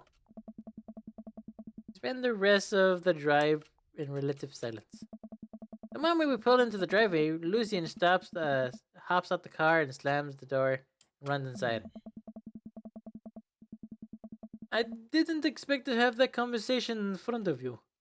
You and I have a lot we need to work out. It's alright. And all things considered, Lucian bricklaying was pretty good. So there's a silver lining. There's that, yes.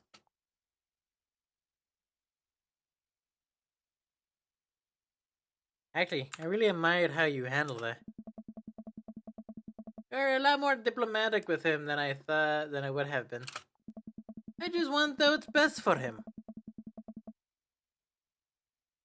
I just want what's best for him.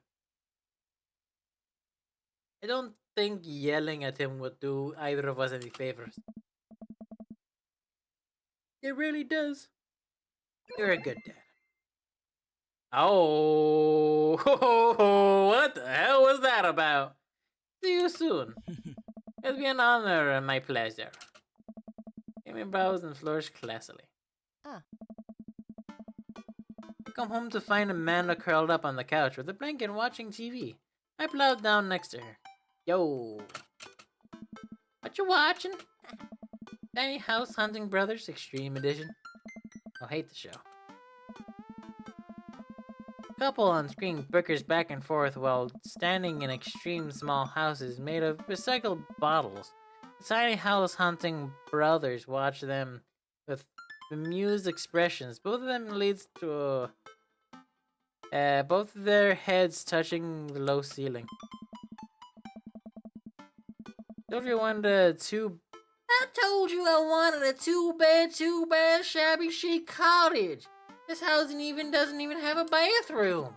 But honey, the outhouse is 20 yards away. It's not that bad. I am not pooping outside, Greg. Why don't I just get a regular sized house? I don't know. How'd the afternoon tea go? It got strange. We had to go to the school to pick up Lucian. Tried to lure Ernest down to the cellar with a promise of fine vintage and then try to brick him into the wall. Right? How'd you know about that? Has everyone read the story except for me? Yeah. Lucian live streamed the entire thing. Oh no! This entire day is beyond me. But otherwise, it was a fun day. That demon guy is a character. He's really good company. A surprisingly diplomatic dad. I dig his style. You know what? Me too. Me too. Woo! Ow, my ears! Simply marvelous. Ow, my balls! I'm okay. I dropped my...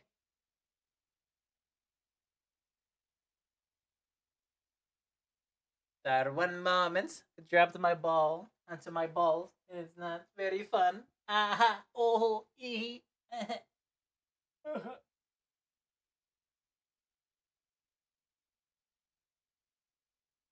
Whew. Yep. Hold on a moment. Ooh.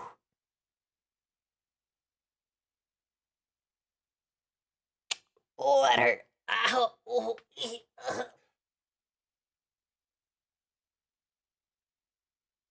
Whew.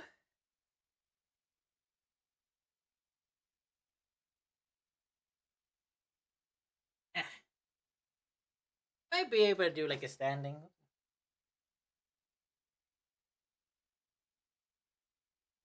Yes, that is.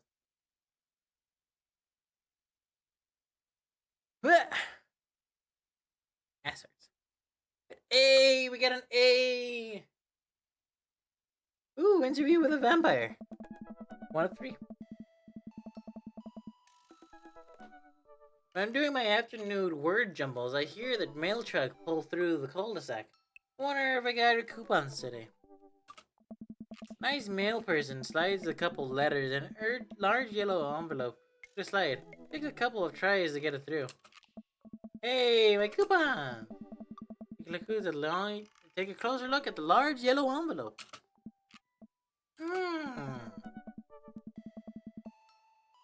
I lightly knock on Amanda's door. She probably has headphones on. Amanda? As through the door. What? I have something for you. Kinda busy right now. Can you come back later? Oh, okay. I thought you want this big old envelope we got from HIA. Immediately, Amanda pushes the door open. Horn Institute for the Arts? Horn? I feel like I'm pronouncing that wrong, but I think that's how that is. Because there's a college downtown, or it might be a high school. A high school that's spelled Goode. That's pronounced good. But whenever I see it, I always imagine it just says goody. I don't think that's how that works. I mean, if you're busy, you could come back. Yeah. Father, please! Enter the envelope which she tears open with her teeth.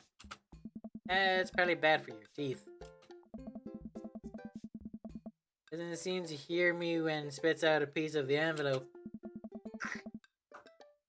It has the ribbon around it. Okay. Sure.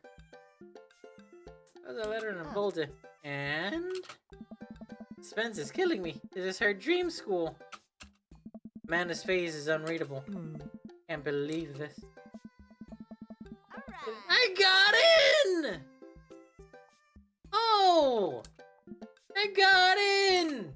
Amanda tosses the letter aside and gives me a big hug. Congrats, sweetie. This is amazing! I'm so proud of you. So proud of you. So proud! Pulls away and looks at the letter again. Oh my god, I can't believe I got in! Well, of course you got in. You're the great student. You nailed that interview and your photography is incredible. Wait, Dad. Now this is really, one is really expensive. And it's so far away. I think for a moment, HIA is one of the more expensive schools that Amanda applied to, but I know she's had her heart set on her for the longest time. It'll be tough, but going to make it work. Really? Of course. Amanda hugs me again. Yes. Thanks, Dad. Okay, sweetie, we're celebrating tonight. Dinner, your choice, whatever you want. Whatever? Amanda and I walk along Bayside, tearing into a foil-wrapped burritos from nearby food truck. Could have chosen anywhere in Maple Bay. Cost was not a determining factor. Please, Dad. You know I'm a simple gal. Please, Dad. You know I'm a simple gal. Just give me a Rito and over you. And say I'm mad. Amanda and I sit on a patch of grass and watch the ships sail lazily through the bay. Where are they? I'd imagine for all of this, they're either in LA or not LA, but somewhere in California. They're definitely somewhere in California. My guess, like, somewhere outside of San Diego. That's my guess. Like, higher up in San Diego. I don't know. The dorms are right near a bunch of cafes, and there are galleries. There are all these galleries nearby. There's a discount if you bring your student ID, and... Amanda, slow down. You're gonna choke on your burrito. I know, I'm just excited. Did I mention that students get in their own studio space when they're seniors? and we all get to be professional photo editing software for free? Oh yeah, it is a good idea to go to college when you have the time to. Mostly because a lot of the resources they give is very good. Though the only real issue with it is the money, because you do also still have to buy your own stuff on occasion. And all that such. And then your living situation, if you're not in the dorms, then you're kind of fucked. So I did luckily save money on not going into the dorms for college. Though I do kind of wonder what would have happened if I did go into the dorms. Mostly because during COVID was sophomore year of college. And their smart idea of instead of like keeping the dorms open like through summer and like just making sure the kids have a place to stay, they instead send them back home with their families. And you may be thinking, oh, that doesn't sound too bad. No, it kind of sounds much worse, mostly because of the fact that,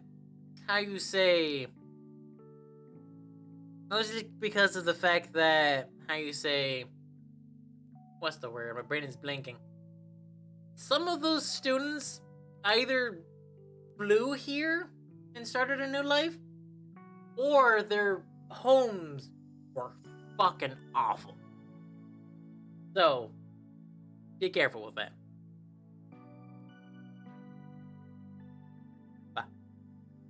It's nice to see Amanda so enthusiastic about HIA. I wish she wouldn't do it between bites of her burrito, though. Started to chew with her mouth closed. Wonder who my roommate's gonna be. Actually, it ends up being Max Caulfield from Life is Strange. Still don't know if they're in high school or college. I think they're in high school in Life is Strange. They match you with someone with a similar major and interest. I bet they're gonna be best friends. Best friends. Greg and I were. A good roommate can be a lifelong friend. But don't even get me started on bad roommates. Oh no. I'm just kidding. We didn't have a bad roommate. Our only other roommate was a puppy that Craig brought home one night. We spent a semester fabricating a story about how our new foreign exchange student had a bad cough and that sounded like a dog's bark. Carl ruled.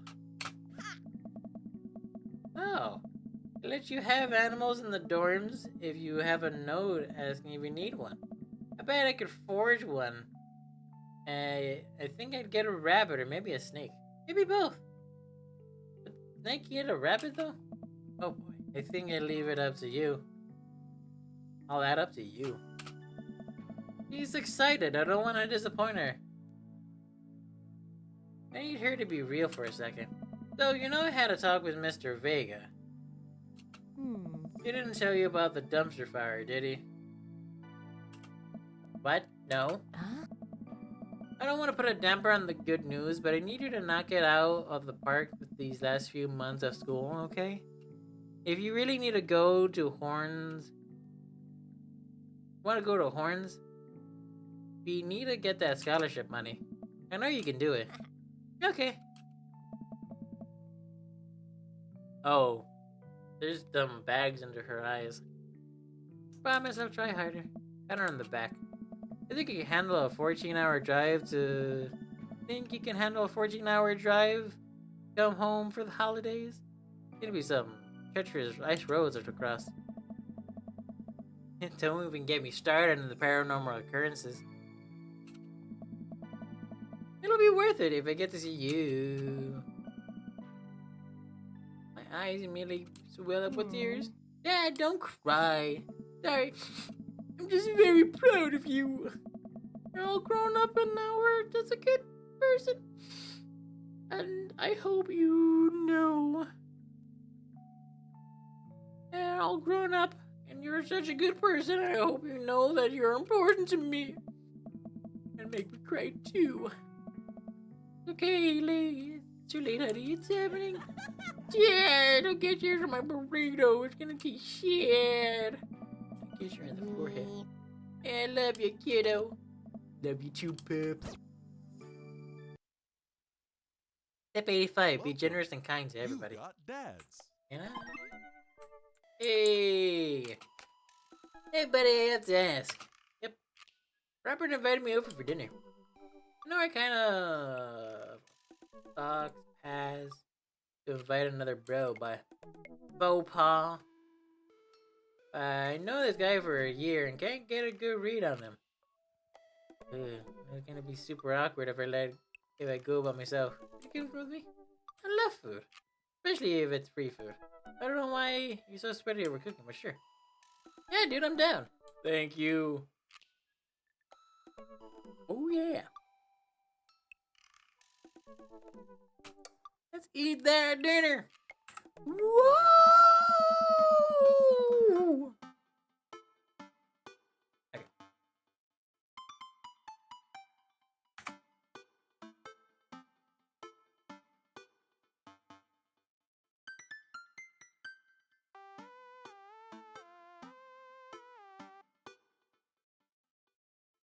Okay. Time for a small break so you don't get ads.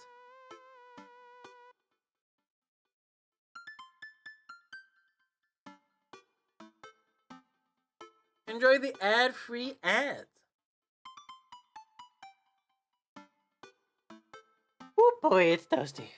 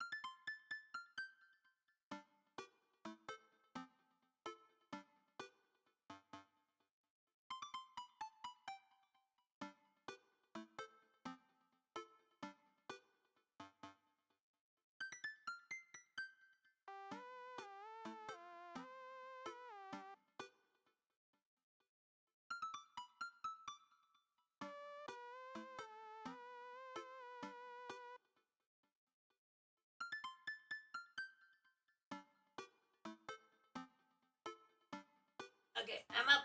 Alright.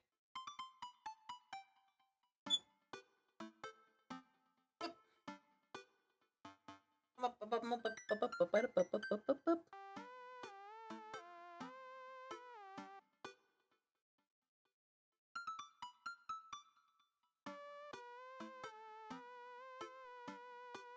Give it there.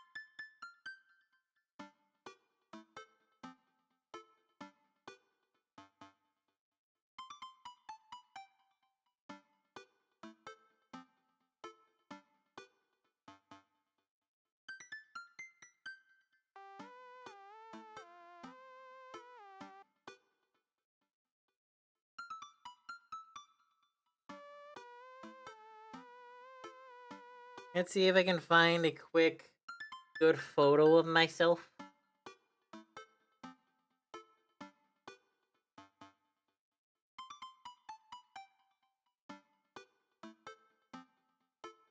Wow, I do not take many photos of myself.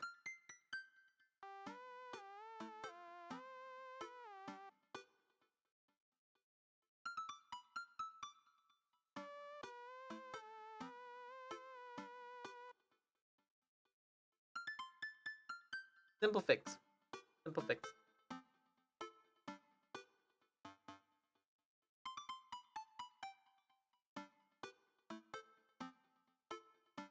Yeah.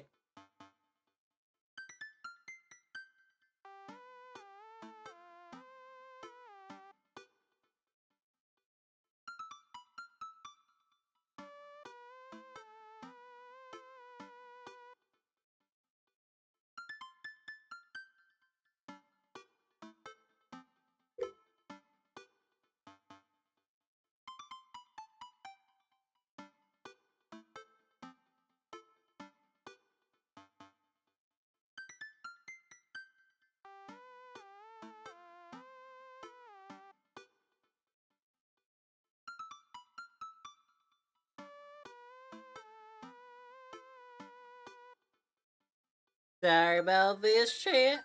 Sorry for the long pauses. We're still going on the chat.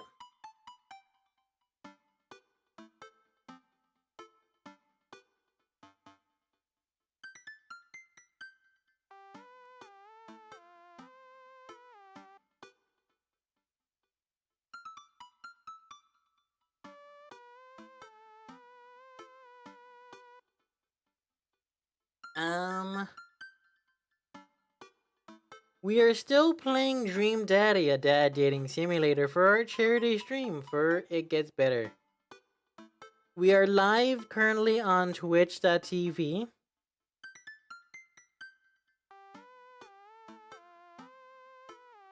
And it's already fucking up.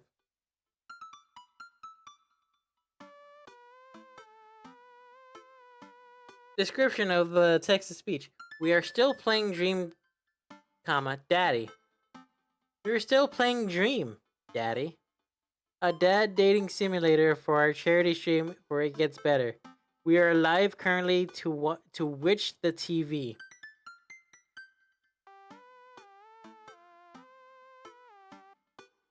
Love words. Dot. TV.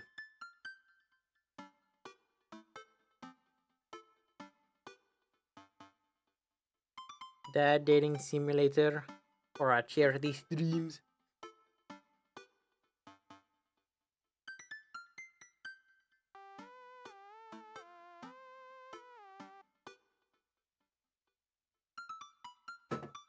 In the character creation, I accidentally made Markiplier when I was trying to make myself in the game.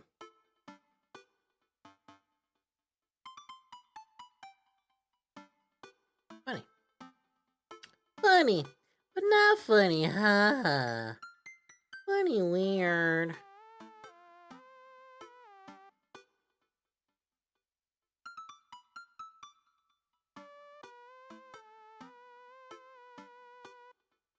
Boo. Come in, sauce and egg, no. Products. Process template.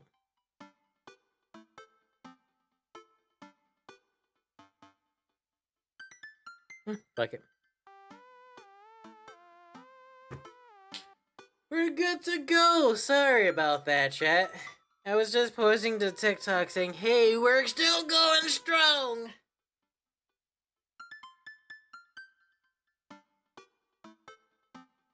Woo! Oh man, I don't know how I feel about social time with Robert. Still, it gets free food is still free food. Dude, I'm down. Yeah, dude, I'm down. Thank you. Me before heading to the Robert's place. Craig's raiding on my porch. Bottle of white wine in hand. Hey. Crazy boy. Crazy. Boy, am I glad to see you. Likewise, man. Glad of you to bring wine. Nice.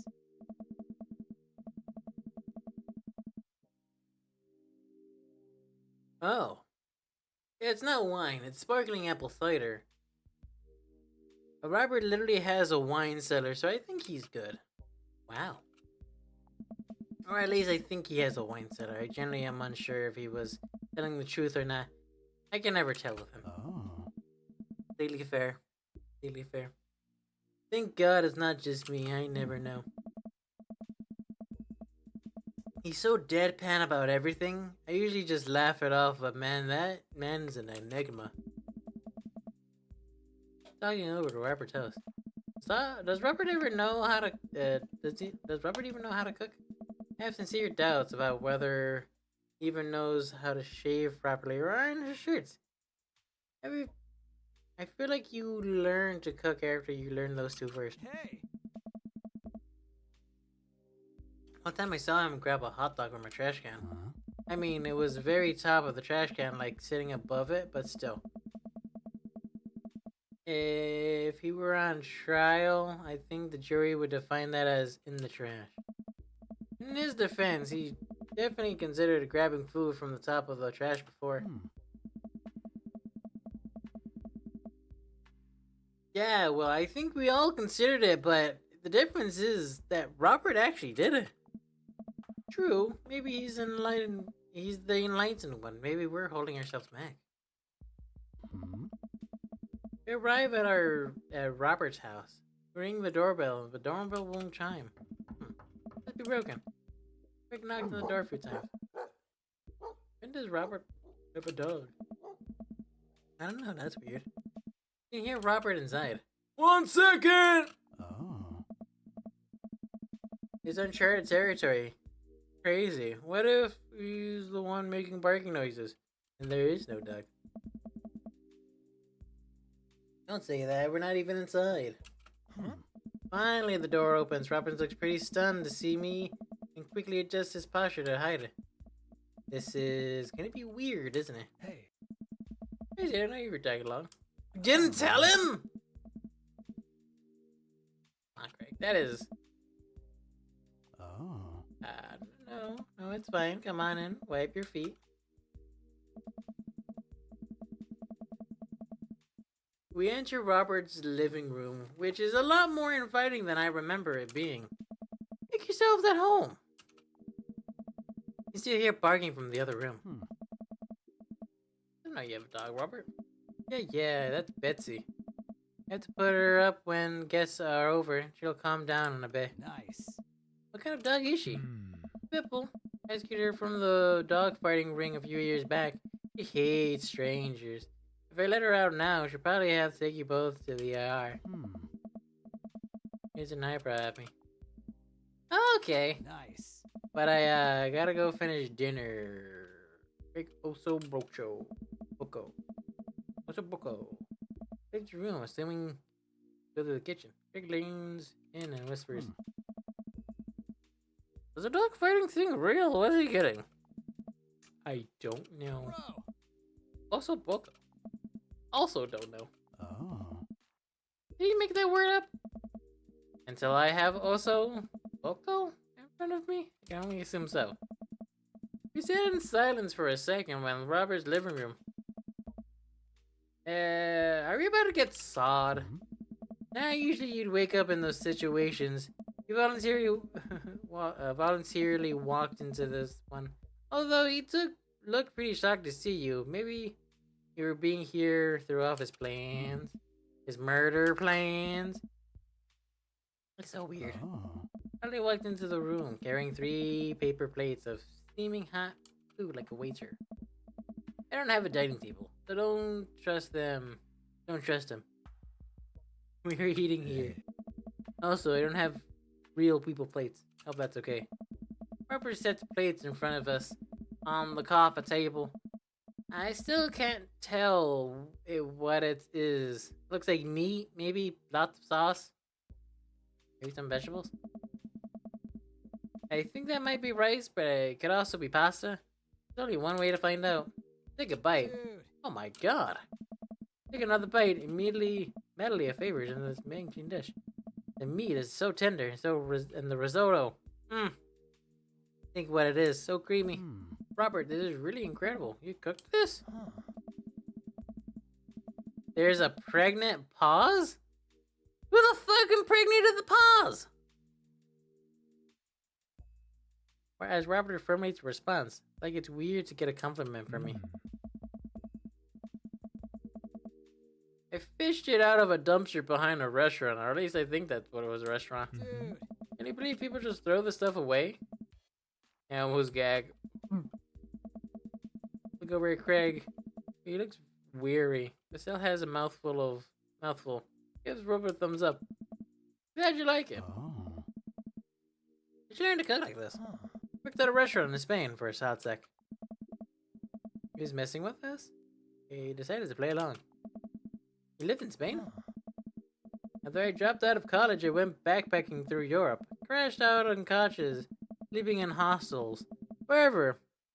Totally broke. Worked a couple odd jobs wherever I could to scrap together some cash. One night, I'm eating dinner at this little restaurant outside of Madrid. I go to pay and realize I spent the last of my money on booze the night before. I'm in the middle of ditching. Then the manager catches me and puts me to work in the kitchen. Long story short, they ended up liking me so much they offered me a job. Why not, right? Started living with some distant relatives in my ma side. Over the course of 2 years, I worked my way up from busboy to sous chef. Learned a lot. What night watchman did he swindle in to get back into the stage? Who did he con in the game? Back room of speakeasy for safe passage in the crew quarters of cargo ship. Anyway, I still love to cook.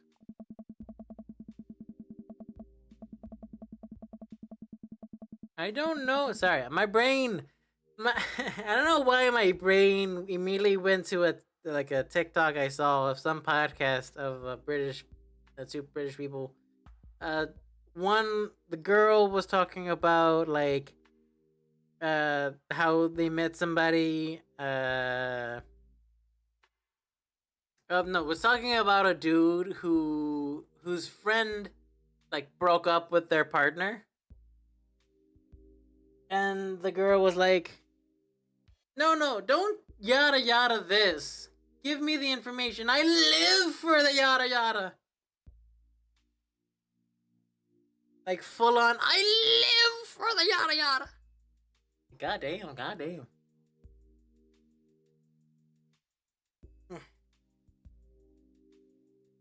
You're just staring at me menacingly.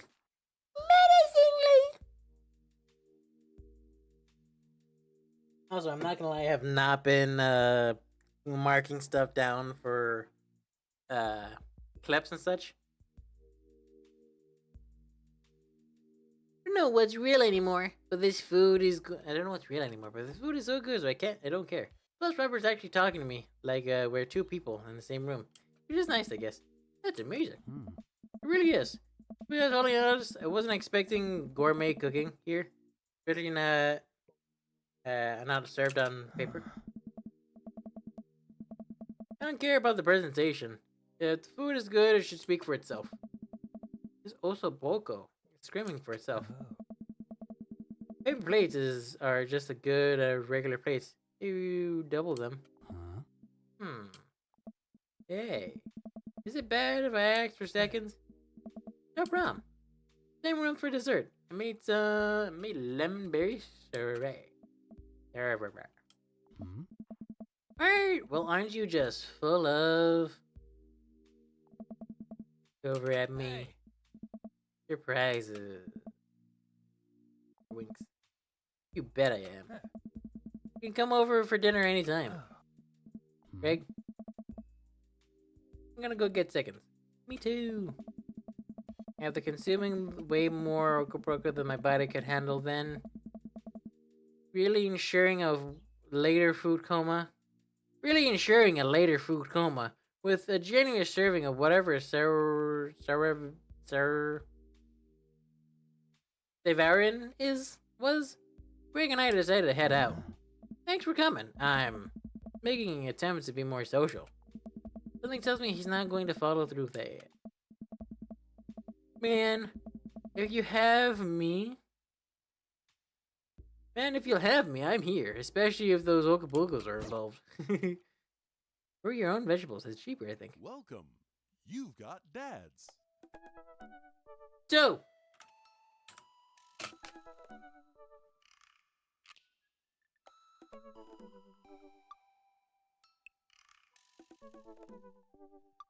there. Zoned out. La la la la.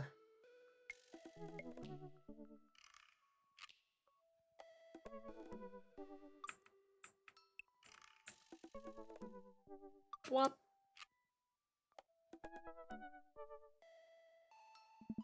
Call somebody if you're thinking about them. They probably want to hear from you. Very true. Very true. Sorry, one moment. Ooh.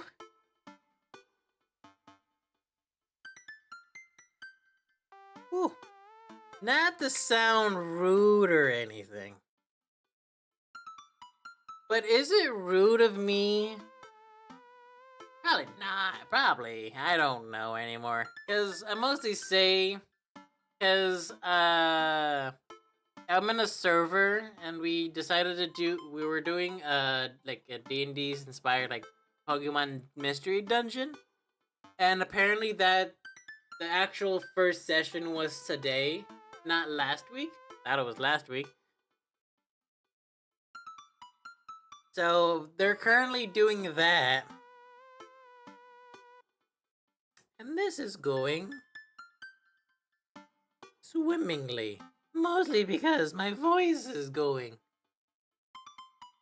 So I think I might have to cap this at an hour. I mean, not an hour. At 6 hours. Or, I'm not gonna lie to you, I mostly did this so I can go to the bathroom. I've been drinking lots of water. Been drinking lots of water. I will be right back.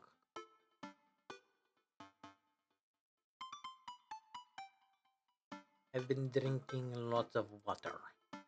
I will be right back. Hello.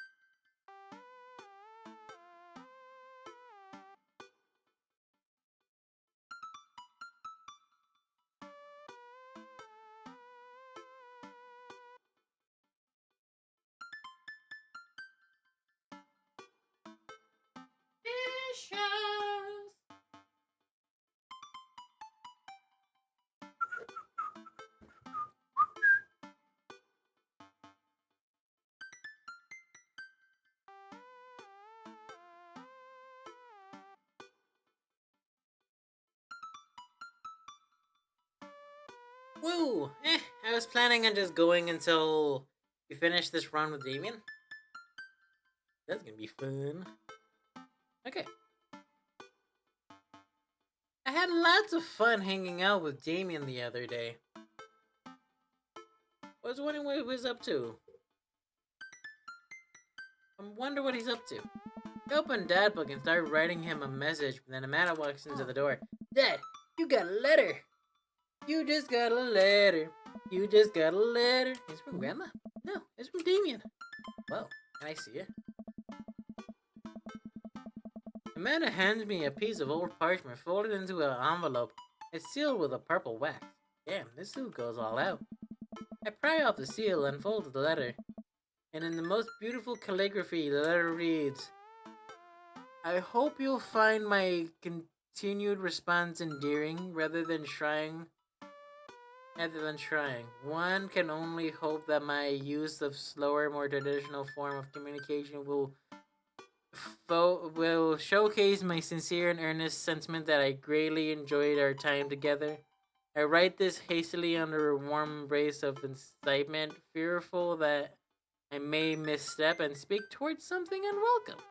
For now, I hope that you might forgive my boldness. Will you simply say that your company was... Well, I will simply say that your company was greatly occupied my thoughts.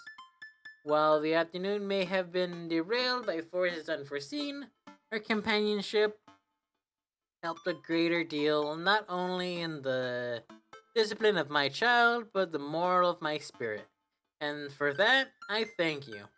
That said, crazy. If you allow me, it would mean the world to me if I could enjoy your time. Perhaps a trip to the cinema, followed by a moonlit stroll. Be your taste. Would be to your taste. I was about to say, would be your taste. You're trying to taste me? No. I eagerly await your response. With great respect.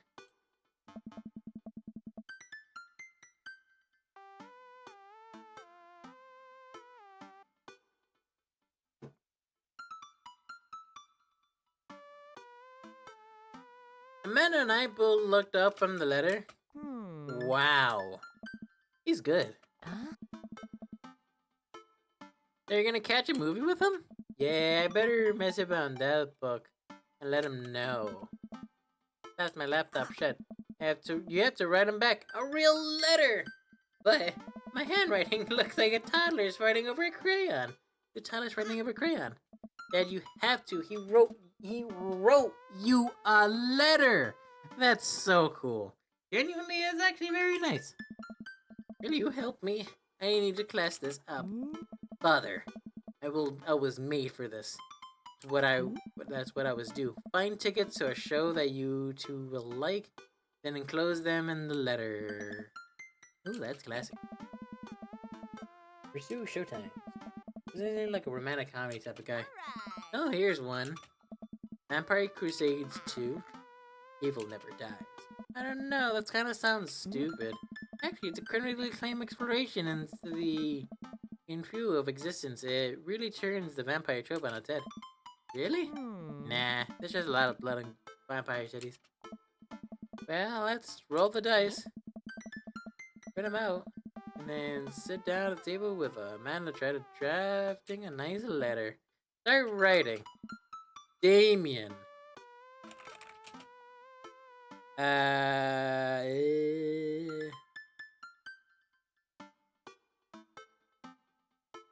Hey, I do hope this letter finds you in good health. Yeah. What's next? Dear Damien, I do hope this letter finds you in good health.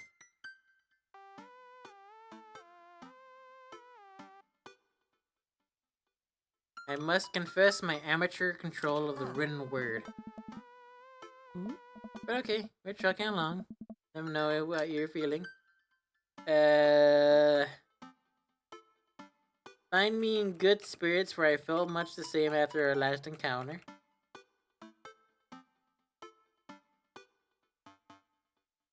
And that Ernest shit was pretty messed up. I'm between these two. Not bad. Good action in the sentence. Ask him to hang out already. True art takes time, Amanda. While strange turn of events, I found myself a matter with the situation at hand.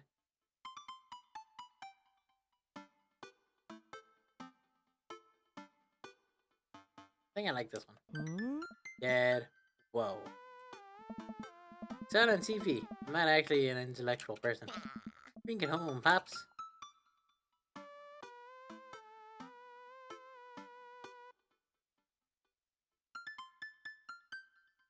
With great pleasure. Cinema. Classic move. Enclosed, you'll find 2 tickets to the Vampire Crusade 2 Evil Never Dies, which I'm sure you'll find both titillating and enjoyable. Hard daps. Best wishes. And then I sign my name, my full name. Fancier that way. Crazy Donuts. Oh. Is this okay? I don't read over my sloppy handwriting. I do hope that this letter finds you in good health. I must confess that my amateur control of the written word, as well as my even more amateur penmanship, I did find much enjoyment. I did very much enjoy the adventure we found ourselves on the last Met. Like Berta's landscape with the fallen of Icarus, I find myself lost in your details. It would bring me great pleasure to escort you to the movie. What? I'm trying to keep you on your toes. All we have to do is seal it and put it in this mailbox. I see it with tape. That's not authentic enough. I'll be right back. Authentic lighter and a small piece of wood. Gotta have a wax seal. Or pull and melted wax. Letter thing. Amanda pours some of the wax onto a folded letter and exuberantly expresses the small piece of wood. Tries to dry it for a second, pulls the wood away, revealing, there it is, your sigil. A little kitten with a bow on its head. Awesome. Scrapbooking stuff always comes in hunch.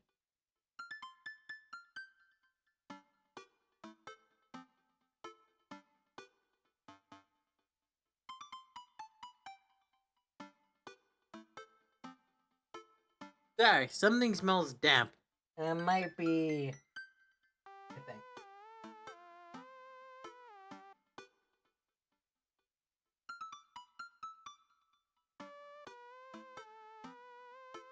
Might be my thing. Scrapbooking stuff always comes in clutch. Well, I guess all there is to do is to deliver to the doorstep now, huh?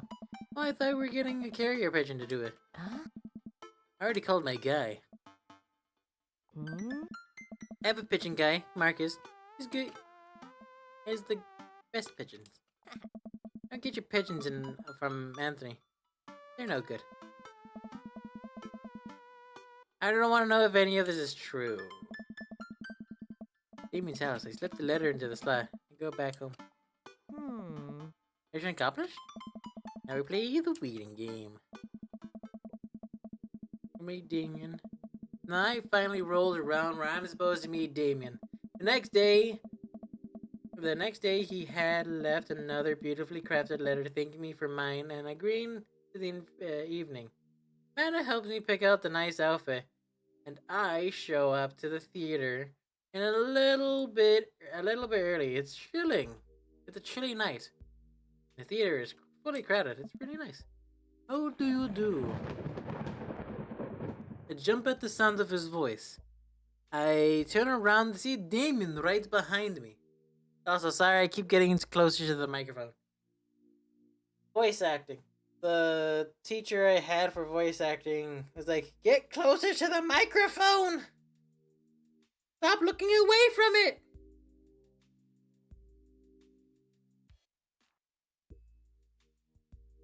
I jump at the sound of his voice and turn around to see Damien right behind me. He almost gave me a heart attack. How long have you been there for? I don't know. I just walked up. My apologies for the frightening you. Was that thunder? Is it gonna rain soon? I didn't hear anything. What? Oh What? my. Regardless, the hour glows close. Oh. Shall we take our seats to the cinema? Shall we take our seats to the cinema? I must thank you again for purchasing our tickets. Please allow me to repay the deeds in our Sour Patch Kids or Pap Mickle Duds. Do it. I mean, you can't go wrong with popcorn at the movies. I hear a familiar voice behind us. My dad's here. I turn around to find Lucian standing a few feet behind us with a gaggle of other goth kids. Lucian, nice to see you. Didn't know you were coming to the theater. I'm glad to see you spending some quality time with your friends. Whatever, Dad. Oh. And what movie will be attending tonight?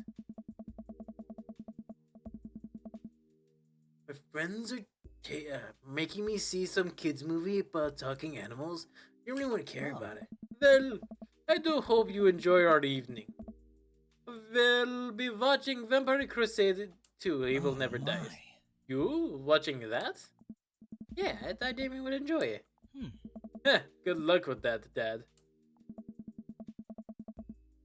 Uh-oh. Uh-oh. Where's his friends? Good luck with what? It's nothing. My son loves to tease. Something tells me he's either very critical about it or isn't good with blood. Which is fair. Which is completely fair. What is this next? I wonder what's wrong. Also, this is completely different territory. Anyway, take care of our seats and settle our previews. Glancing at him, I can see that he's sweating profusely, gripping his armrest.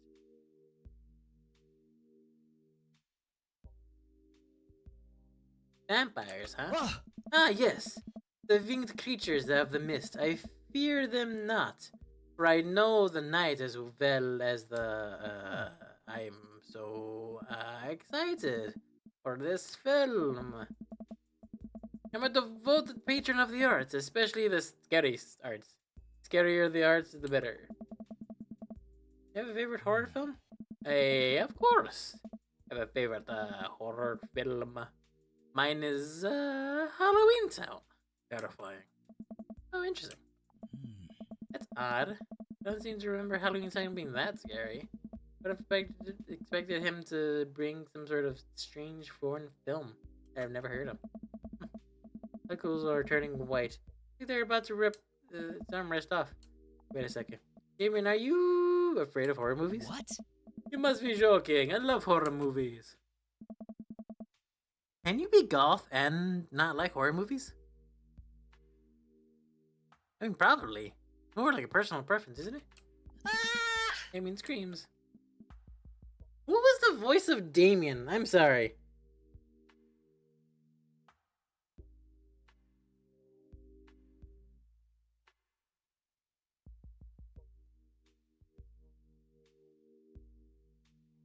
Yay, people are following me. Who was the voice of Damien?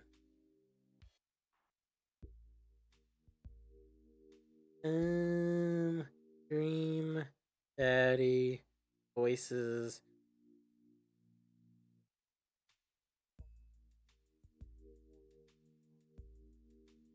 I think it was a Damien. Hey, I don't know who Jason Clark is.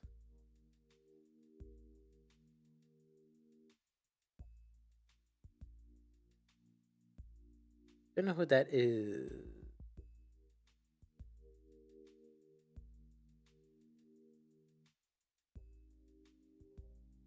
I don't know who that is.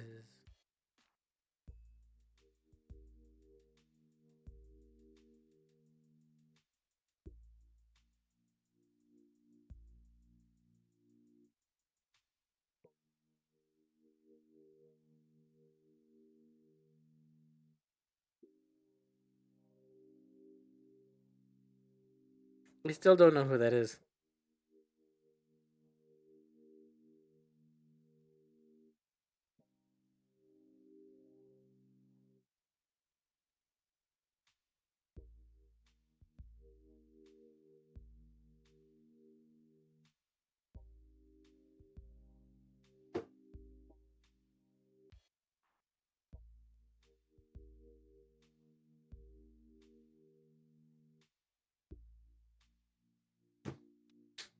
Whew, it was quiet. Sorry for the long silence. I apologize. I was thinking about something far scarier than this movie, which was not scary at all.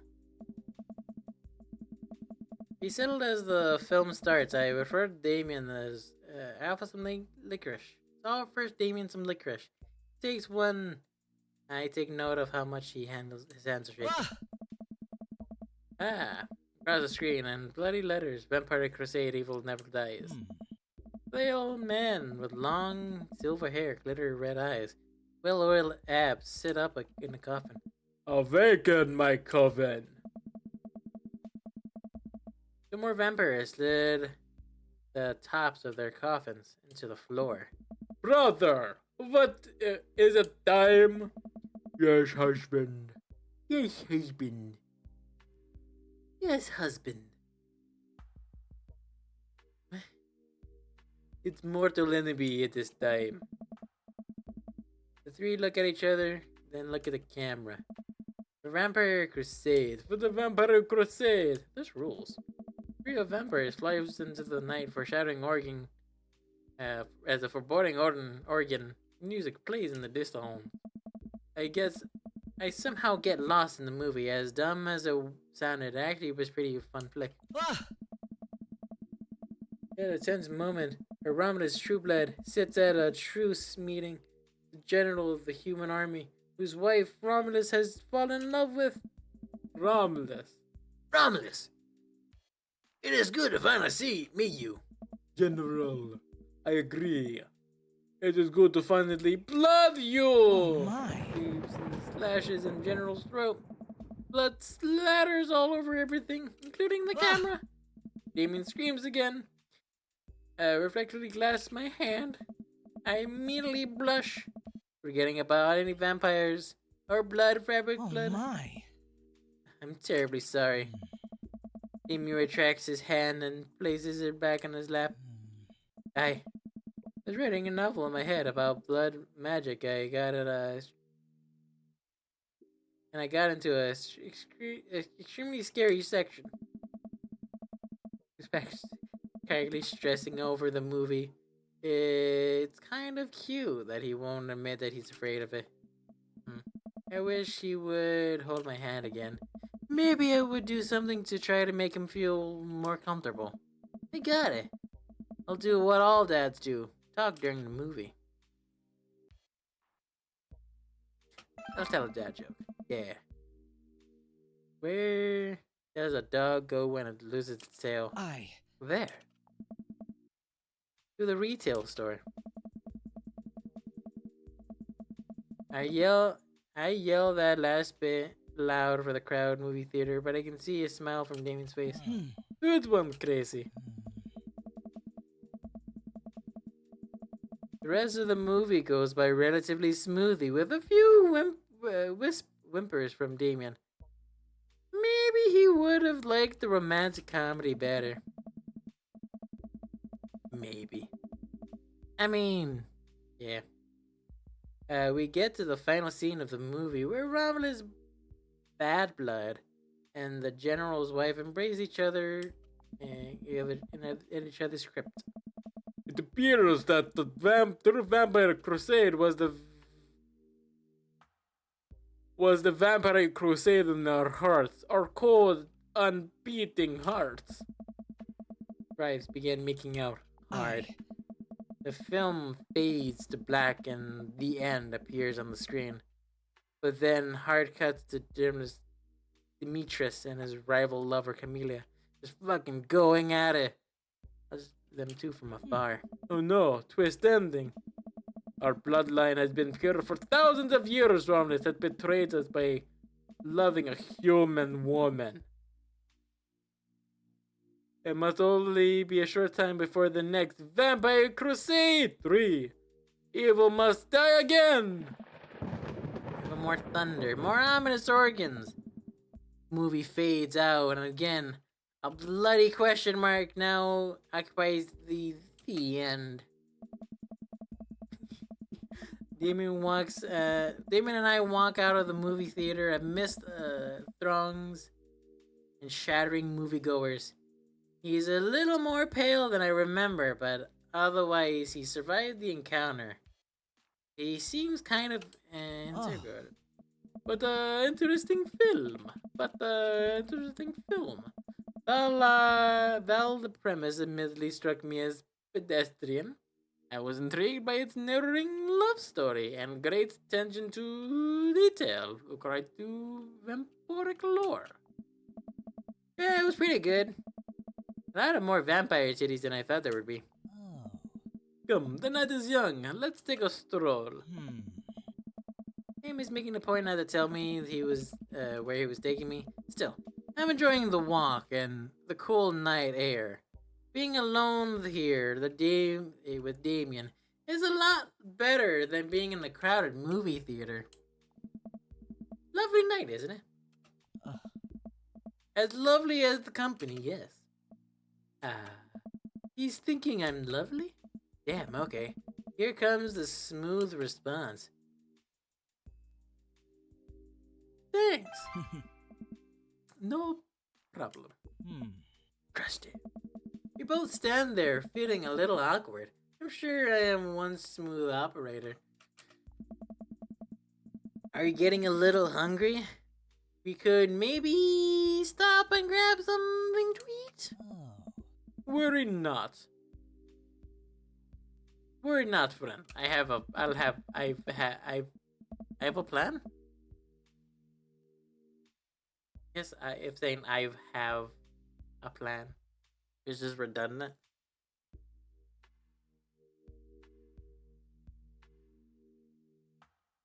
Who messaged me? I'm just glad it's not raining.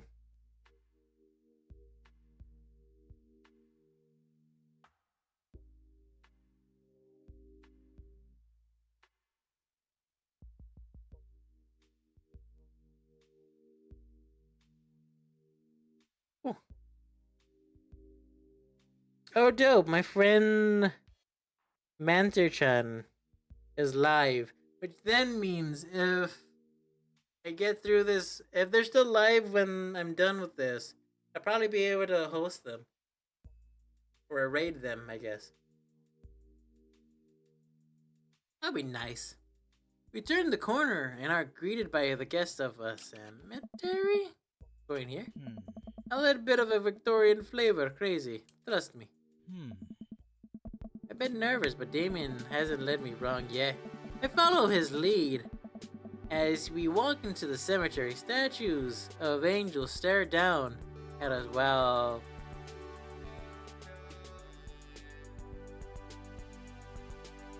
goddamn, music went loud.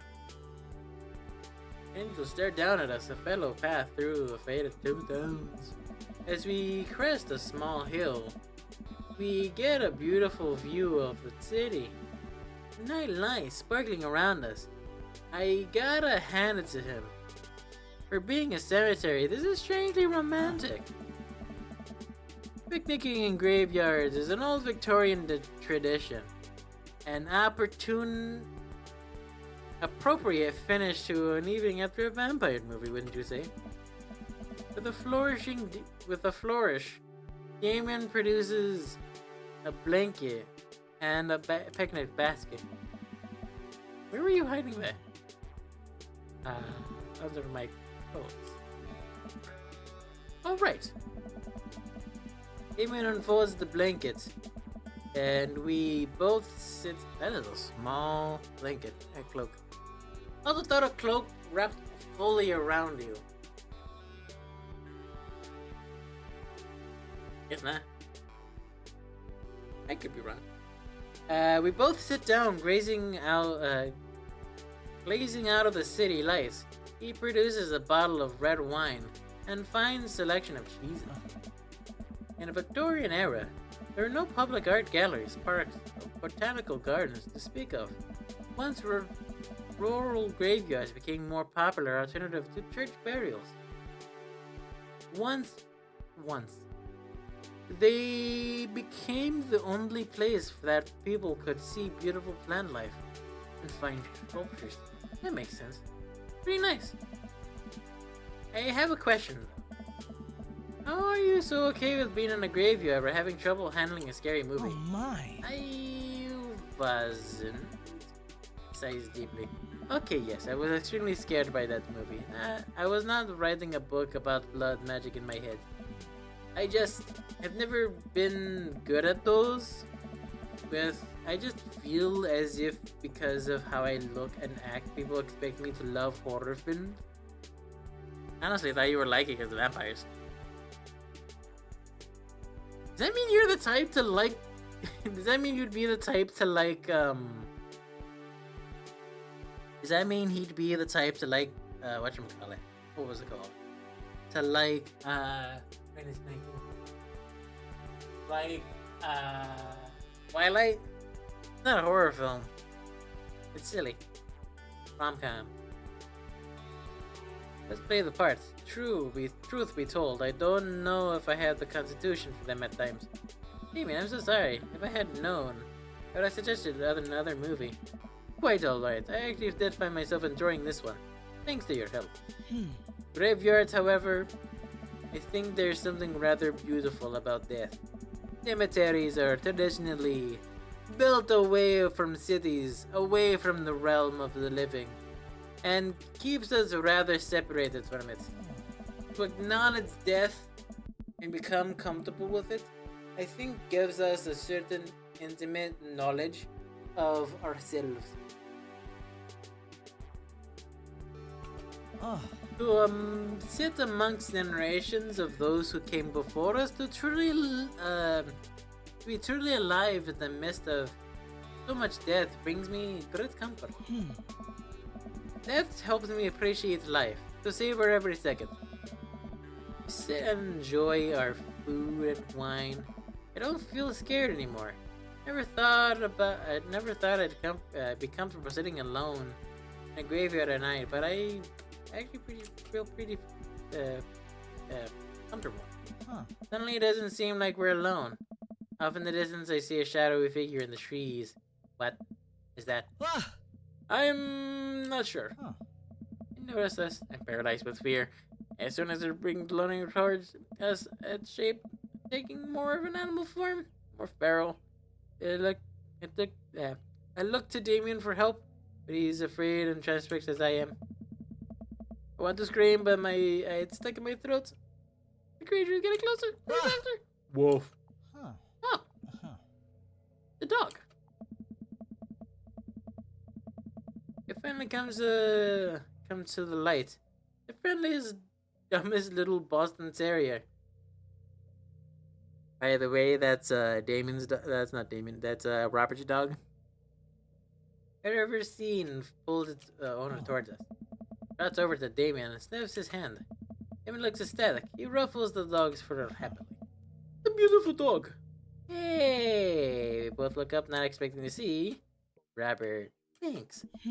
Robert, what are you doing out here on such a lovely evening? Hunting cryptids. What? What? I did not know you had a dog. This is my dog. Found her wandering in the street, but I put a leash on her, and now we're walking around the graveyard together. Hunting cryptids. Even and I share a look. Maybe I give her a treat. Here, why don't give her your cheese, though? Not to worry. Ghost friend, dog treat. What else would we be keeping in there? Honestly, that's how I would. If I just wore a cloak all the time, I would definitely be doing that. Just have, like, random, like, shit around.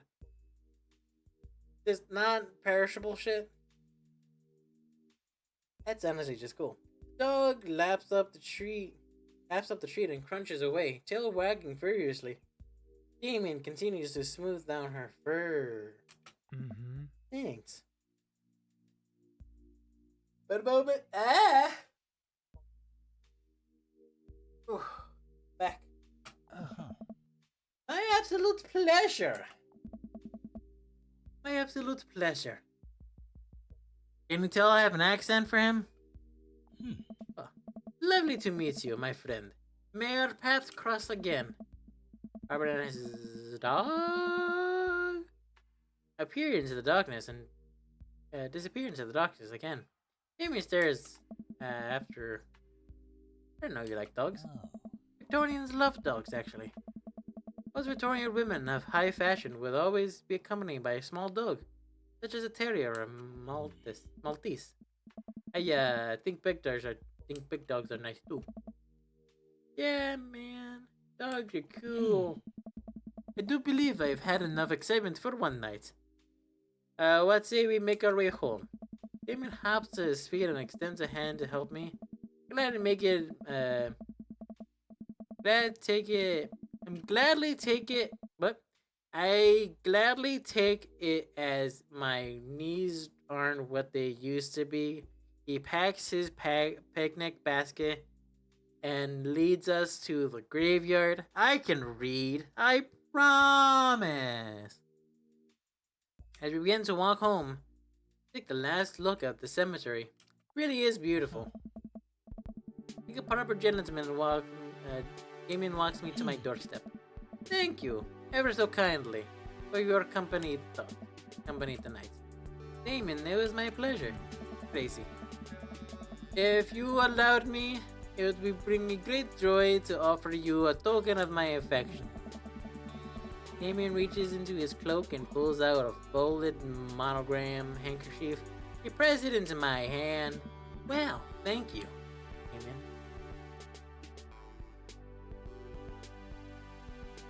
I'll wave this at passing ships.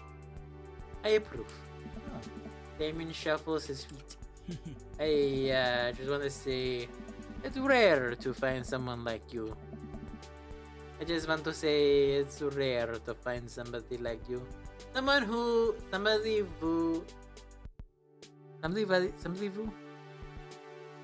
who's open to my eccentricities. It's nice to feel so accepted. Thank you. Damon gives me his hand. Gives my hand a tight squeeze. Damien blushes and hastily retracts his hand. I must take my leave. Good night. Before I can say anything else, he's gone. He's just down the road, but you know. I unlock the door and step inside. Hey. Like a whirlwind, Amanda runs from the window and plops down on the couch trying to look nonchalant. Hey, Dad, what's up? Are you watching me from the window? No, I just, Okay, yes, how was the movie? Lots of vampire titties. Told you.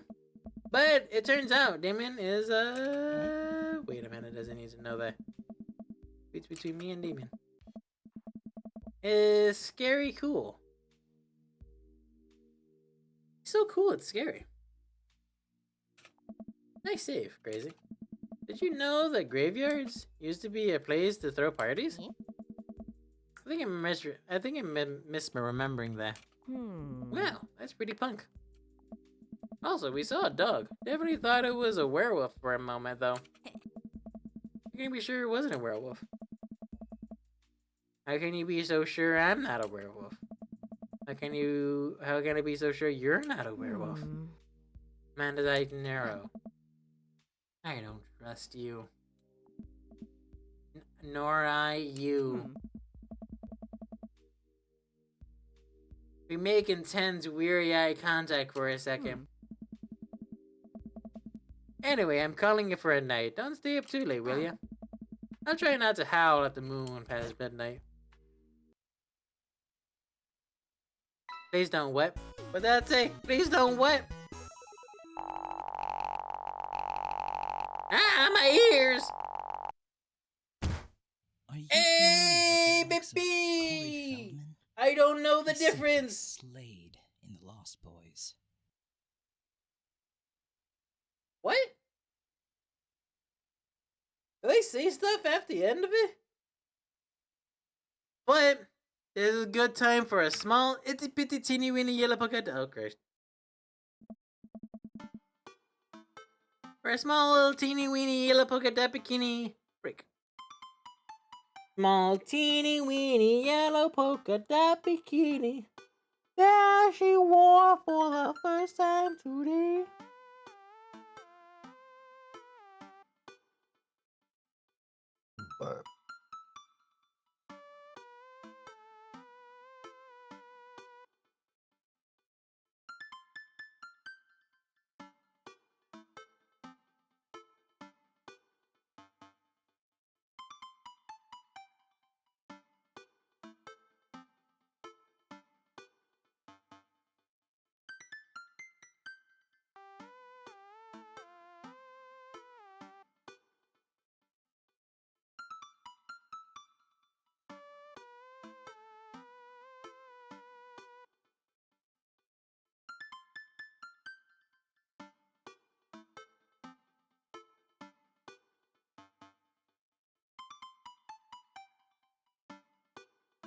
It just now started the fucking ad?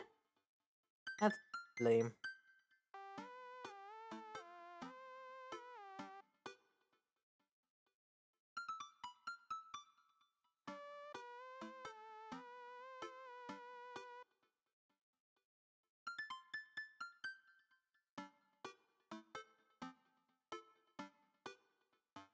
Okay. Sitting in this. I need to get a better fucking chair. This chair hurts.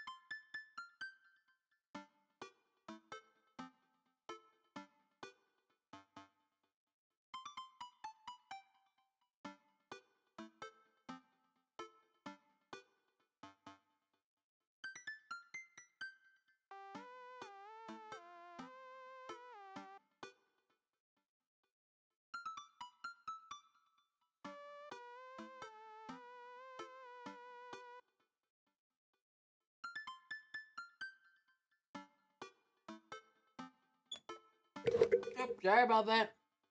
I fucking punted the microphone.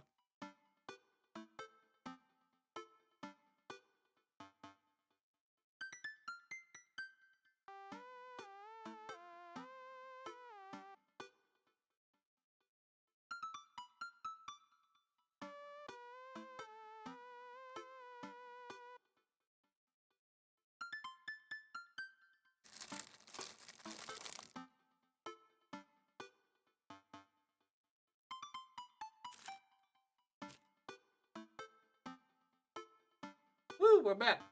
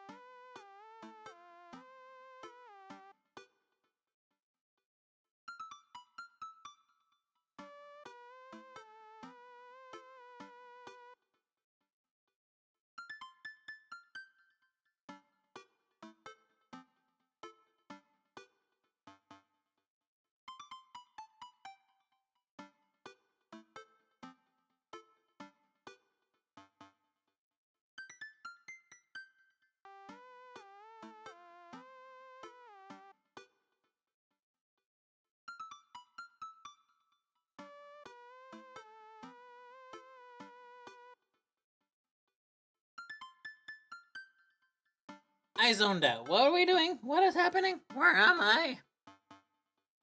Okay. I need to get a button. Go back to the... Oh well, it's fine. It's been a long day without you, my friend. No. My Pop-Tart! My Pop-Tart! Where did it go? Right there.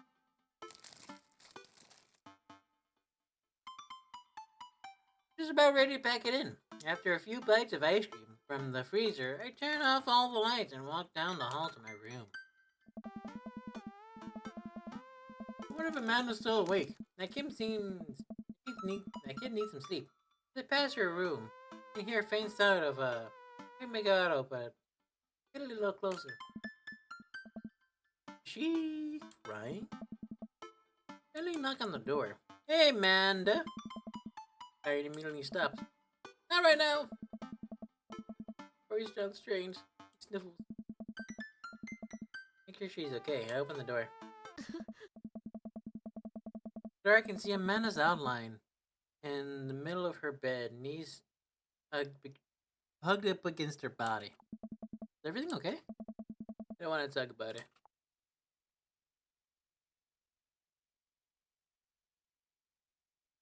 I'm gonna have to push. Something happened?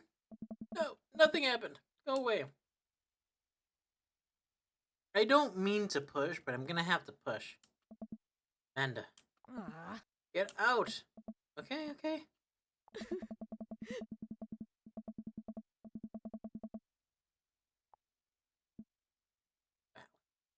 It might not have been the smartest idea. Can I quickly go back there and see?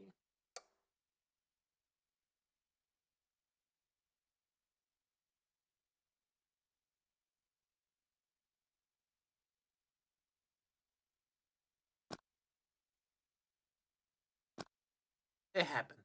It happens. Wow. What has her so upset? She seemed fine earlier. She's so open with me. Did I do something wrong? Is she mad at me? I guess if she wasn't before, I definitely is now.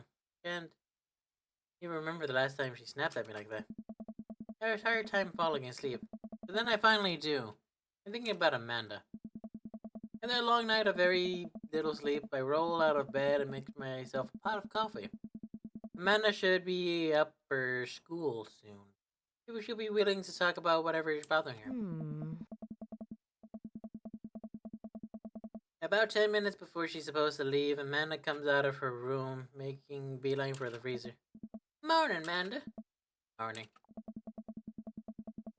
Slams the freezer door shut. Don't look at me. Yikes. So, anything big that's going on at school today? No. Okay. You need a little ride? Do you need a ride to school? No. Want some coffee? Whoop. Man pulls the toaster lever up and takes her still freezer burned waffle out before finished cooking. Have to go. Oh. Okay. Haven't seen her act like this in a long time. It's usually short-lived, but always hurts. Hopefully this blows over and things go back to normal soon. I sit back in the kitchen table, look at a picture of Amanda and I hanging on the wall. In it, I'm teaching her to ride a bike. Her face is a mixture of excitement and pure, unadulterated fear. I remember how determined she was. It would kind of be nice if you had the photo up, but you know. Then again, it would be me, so it would be happy like millions of combinations, so gotta be careful with that. Every time she would fall off and scrape her knee, she would get up and try again. Finally, I had to stop her because she was bleeding everywhere. Then she started to cry because she didn't think she needed bandages. Wanted to keep trying. But I put the bike away, and she stood in the middle of the street, screaming.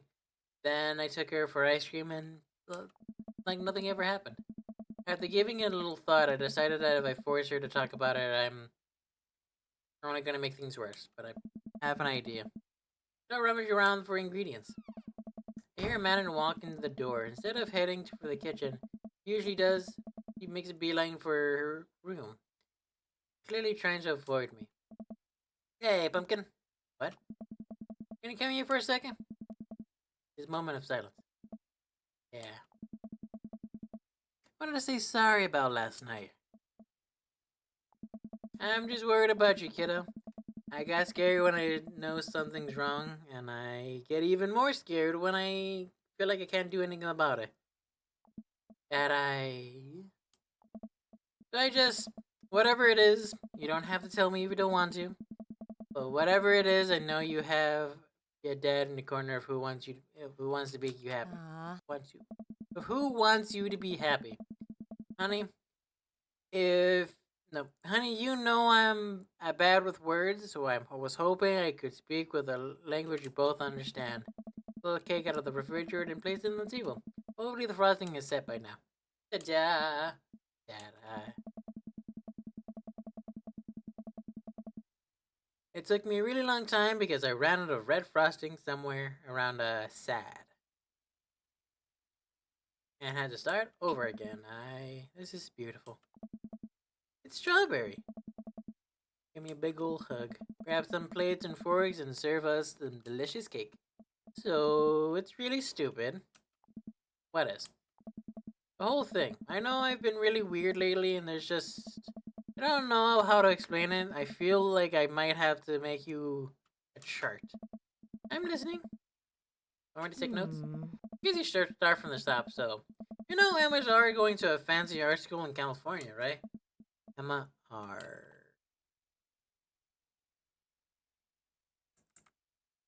The other one? Guess you're not technically wrong.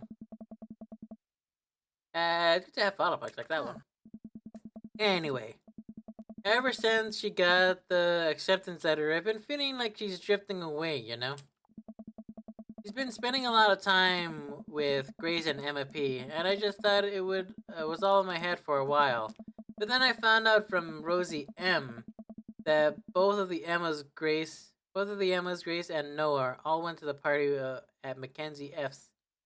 On the same night that they told me they were busy studying for Cal AB final. Oh, they're purposely calling her out or isolating her out. Yikes. Oh. So another important piece of information is God, this is embarrassing. I recover Noah. And that's a thing. What? Whoa! I had no idea. I definitely didn't know that, okay? You're a bad liar. So are you. I learned from the worst. Oh. Anyway, so the person I told about the crush was Emma R, and she promised not to tell anybody. She told everybody.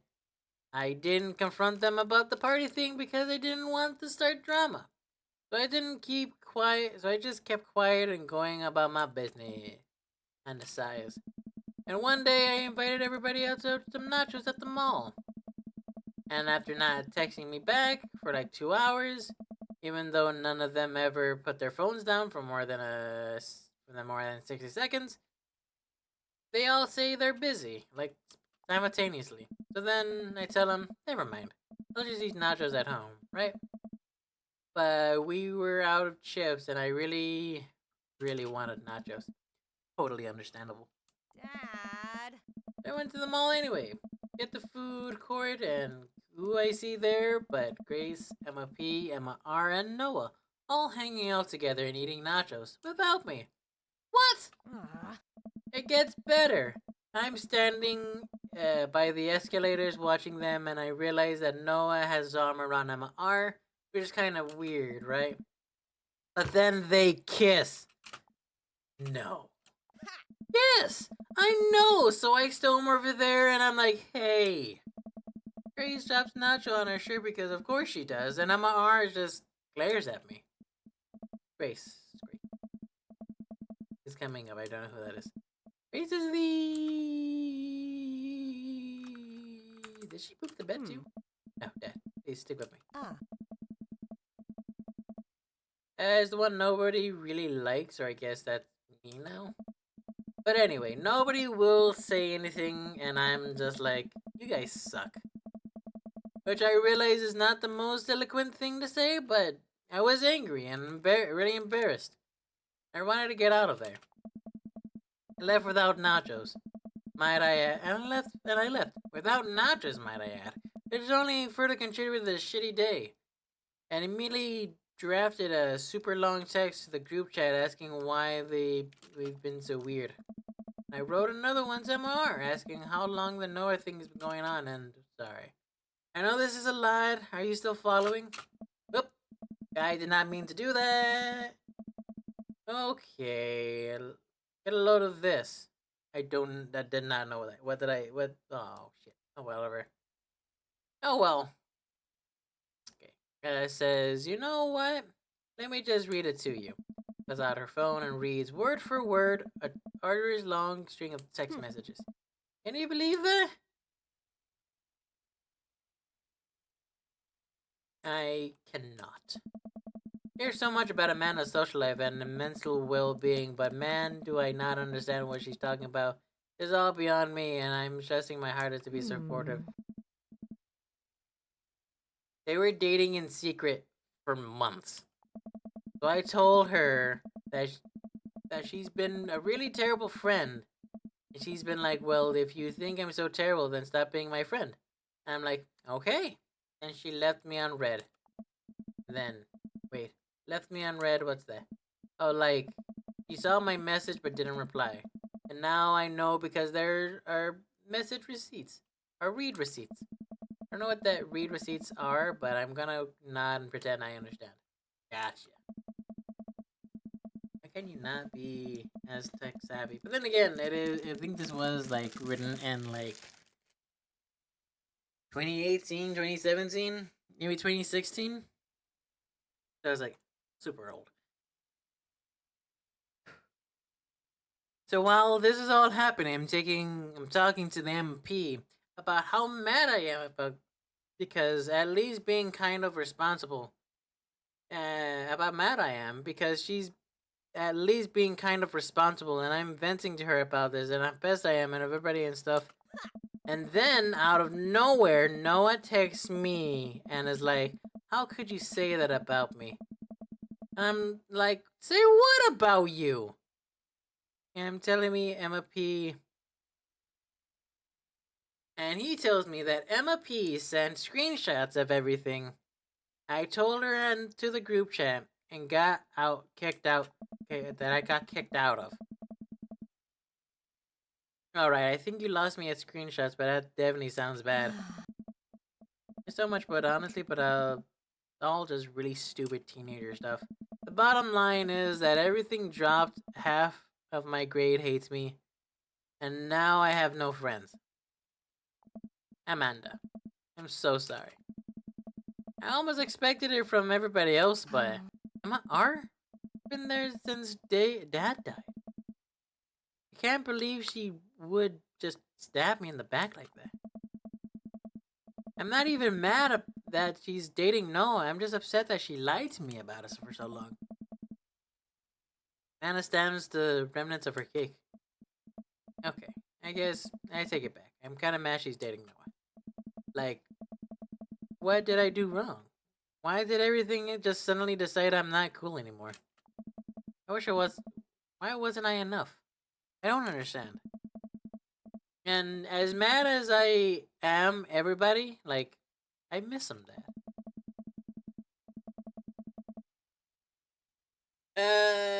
Okay. No, that's not the right one. I guess I don't have one for the correct one. So, weird. I need to get the correct one.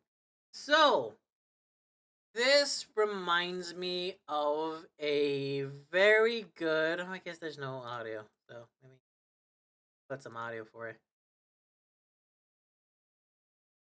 So this reminds me of a video by pirate software about somebody asking him, how do you unlove somebody? Right? And he puts it into perspective of you can't unlove somebody.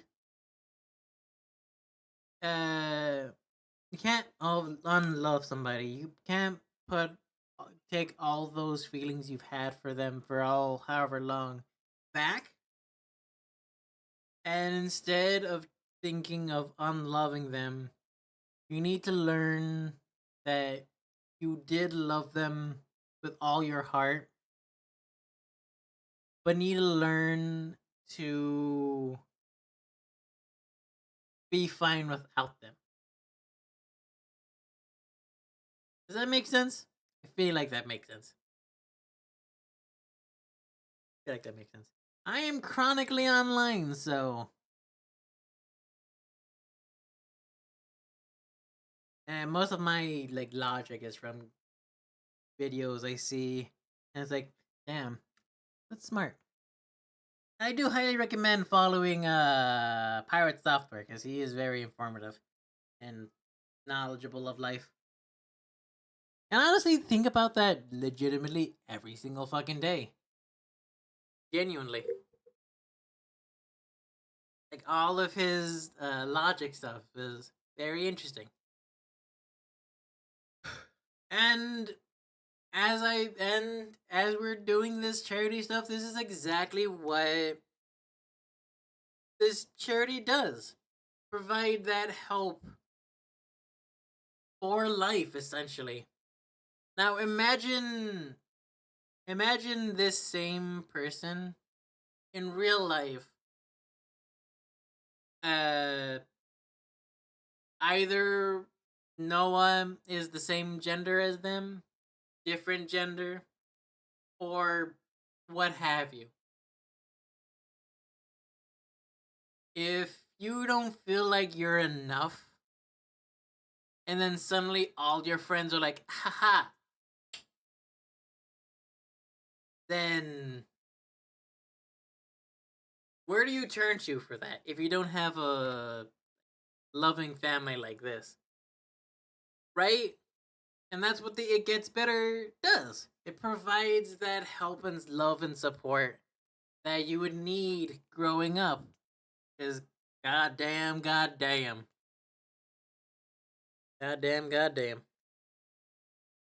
Life be shitty. Ooh wee.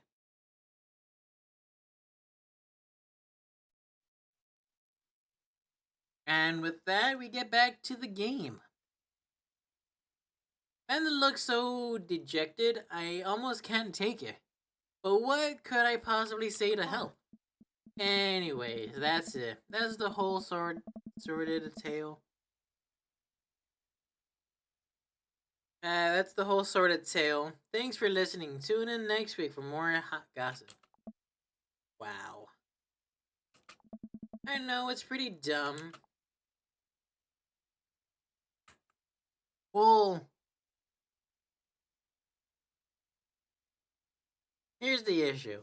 I would respond, it's kinda dumb. But not in the sense of all the stuff she's feeling. See, I'm gonna be overthinking this now because in my mind, I would say it's kind of dumb because why would they all do that?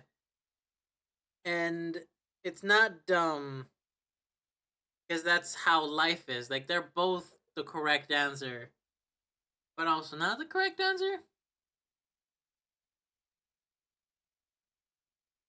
It's not dumb? No, it's a stupid thing to be upset over. Absolutely not. Panda, your feelings are real.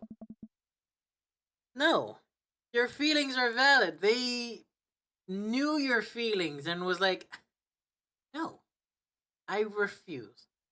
Your feelings are real. Don't ever be mad at yourself for having feelings, I guess. Unless you're secretly a robot who's been approximating human feelings this whole time. Dad, if I was a robot, I would have transformed into a monster truck a long time ago. Long time ago. But seriously, I know you probably don't want advice, but I feel like it's my duty as a dad to bestow upon you a few nuggets of fatherly wisdom. Ooh, that's a good one. Real friends don't do that. When you get older, you start realizing the sort of people you want to associate yourself with. Do you really want to be surrounded with, do you really want to be surrounding you want do you really want to surround yourself with people who would do something like this to you? It takes a lot of work to find and maintain meaningful friendships. It took me a long time to figure that out myself. I wish I had learned it sooner. And if the other person isn't putting in the effort to show you how much they care, then it's not worth it. Boy, howdy, have I learned that. Same thing goes for if you decide to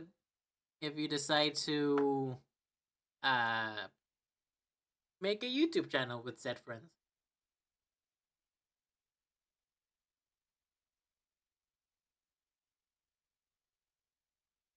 So for me, that one is still in like sort of speculation, because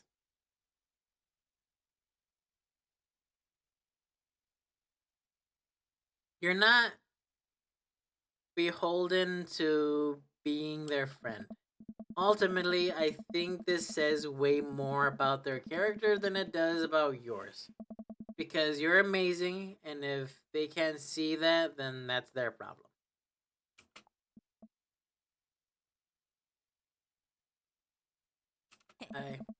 I'll keep that in mind.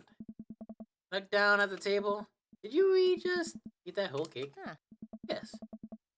We did just eat that whole cake. Well, good talk. Gets her a room, closes before she closes turns around. Hey, Pops. Yes. Thank you. Of course. Again, this game makes me feel like it will be an alright dad, but I know in my heart of hearts that I'm most definitely not ready to be a dad. I probably would have to be either the main character's age or like around that level. Because there is no way in flying fuck am I going to be able to raise a kid from start to essentially finish and still have them like good, healthy. Making me all teared up. God damn. You're always welcome. Love you, I Amanda. love you too, Dad. We're in the fields. We're in the fields, man. Pro tip Welcome. 41. Don't You've run got through the dads. fields. Uh-oh. What's that about? Hey, you listen. This is you from the past. Well, how did this happen? I figured you're trying to reply to this because I know myself. This is an automatic message from you earlier this morning. I was ending it when I was socially unacceptable to go out and buy ice cream. I forgot I did that. I forgot how I did that was, well, future is amazing. Listen, life is short. Ice cream should always be acceptable. This is unfortunate, but unfortunately this isn't the society we live in. It's less the society we live in, and more projecting my own anxiety about being judged onto others. But, you know what I mean. By the way, by the time you're reading this, it's a certain time of day in which nobody will bat an eye at you for going out to buy ice cream. You know what to do.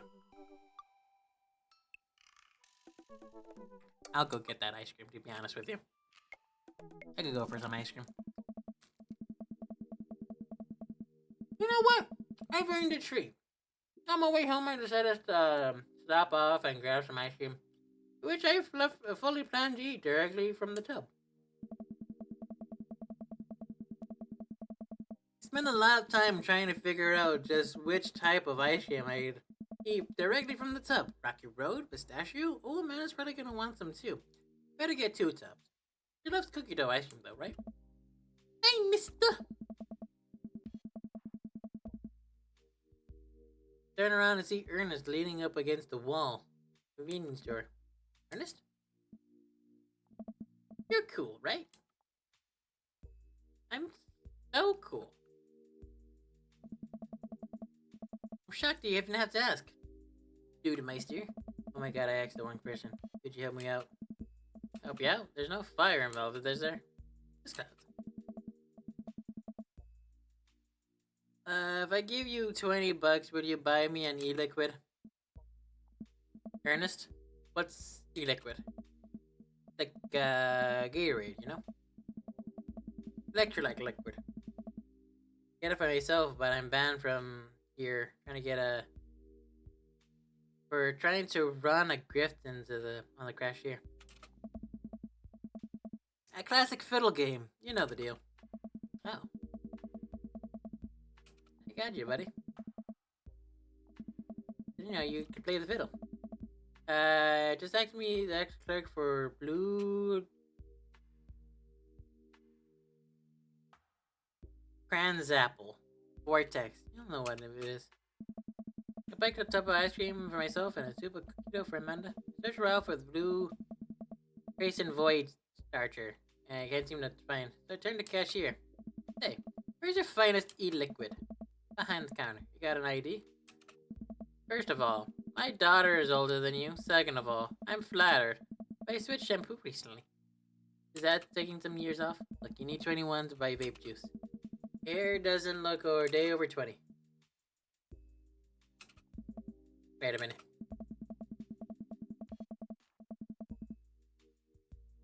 Are you just trying to get me to buy more ice cream? Because it's working. Wait a minute. Telling me that e-liquid's not a sports drink? For vaping. For vaping. I better go give that kid a piece of my mind. Look, I'm not gonna pretend that you didn't try to trick me into buying your old, cough syrup. Baphomet's cough syrup. And then go inside here to purchase some... Versus my ice cream, and I won't tell your dad. Farmers for scam. Not vaping, you get popcorn lung. What if I give you 25? Go home, Ernest. Walking back inside. Ernest calls after me. You can get popcorn lung from microwave popcorn, you know. I no longer trust this child, but the mere notion strikes fear into my heart. I go back to complete my purchase with the good cashier. Thank you, kind sir, for your time and generous hair compliments. You got it, bub. I glance out the window while I see Ernest still outside. Looks like he's still trying to talk to some poor sap. Guess I should go outside and save this guy from grief. Wait a second, that's definitely a cop. Oh boy. Grab my tubes and bolt outside. Ernest already face down in the hood of the police car. Ernest, did you seriously try to get a cop to buy you liquid? You know this kid? I'm friends with his dad. Yeah, we live in the same cul-de-sac. I know his dad. Listen, he's a good kid and... I'm this boy's father. Hey, and see Robert walking out to the street toward the convenience store. Ernest, what are you doing here? I want to be a lawyer. One lawyer.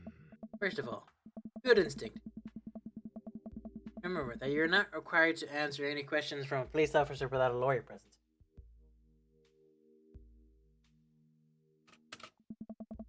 You're this boy's father? Yes, sir. Ernest likes to lash out at me like this ever since the accident. Oh, I don't like talking about it. That's fine. Robert gets a wistful wrinkle in his eye. It all started 7 summers ago. It all started 7 summers ago. My hair was long then. Smooth metal was in style. Ernest and I were down in Florida, swamp scavenging for, sir. I can leave it to you from here. Sounds good. Thanks, officer. Oh. Ernest, come along now. You'll be cleaning gout from the rain gutter for a week thanks to this transgression. Transgression. Transgussion. Transgussion. Transgression? Gussion?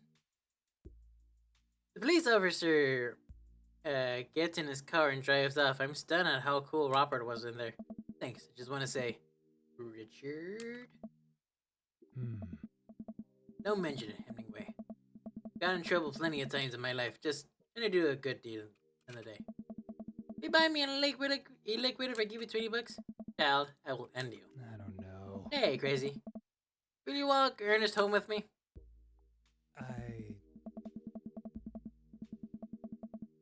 Ernest runs ahead, presumably so he won't be seen with us, which I think kids do.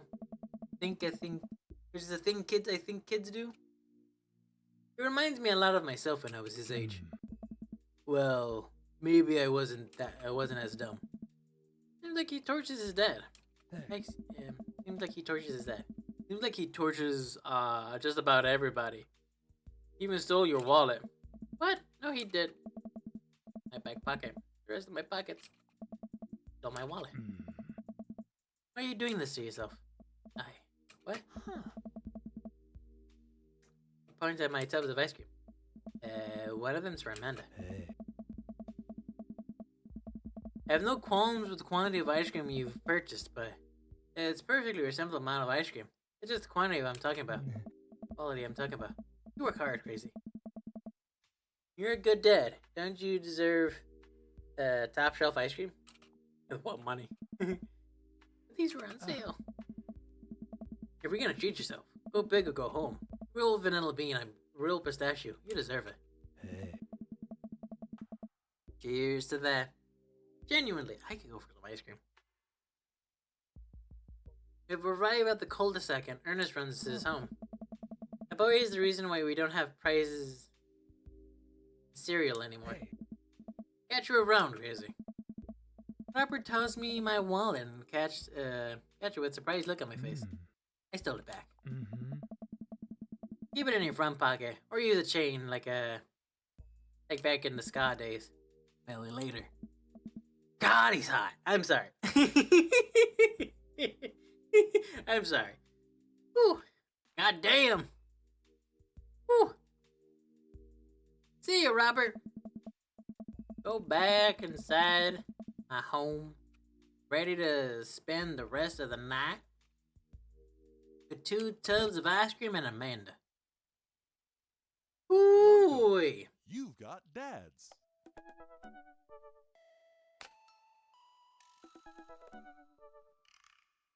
Boom, boom, boom, boom. Yeah, I'm fine. Their dates are pretty serious. Yeah, I'm fine. I was aiming for him anyway.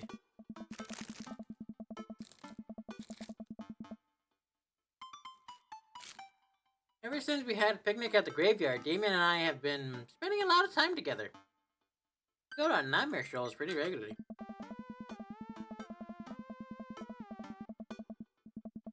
He was also impressed with the first letter I wrote him, and he insisted we only communicate by post.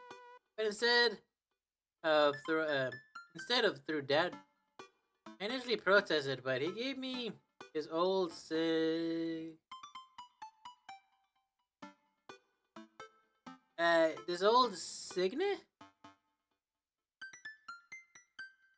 Old signet rings to use as a seal for my letters, and I couldn't say no. Hanging out with Goth Dad again? Please, Amanda, you know his name. And yes, be honest with me here, Pops.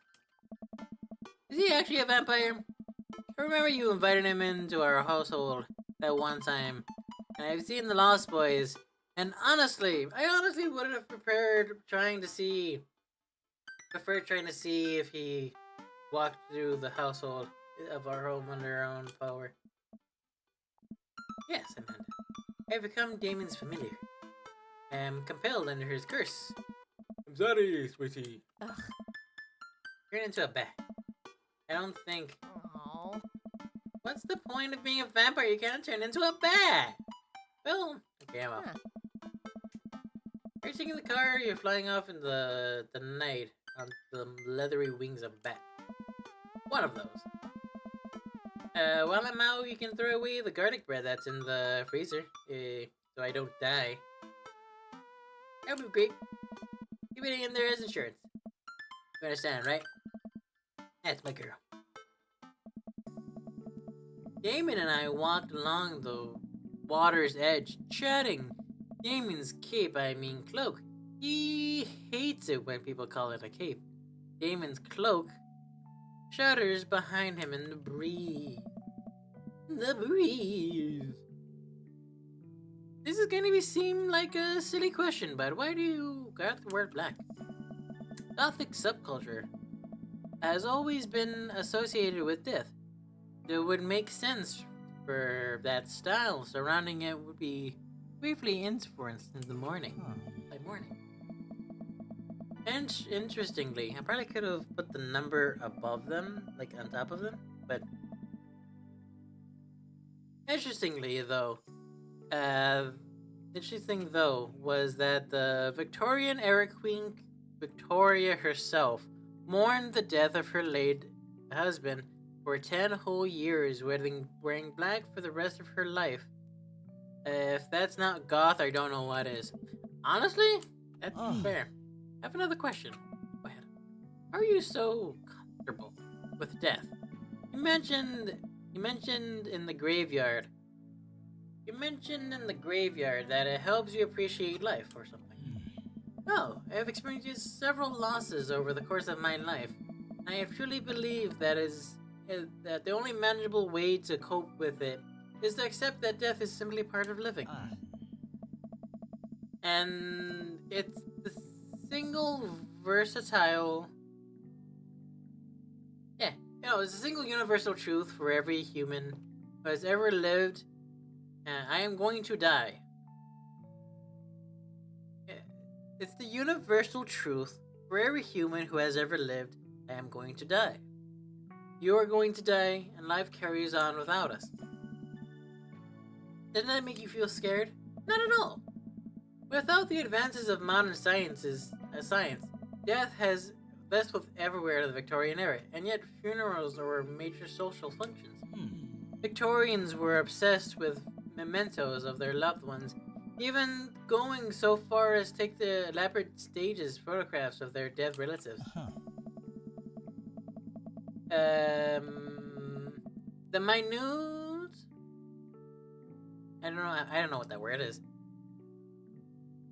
I want to say minute? No idea. Minute of mourning was so complex that there were set periods of grieving that were deemed acceptable based on who in your life passed. Now we don't have any of that. If you lose somebody, you end up feeling lost yourself, because we have no modern equivalent of those formalities. We need to allow ourselves time to grieve, to feel that loss fully, but not allow it to consume us. So no, I'm not afraid of death. I believe it's a waste of life to spread the dread of the end of it. Spend life dreading the end of it. Time we have here is brief and fleeting and occasionally cruel, but it is at all times precious to stare death in its face and live despite that. I think is noble. Is a noble existence. Let's save the mourning for the dead. Wow, that's beautiful. You can see the moonlight in the bay off of Damien's eyes. He smiles. We turn to the harbor, watch ships pass, breathing in the salty sea air. I look to Damien again, and I can't help but be entranced by his charm.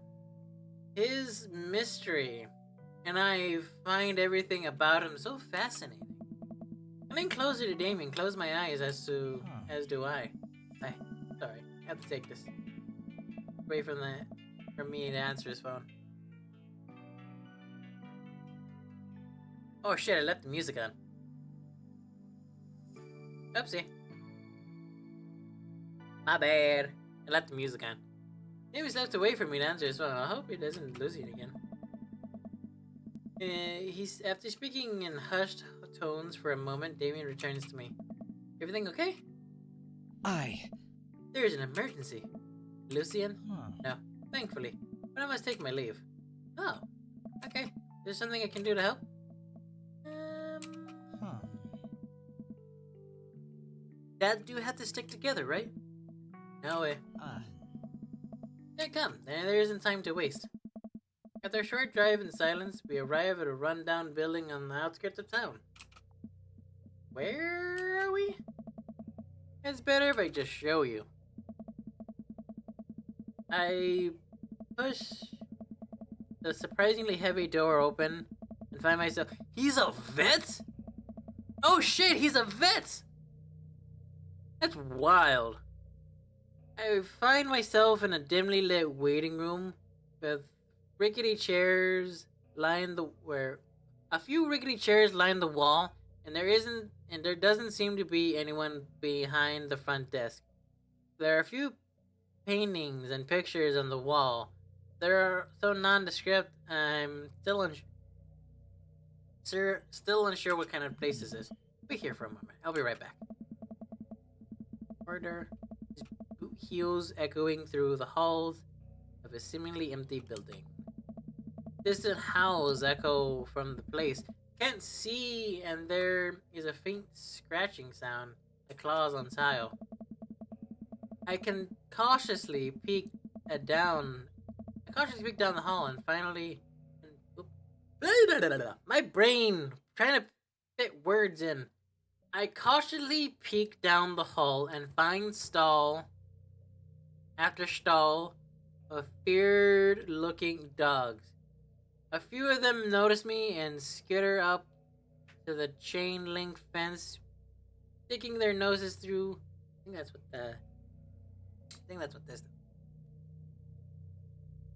Through the sniff the air. What have I gotten myself into? Suddenly, the lights shut off. I panic, unsure of where I am or how I get out. I stumble through the darkness, breathing getting heavier and heavier. Damien? Lights finally shut back on. Oh my god! Hi, Sailor. Harry, what are you doing here? Give it a rest, buddy. Ugh. You aren't here for the Fight Club? You don't want to get punched in the face? Hey. Great, because this is an animal shelter. What? We take care of stray animals, and then people adopt the stray animals. Didn't you see the pets when you walked in? Oh, sorry, I didn't realize I expected to see you volunteering at an animal shelter. Ugh. Wow. Okay, kid. Way to put me in a box.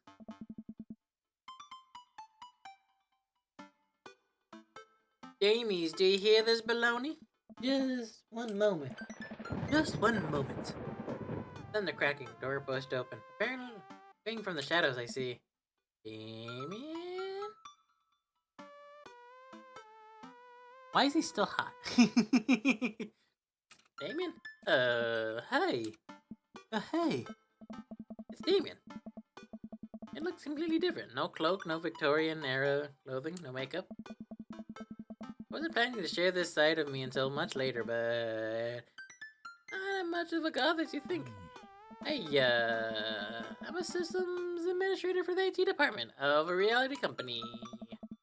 I wear tennis shoes to work and listen to Bruce Springsteen. I enjoy going to the hardware store. I enjoy going to the hardware store and look at storage solutions. I volunteer at animal shelter in my spare time. I'm boring. Not at all. I'm not gonna lie, I thought he was a vet. I'm fascinated with Victorian history and golf lifestyle. That much is true. It's just, that's not all what I am. I need to understand that. Oh, Ah. hate to kill a moment here, but there's something pressing business that needs to attend to. What? Oh, right. It's Duchess Cordelia. Again? It's Duchess Cordelia. Oh my god. One of the pups. Gets out all the time. And she somehow learned how to open doors. Now she's unstoppable. When did she get out? Ah. This morning, I went to go sing sea shanties to the cats, and then I came back. She already had bolted. I'm gonna stay here with the pets. I need you two to go find her. Of course. Where could she Give it be? a rest, buddy. She always ends up running off into the same place as here. Then we draw you a map. Gambling. Adoption center. Very smart, ruthless even. You need to stay on your toes and get her back by sundown. Or else she'll turn into a werewolf and start eating people. What? You're a perfect little peach, aren't you? You're a perfect little peach, Crazy. We just don't want her to get stuck outside when it's cold. That makes sense. I'll grab some treats, we'll hit the road. Take the map and Mary carried it for this.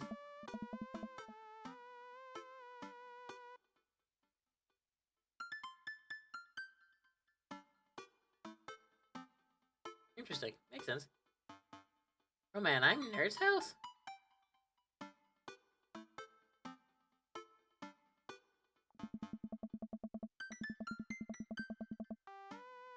At least you're not other Nerd's house. Look like you're moving up in the big pecking order. Congrats, kiddo. Where should we head first? Here. Probably should go aquarium, football, coffee. Go aquarium first. Damon and I exit the parking lot and start driving towards town. I look over to him. He seems concerned. Shouldn't be too hard to find Duchess, right? Pretty big pup. Mary wasn't kidding when she said that dog was smart. One time she correctly guessed the winner of the Kentucky Derby. It's a really great year for her. Bark, bark, bark. I don't know. What do you think of our odds are, Crazy? I'll just stay positive. My dad once told me, Crazy, you can't shove raisins up your nose. And that hurt my feelings. I felt discouraged, but I kept a positive attitude. And you know what? I made it happen. Ew. Might have landed me in the ER and forced me to have 10 golden raisins.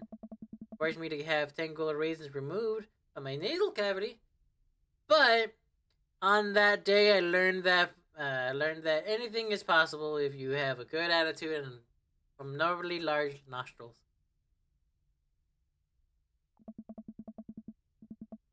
Young children are really resilient, I guess. Ah, yes, young children. I was 16. Let's just hope for the best. We got this. Woo! Damon and I stopped by the aquarium. Everything looks in order here. But it might help to get out of the car and to have a look. Do you see anything? No dog here, not even a sign of her. Do you know that penguins are considered the gods of the sea? Damon, I want to believe you so badly. What's the Bayside? Oh, there. We'll do that one after the softball. What's next? We drive to the softball field. It's usually gonna be the last one. God damn it, another one? We drive to the softball field. It looks like Crick's team is practicing. I wonder if any of the kids saw something. Crick spots and jogs over. Softball bat swung over his shoulder. Hey bros, what's up? Right, you wouldn't have to see a dog around here, have you? One escaped from the animal shelter. We're trying to locate her. Huh, I don't think so. Maybe one of the girls saw something. Girls! Hi, Amanda's dad. Hi, Lucian's dad. We have names. Girls, have you seen any dogs around? There was a pretty big dog just a few minutes ago. I don't think she had an owner. But I really wanted to play. We were trying to play fast, but she just took her softball and ran.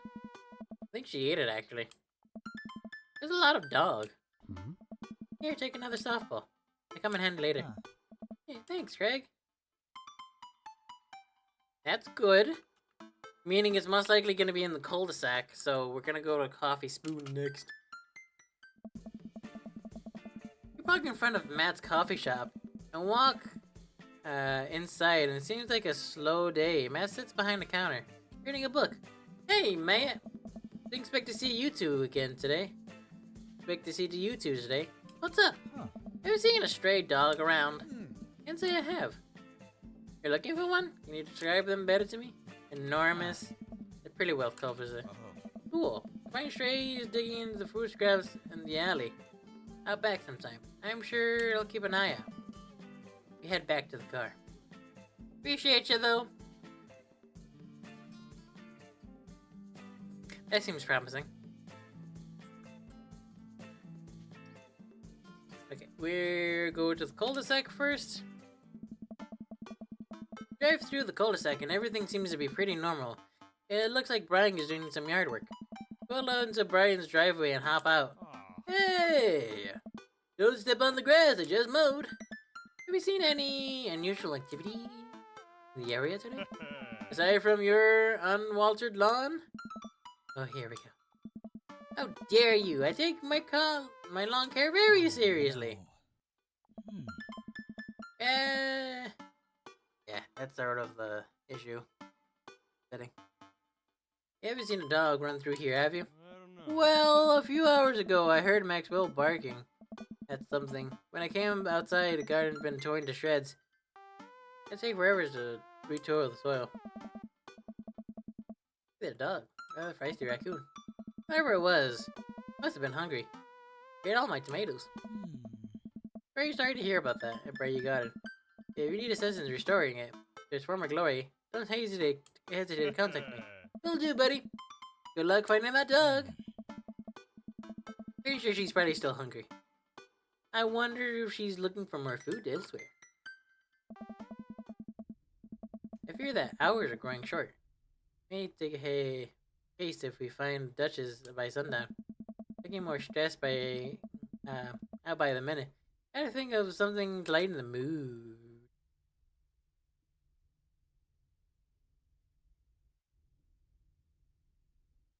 Boom. I would imagine it would be unwise for a vampire to take up the company of a smaller mammal. For a means of companionship, it would be likely to tempting to a bloodhound. I was gonna say a bloodhound, Damien. Oh, hi, yes. Oh, I'm gonna redo that. I'm sorry. Just gonna redo that. This is them down.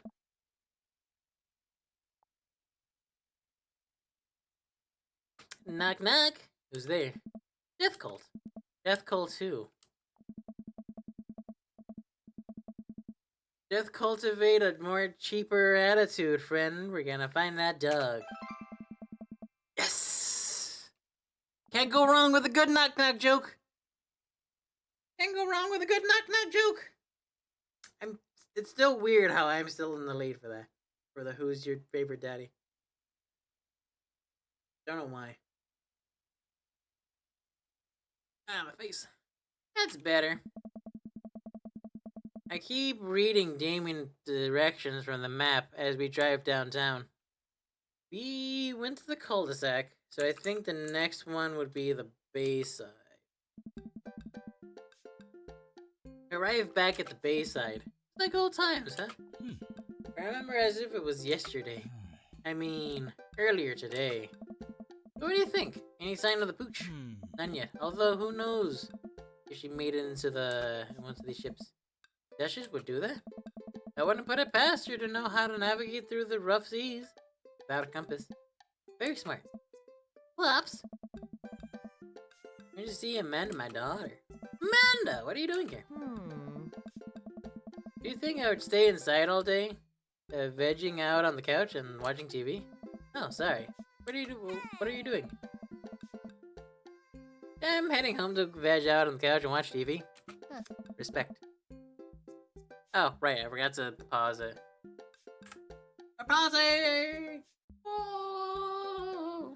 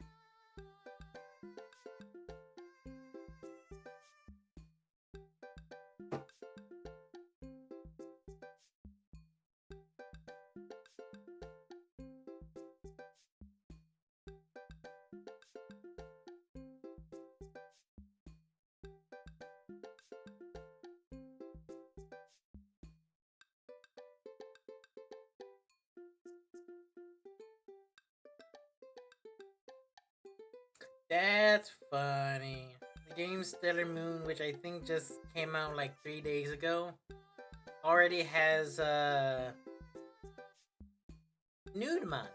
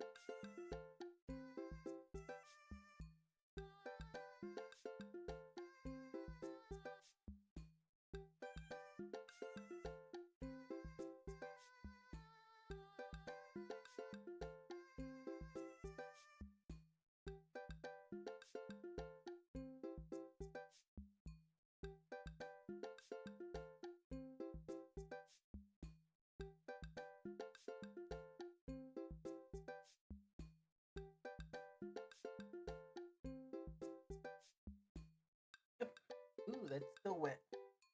Very wet. Yep.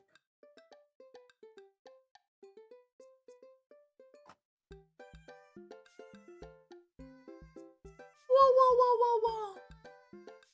Wow, wow. Had to get burritos first. Completely fair. Young miss, have you seen a dog around? Oh, you bet. Saw this Pomeranian with a bow around his neck. Saw a big old Doberman named Henry, and there's a stroller full of Yorkies, a Greyhound, a Golden Retriever. Mastiff anywhere? Oh, no dice. Really have remembered that. Gotta run though. Burrito, about 10 minutes.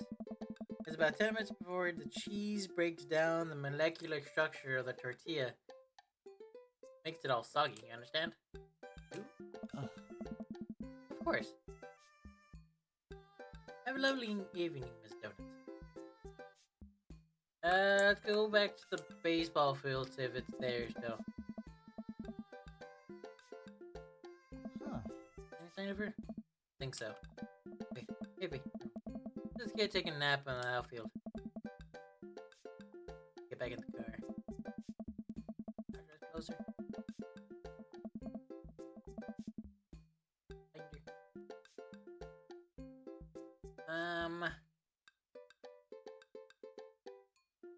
Let's try this one again.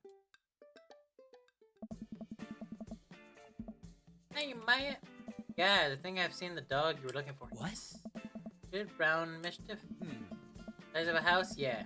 Started digging through the trash in the back. It ran away when I tried to get closer to it, though. Did you see what direction it ran? Thanks for a second. I have been running east, I think? Tore up 3 pans of old rights. Right said banana bread. Wanna take some for the road? Here's your thing. Packed up. Thanks for the slice. Roast slice. Right side banana bread is gonna be so good. Right. I meant good to be good. Duck. I feel like we're on the right track. Such as no time. Hey, that dog so much. Why don't you have any? Lucy needs severely allergic. I wouldn't put him through that. I wouldn't want to put him through that. Completely fair. There's still dogs in my life, so for that I'm grateful. There's about one more in your life, buddy. Great attitude. Let's not waste any more time. Barely. Okay. So most likely the aquarium then. Because they said we were going east. So that's either the aquarium or the bayside. We'll first check the aquarium, then the bayside of... Damn, everything looks in order, but I might not have to get out of the car. See anything? Dog, not even a sign of it. Okay, that's definitely a no. Oh, shit.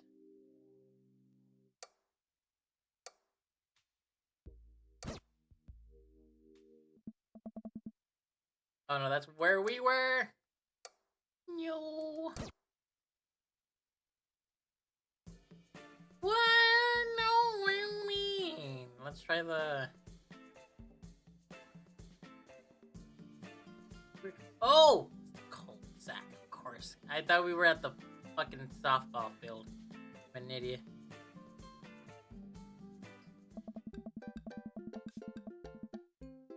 Except... Oh no, Hugo's front door is wide open. Can open doors.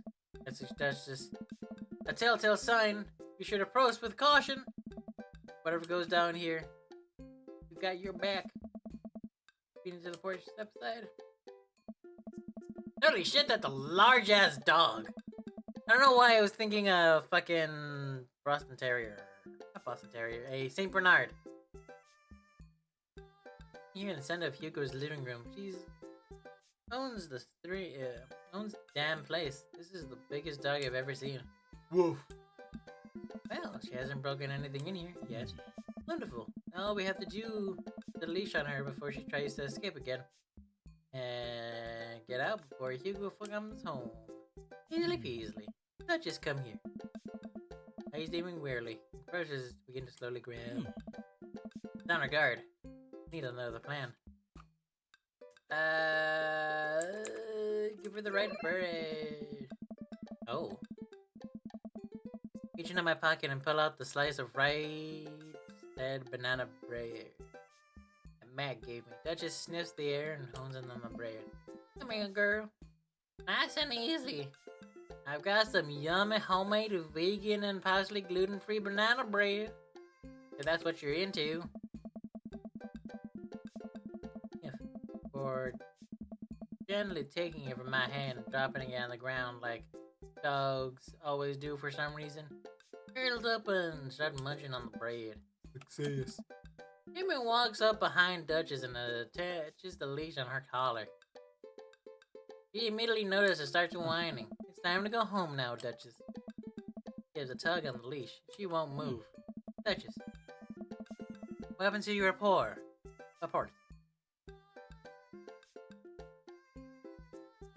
You and I used to be blossom buddies. Blossom of buddies.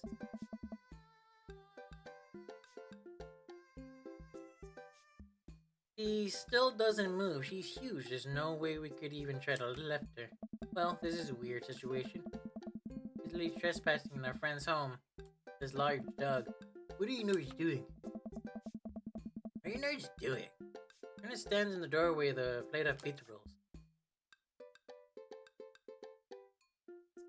What flavor pizza rolls are there? Pepperoni blast. There's Ernest and starts pulling against the leash. What's this dog doing in my house? What's this dog doing in my house? So long. Duchess suddenly breaks free from the demon's grip and hurtles towards Ernest. Ah! Ernest and Duchess fall into the ground. Pizza rolls that fly everywhere. This is bad. Ernest, are you okay? Ernest feeds the Duchess the pizza roll. Hey, she likes pizza rolls. Ernest sits up and the dog keeps licking his face. Oh, hey. Oh, hey. Oh, hey. Hugo stands at the door looking at like he's lost for words. Huh? What? Why are you guys? Whose dog is? It's a long story, but it involves a large dog who knows how to open doors. Barf. Hugo, may I represent you, Lord Cordelia? I don't know. How do you do? Barf. We're friends. I just licked Ernest's face. From the local animal shelter. She got out and we've been chasing her all around town. Your house was her final stop.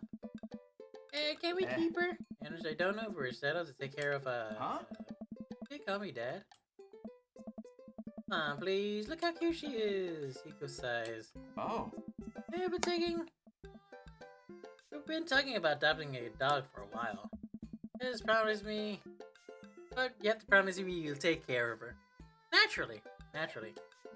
Yeah, I'll give you all her pizza rolls. Give you all the pizza rolls her little heart desires. I don't remember what's on the back of my map. Found out of Bye-bye. Forms for you. Dude. I'll even waive the adoption fee since, technically broke into your house. Ah. Well, alright. That's a deal. Portion.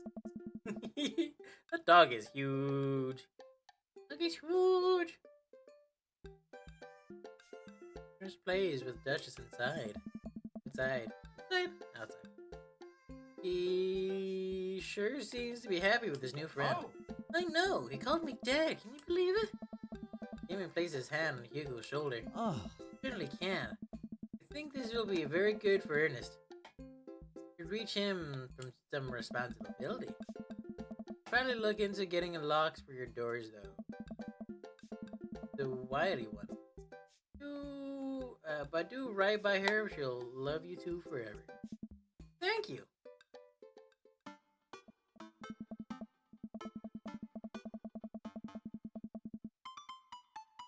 And long story short, the Duchess now lives with a happy home where neither of us are charged for breaking and entering. So all in all, I think it was a pretty fine day of work. Nice work, you two. Hey. Crazy. You should be a valuable asset to our team and volunteers if you know. If you ever like petting some puppies, hit me up. Harry, I always feel like petting some puppies. Ah. Good to know. Well, I'll catch you two fellas later. He has weird vibes. Not gonna lie to you. Good vibes. Starts to leave. One last thing. Damon's been telling me about you. That he's brought you around. Oh, yeah? Ugh. Damon's my special boy. My special boy. We go way back and I got, vested interest in his health, success, and well-being. So if you hurt him, Ah. I will kill you. And feed you to the dogs. You already know the Duchess will just eat you whole. Ah. You can fill up the pigs. Gulp. Gulp. Yes, ma'am. Mary leaves me alone with Damien. So, about the whole goth thing. I completely understand if you aren't interested in me anymore. What? Am I missing something here? Not a cool goth prince. I'm boring. I own 5 pairs of tennis shoes and I wear dumb glasses. Hun, what the fuck are you talking about? You look so nervous. Damien, you really think I'm only like you because of all the goth stuff? That's cool. That's all cool and all, but the best thing about you is how passionate you are about the things you love. I still feel like that's what my partner likes about me being passionate about my stuff. But at the same time,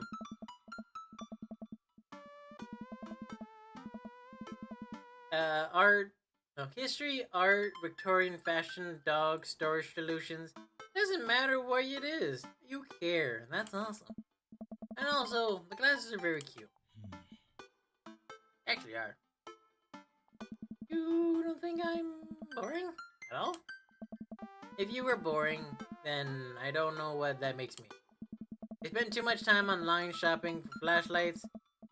I get excited to mow my lawn on Saturdays. I get run directly up my nose. I get cranky about commercials being too loud. I've even been thinking about making my own peanut butter. Then maybe we can be boring together.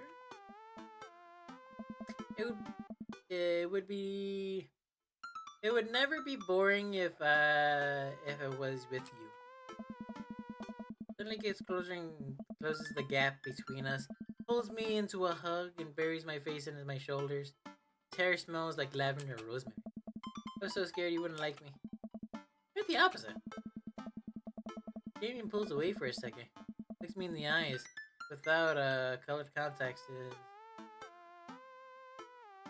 eyes are a lot smaller than expected. So dark and so. May I kiss you? Does a bat have wings? I believe I have my answer. I believe I have my answer then. Smiles delightful and leans in. A gentle kiss.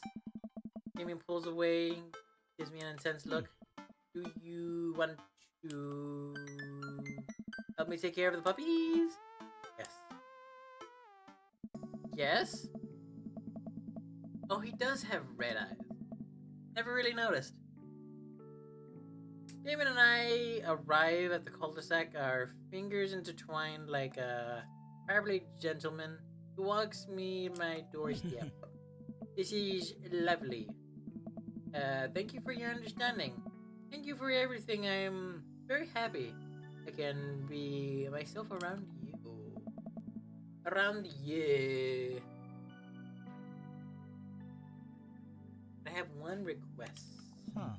What's that? Can we keep sending each other letters?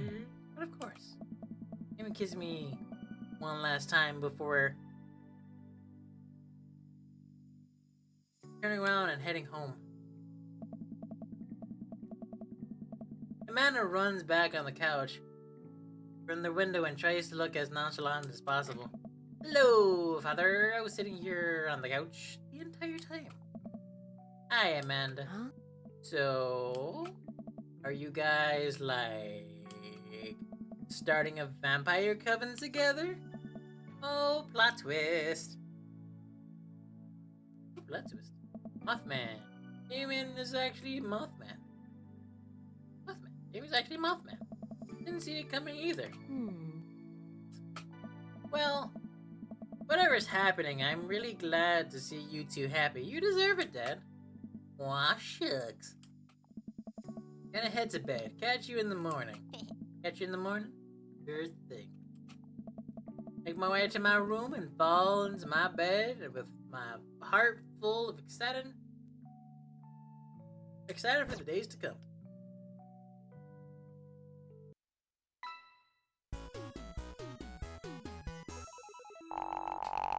Ernest.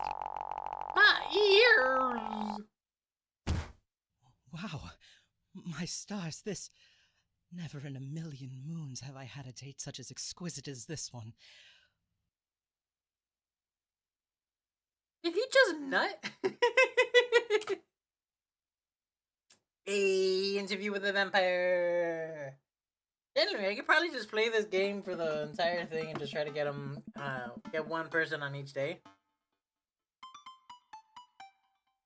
Whew. I think I have everything finally set up. Amanda should be here any moment now. I think that's her car in the driveway. Gotta act natural. Be cool, crazy. Be cool. Amanda walks through the door with a suspicious look on her face. Hey, Dad. That's a good start. Something fishy? Rats.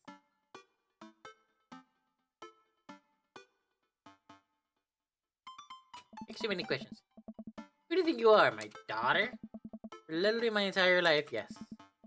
Kidding, you're right. I have a little surprise for you. Yeah, I can tell. You're very bad at lying. Amanda, my dear, would you care to join me in the kitchen? Father would be full my heart with glee. It will fill my heart with glee. I lead Amanda over to the kitchen, where a present lies covered under a tablecloth. Nothing special, but I wanted to get you a little something. You graduated high school last week, and I know you told me not to make a big deal about it, but... Aw, Dad, you dramatically whipped the tablecloth up. Yes. Stop. No way! Figured you probably won't be able to get cable in the dorm, so I thought it'd be fit. I thought it might be nice to take a piece of home with you. DVD box sets of Long Haul Paranormal Ice Storm Road Truckers. This is nice. All 19 seasons. Damn, how long were they in that fucking thing? Sandra. And bonus material including commentary with actual ghost features on the show. Dad, I love this. Thank you. She gives me a big hug. Glad you like it. Hey, you wanna hang out with me in the backyard for a bit? Toss the old pig in or something? Totally. Follow Amanda to the back door.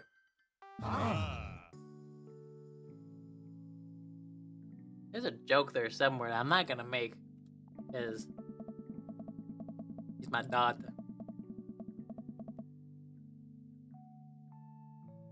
Whew. I told you not to make a big deal, but if you seem like you've forgotten, my entire mission in life is to make a big deal of your accomplishments. So consider this your graduation party. Surprise! Dad, everyone's here. Well, yeah. Everyone wanted to come and support you. Is that a mac and cheese bar? Sure is, full customizable down to the type of mac. And there's an ice cream cake, the good kind of, that with the crunches in the middle. Yeah. I don't know what to say. Don't say anything, just have fun with your pals, alright? I'm so proud of you, Amanda. Amanda smiles and runs to her friends. I should take the rounds and make sure everyone's having a good time, but first, mac and cheese. I walk over to Mary, who's having a lovely conversation with Amanda. I have real fluffy Samoyed right now. His name's Harold. Loves belly rubs. He always tries to lick your face, but if you get too close, I say thank you so much for telling me in great detail about every single dog currently at the animal shelter. Please, tell me about the Afghan with the 3 legs again. Huh? Sure. Quadro. Quadro, we call him. It's one of those ironic nicknames. You know, if you're really interested, you could probably steal one for you. Really? Nah. But I would like to meet. If you would like to meet, I could get you in to meet all of them. We really could use extra hands around the shelter, and those extra hands also could happen to steal a dog. I'm glad to see you are bonding over cute dogs. Really warms my heart. Dad, we're having a moment. Hey, Sailor. You're a good egg. Your kid's a good egg. Where's your goth prince? Where's your goth prince? You two are really attached at the hip these days. He's around. Stellar. Harry turns her attention to Amanda. It's not hard to sneak a dog into cottage, trust me. I did it plenty back in the day. At one point, I had 3 cats living in my dorm. I decided to leave them to it. All of a sudden, a huge dog leaps into my arms. Duchess! Hugo and Ernest run up to me. Duchess gives my face a few broad legs and hops on. We're working on that. In her disciplinary class. She's a wild spirit where she runs, that runs where she may. I don't mind that at all. Haha. Don't mind that at all. Look like the 3 of you are getting along nicely. She's a doubly addition to the clan. If I hold up my homework in front of her, she'll eat it. Cool. We'll deal with that later. Duchess Cordonia spots a squirrel and darts across the yard. Ernest follows her laughing. It's actually been a lot more manageable lately. I think taking care of the dog is good for him. Thanks for breaking into my house, I guess. Phrasing. Anytime. Crazy! Ryan, you made it! Don't pass up on a good Mac. What do you think of the party? It's not bad. Just not bad? Yeah, it's not bad. Don't let him bay you, don't let him bay you. Thank you for the lovely compliment. Daisy trots up. Hi. Amanda's dead. Hey, Brian's daughter. See how that feels? This is a really great party. Thank you for inviting us. Very welcome. Tiny child who knows how to pay a compliment. Brian and I... Okay, this isn't over. Hey, bro. Bro! This is a real rager. Taking our old age into consideration. I need to play more of this, to be honest with you. You know, don't worry about it. What did I say out loud? Okay, that is... But it has been, you know... God damn, it's been 7.5 hours. Woo! My voice is killing me. I'm trying to be in bed at a reasonable hour tonight. Don't let me get too wild. Bro. Don't worry, dude. I'll keep an eye out for your fruit punch and take. You know, I'm really glad we're bros again. Me too, dude. Brian and Hazel pick out behind Craig.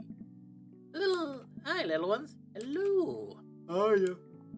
Thank you for being all that ice cream cake. Hey girls, how much of that did you eat?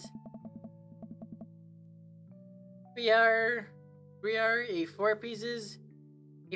Ask any witness. No, I didn't. Hazel ate 4 pieces. I don't want to depend them on me because then we look alike. I have your face. Nobody will ever believe you. Oh boy. Oh, let you guys figure this out. Good seeing you, Craig, though. Let's hang out soon, yeah? Totally. Tell Amanda congrats for us. Looks like you settled within the neighborhood quite nicely. We did. It's nice. Yep, couldn't ask for a better cul-de-sac. Well, I'm glad, hopefully. Hopefully we'll see you more church events. Absolutely not. We got a big schedule planned for the rest of the year. Sure thing, Joseph. And maybe if you aren't doing anything later, we could hang out sometime. Sure, Joseph. That'll be great. Well, see you later.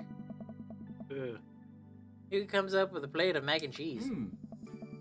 Perfect cheddar to mac ratio. Perfect work, Crazy. Thank you. Thank you, Hugo. You know, I'm really pleased to see Amanda doing well in her dream school. going to her dream school. I'm glad she turned around for the finals. Me too, that scholarship money will really help. Anna walks by and pretends not to see Hugo. Amanda, come to say hi to your old teacher. Hey. Congrats on graduating. I know you're gonna do great things at art school. Yeah, thanks. Starts to back away. Wait, I just realized that you're not my teacher anymore, so I don't have to be afraid of talking to you. You are no longer hold power over me! You're right, go forth, adult. I can no longer give you detention. Yeah, I'm gonna break anything I want. There's nothing you can do about it. Are you still mad at me about that one time I gave you detention for breaking my globe? Nope. Yes. Who the fuck was that? And I hope you know that the globe didn't even fit through the baseball hoop in the first place. So you'll fit into college just fine. Hey, Robert, glad you can make it. Oh. Yep. Takes a sip of his drink. Why is he being so cold to me? Everything okay? Why didn't you talk to me about it? I thought we had something. Come on, Crazy, you know what this was.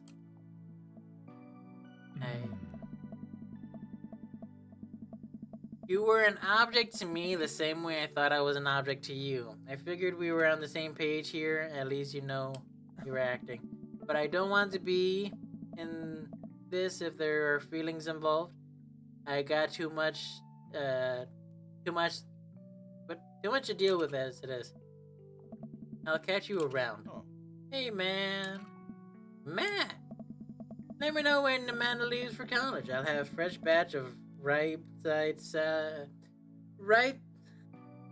said banana bread ready for her. Thank you. I know she'll love that.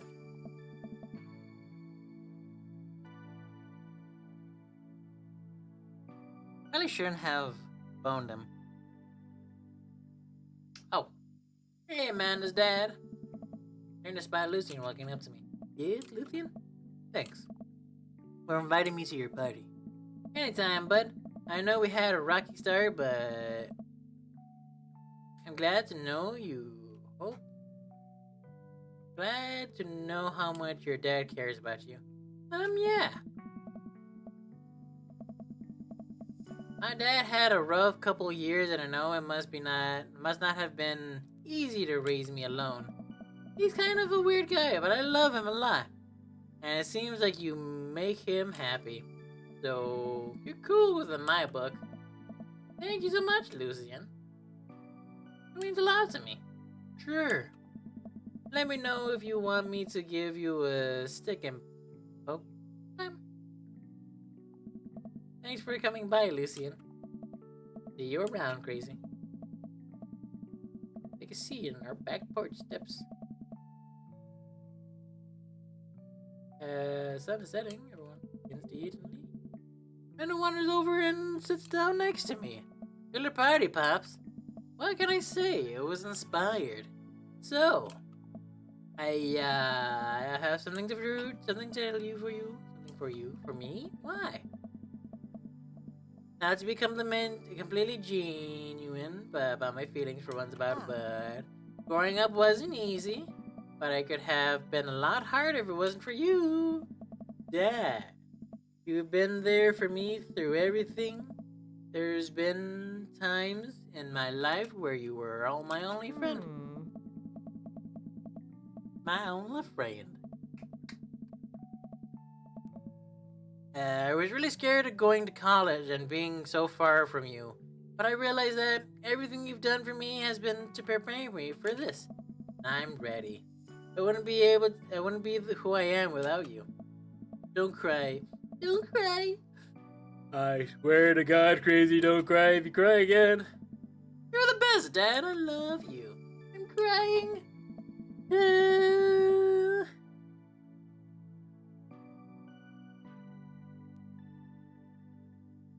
Emotional vulnerability for one day.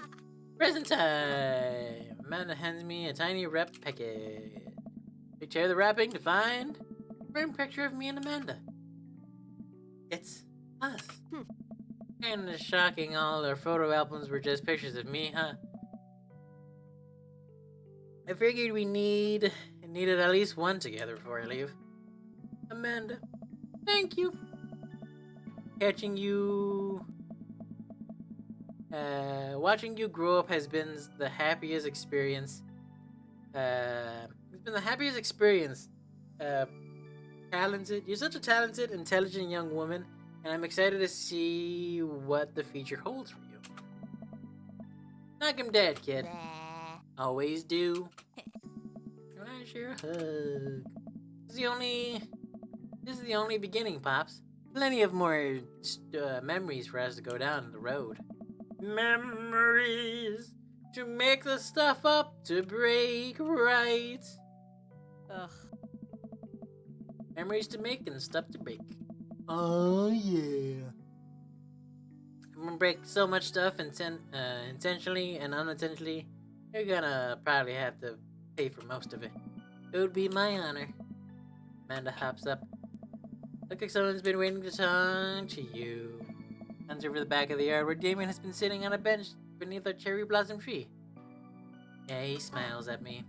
Looks at me, and I look at him. And he looks at me, and I look at him. I'll leave you to it. Me and the Emmas are gonna go get ice cream. Love ya, Pops. Amanda runs off to join her friends.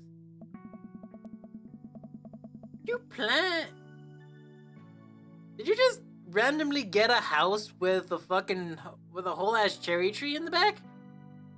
Now that's a steal. I take a seat next to Damien as our last guests make our way out of the party. Did you know that the Victorian era, they would call benches seedy boys? What, really? Oh. I'm kidding, crazy. But what if? Good to see you and your civvies again. Thank you. I had a realization. I had a revelation the other day, crazy. I think it would be largely due to your continued influence upon me.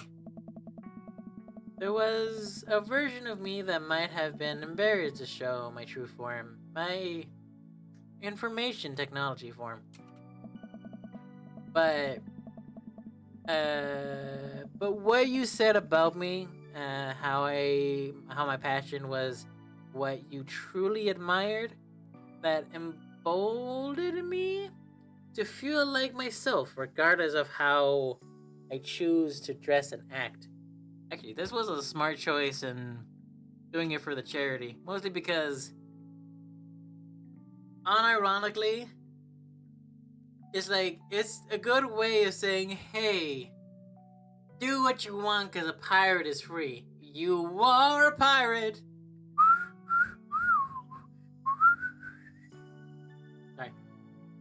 Yeah, essentially that's what that is. Do what you want because a pirate is free. You are a pirate.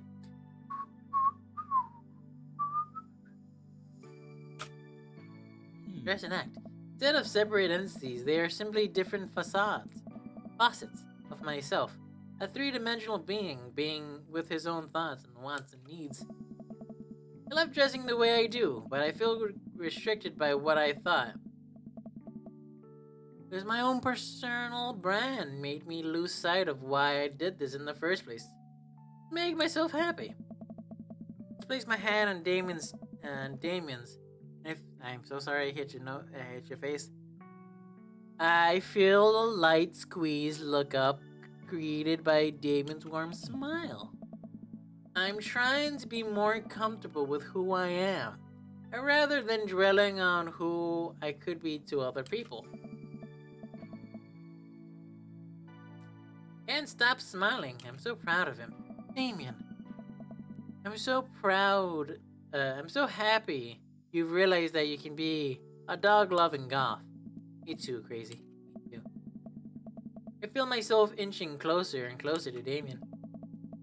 I go to brush a lock of hair out of his face, and I am shocked at how soft it is. Wow, hair is so soft. Dog shampoo. Keep running my hands through his hair as he leans closer to me.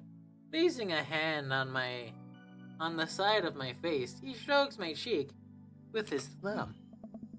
You know, public displays of affection were considered scandalous in the Victorian era. Damien pulls me in for a kiss, but I think I can make an exception for you. Laser is clearly a superior digital something or other. Hey, Macarena! Hey! We did it! We got the goth! Holy shit! Were you here the whole time? Were you here the whole time? I'm sorry, you just popped out of nowhere.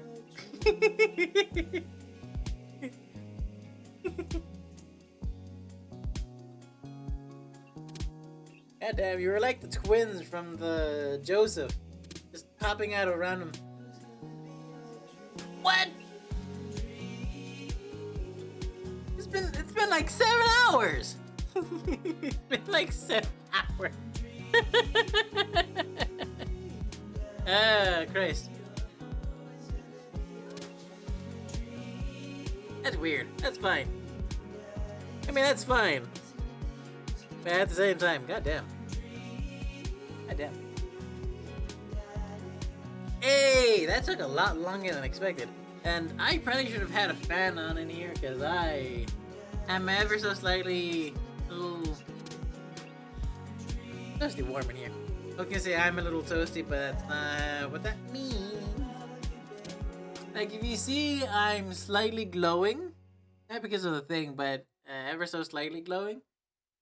That's mostly because of sweat. Goddamn, goddamn. Goddamn, goddamn. But yes, that was Damien's. I'm not entirely sure where they talked about chest binders. But you know, probably missed something. I will honestly say, I do love this game with all my heart, because it is a really good game. And like, the characters are like really well written. Like, genuinely really well written. And the characters like not annoying whatsoever. My only downside is the whole like competition type of feeling. Is the whole competition with Brian, and his ending is sort of just coming to accepting terms of we are complicated. We're not together, but it's sort of like we're not together, but we'll tone down the competition. Be more friendly instead of rivals, or I guess, or something. Because I feel like he might be the only one that's straight. Or I got the bad ending. I don't really know. I'm not gonna lie. Also, I think you may have missed it, Empress. But I did bone Robert, so.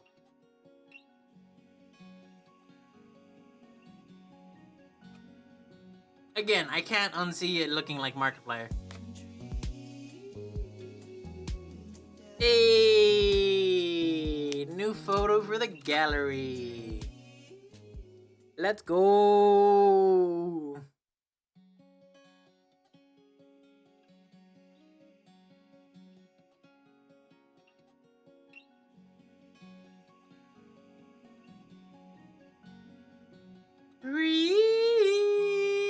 Oh, you saw it? Oh, God. Oh, no. But yeah, I have 3 of the 7.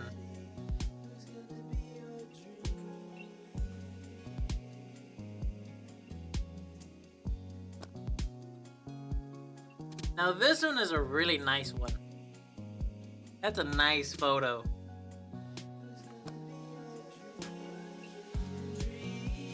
Okay. It would then be that one.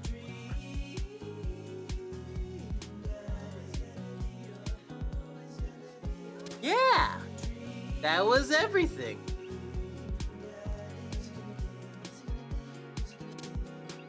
That was everything. Also, since you're here, Empress, you're probably able to see me. Or should I wait till somebody? I don't know. But I guess I did get a follow 5 days ago after my previous stream. So it's like, okay, I'll just do something there. I'll just do a Bean Boozled right now. I know we haven't gotten no donation. Haven't gotten no donation. But we did get a follow. I'm gonna do that anyway. Bean.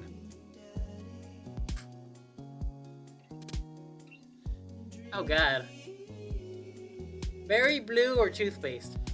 Not terrible, but look at this fucking neon blue fucking shit. I'm taking the blue pill.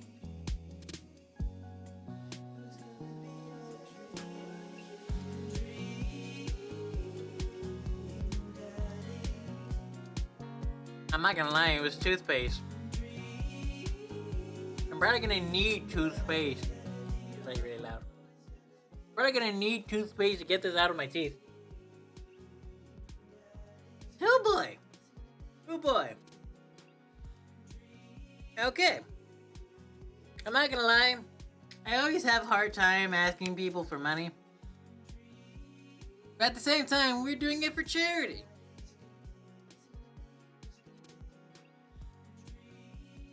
I also realize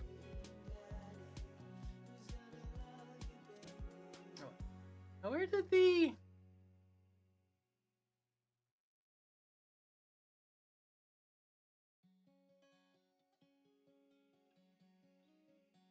charity?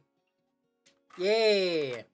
So if you want to know what the milestones is, every $25 that we raise, I do a different thing.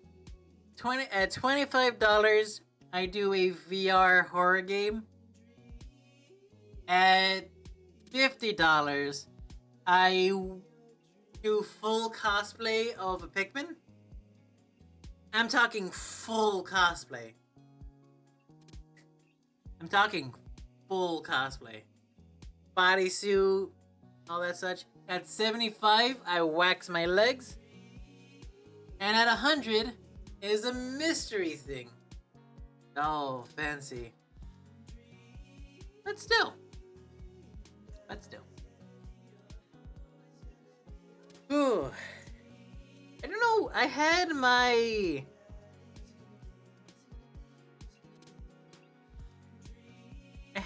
a text that was up here saying 1 donation equals 1 Bean Boozled.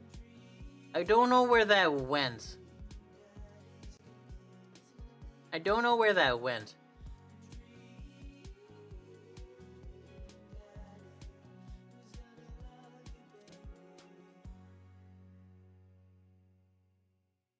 Oh, I found it. It was right there the whole time.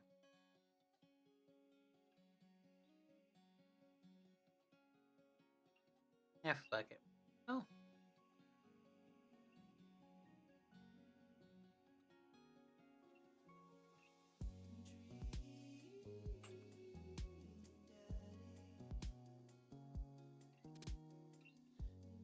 Woo! Found it! Turns out I only put it into one scene. More you know. More you know. So, chat, who is your favorite daddy? Also, why am I still in the lead? Why am I still in the lead? I still don't know. I still don't understand that.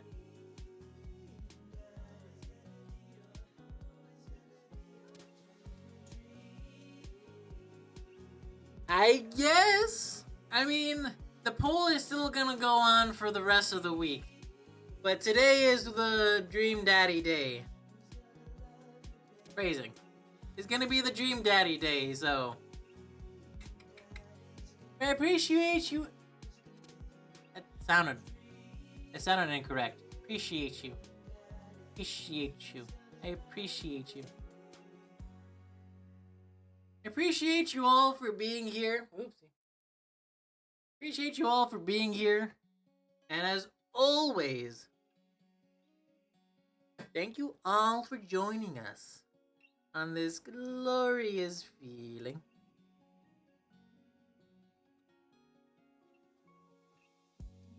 That is a fair point. Probably should do that, actually. That makes sense. I mean, I was also talking about it every now and again.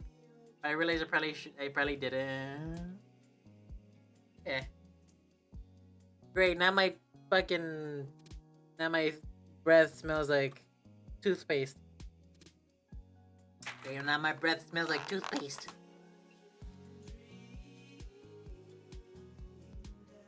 Why didn't I realize these Team Mosul things are shutting out?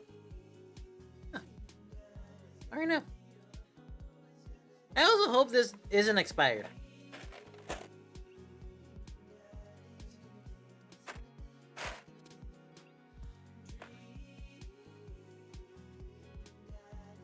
Oh, June 4th, 2026. So we have time. We're good. Woo! I would have been a disaster. Would have been a disaster. Okay. Whew. As of today, I am in the lead for who's your favorite daddy. Which is fine. I'm okay with that. Still weird though, I'm not gonna lie to you. But probably should end off relatively soon. If you want to make a solid 8 hours, I'll have to end off in 5 minutes. Less than 5 minutes. So I'll run through my spiel. Thank you all for joining me on this lovely occasion. Excuse me, I had hiccups. On this lovely occasion, where we raise money for the It Gets Better campaign. Where we raise, well, during the charity streams, we play games with queer characters to show that, yes, we exist, and representation matters. Case in point, Dream Daddy. Now, on one hand, it is like the haha gayness. But at the same time, each character is very well thought out and actually planned out fully. It's actually really nice. Really less of a joke and more of a fun concept that actually pulled off. It was actually pulled off. Very nice. Very wholesome.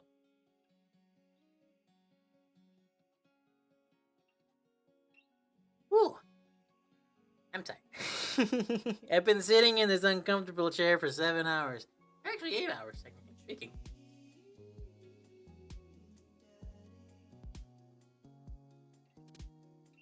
I might need to cut my hair, to be honest with you. Might go the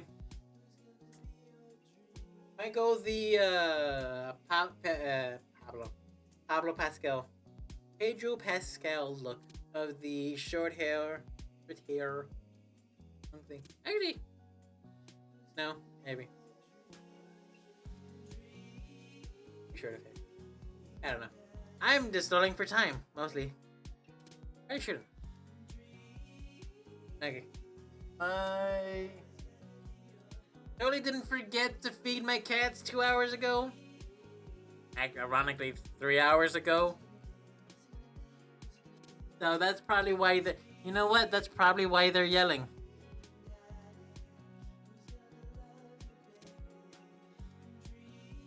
That explains a lot, actually. That is a. I probably should end now so I can go feed them.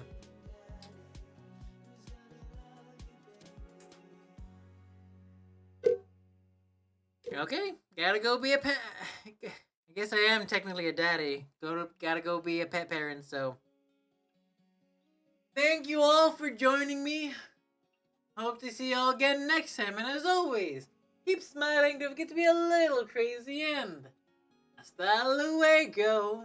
Bye, everybody. Follow my various social medias, just for the fun of it. Bye, everybody. Also, before I go,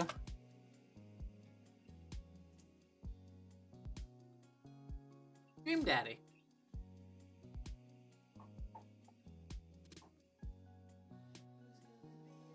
Do either of you want to say hi?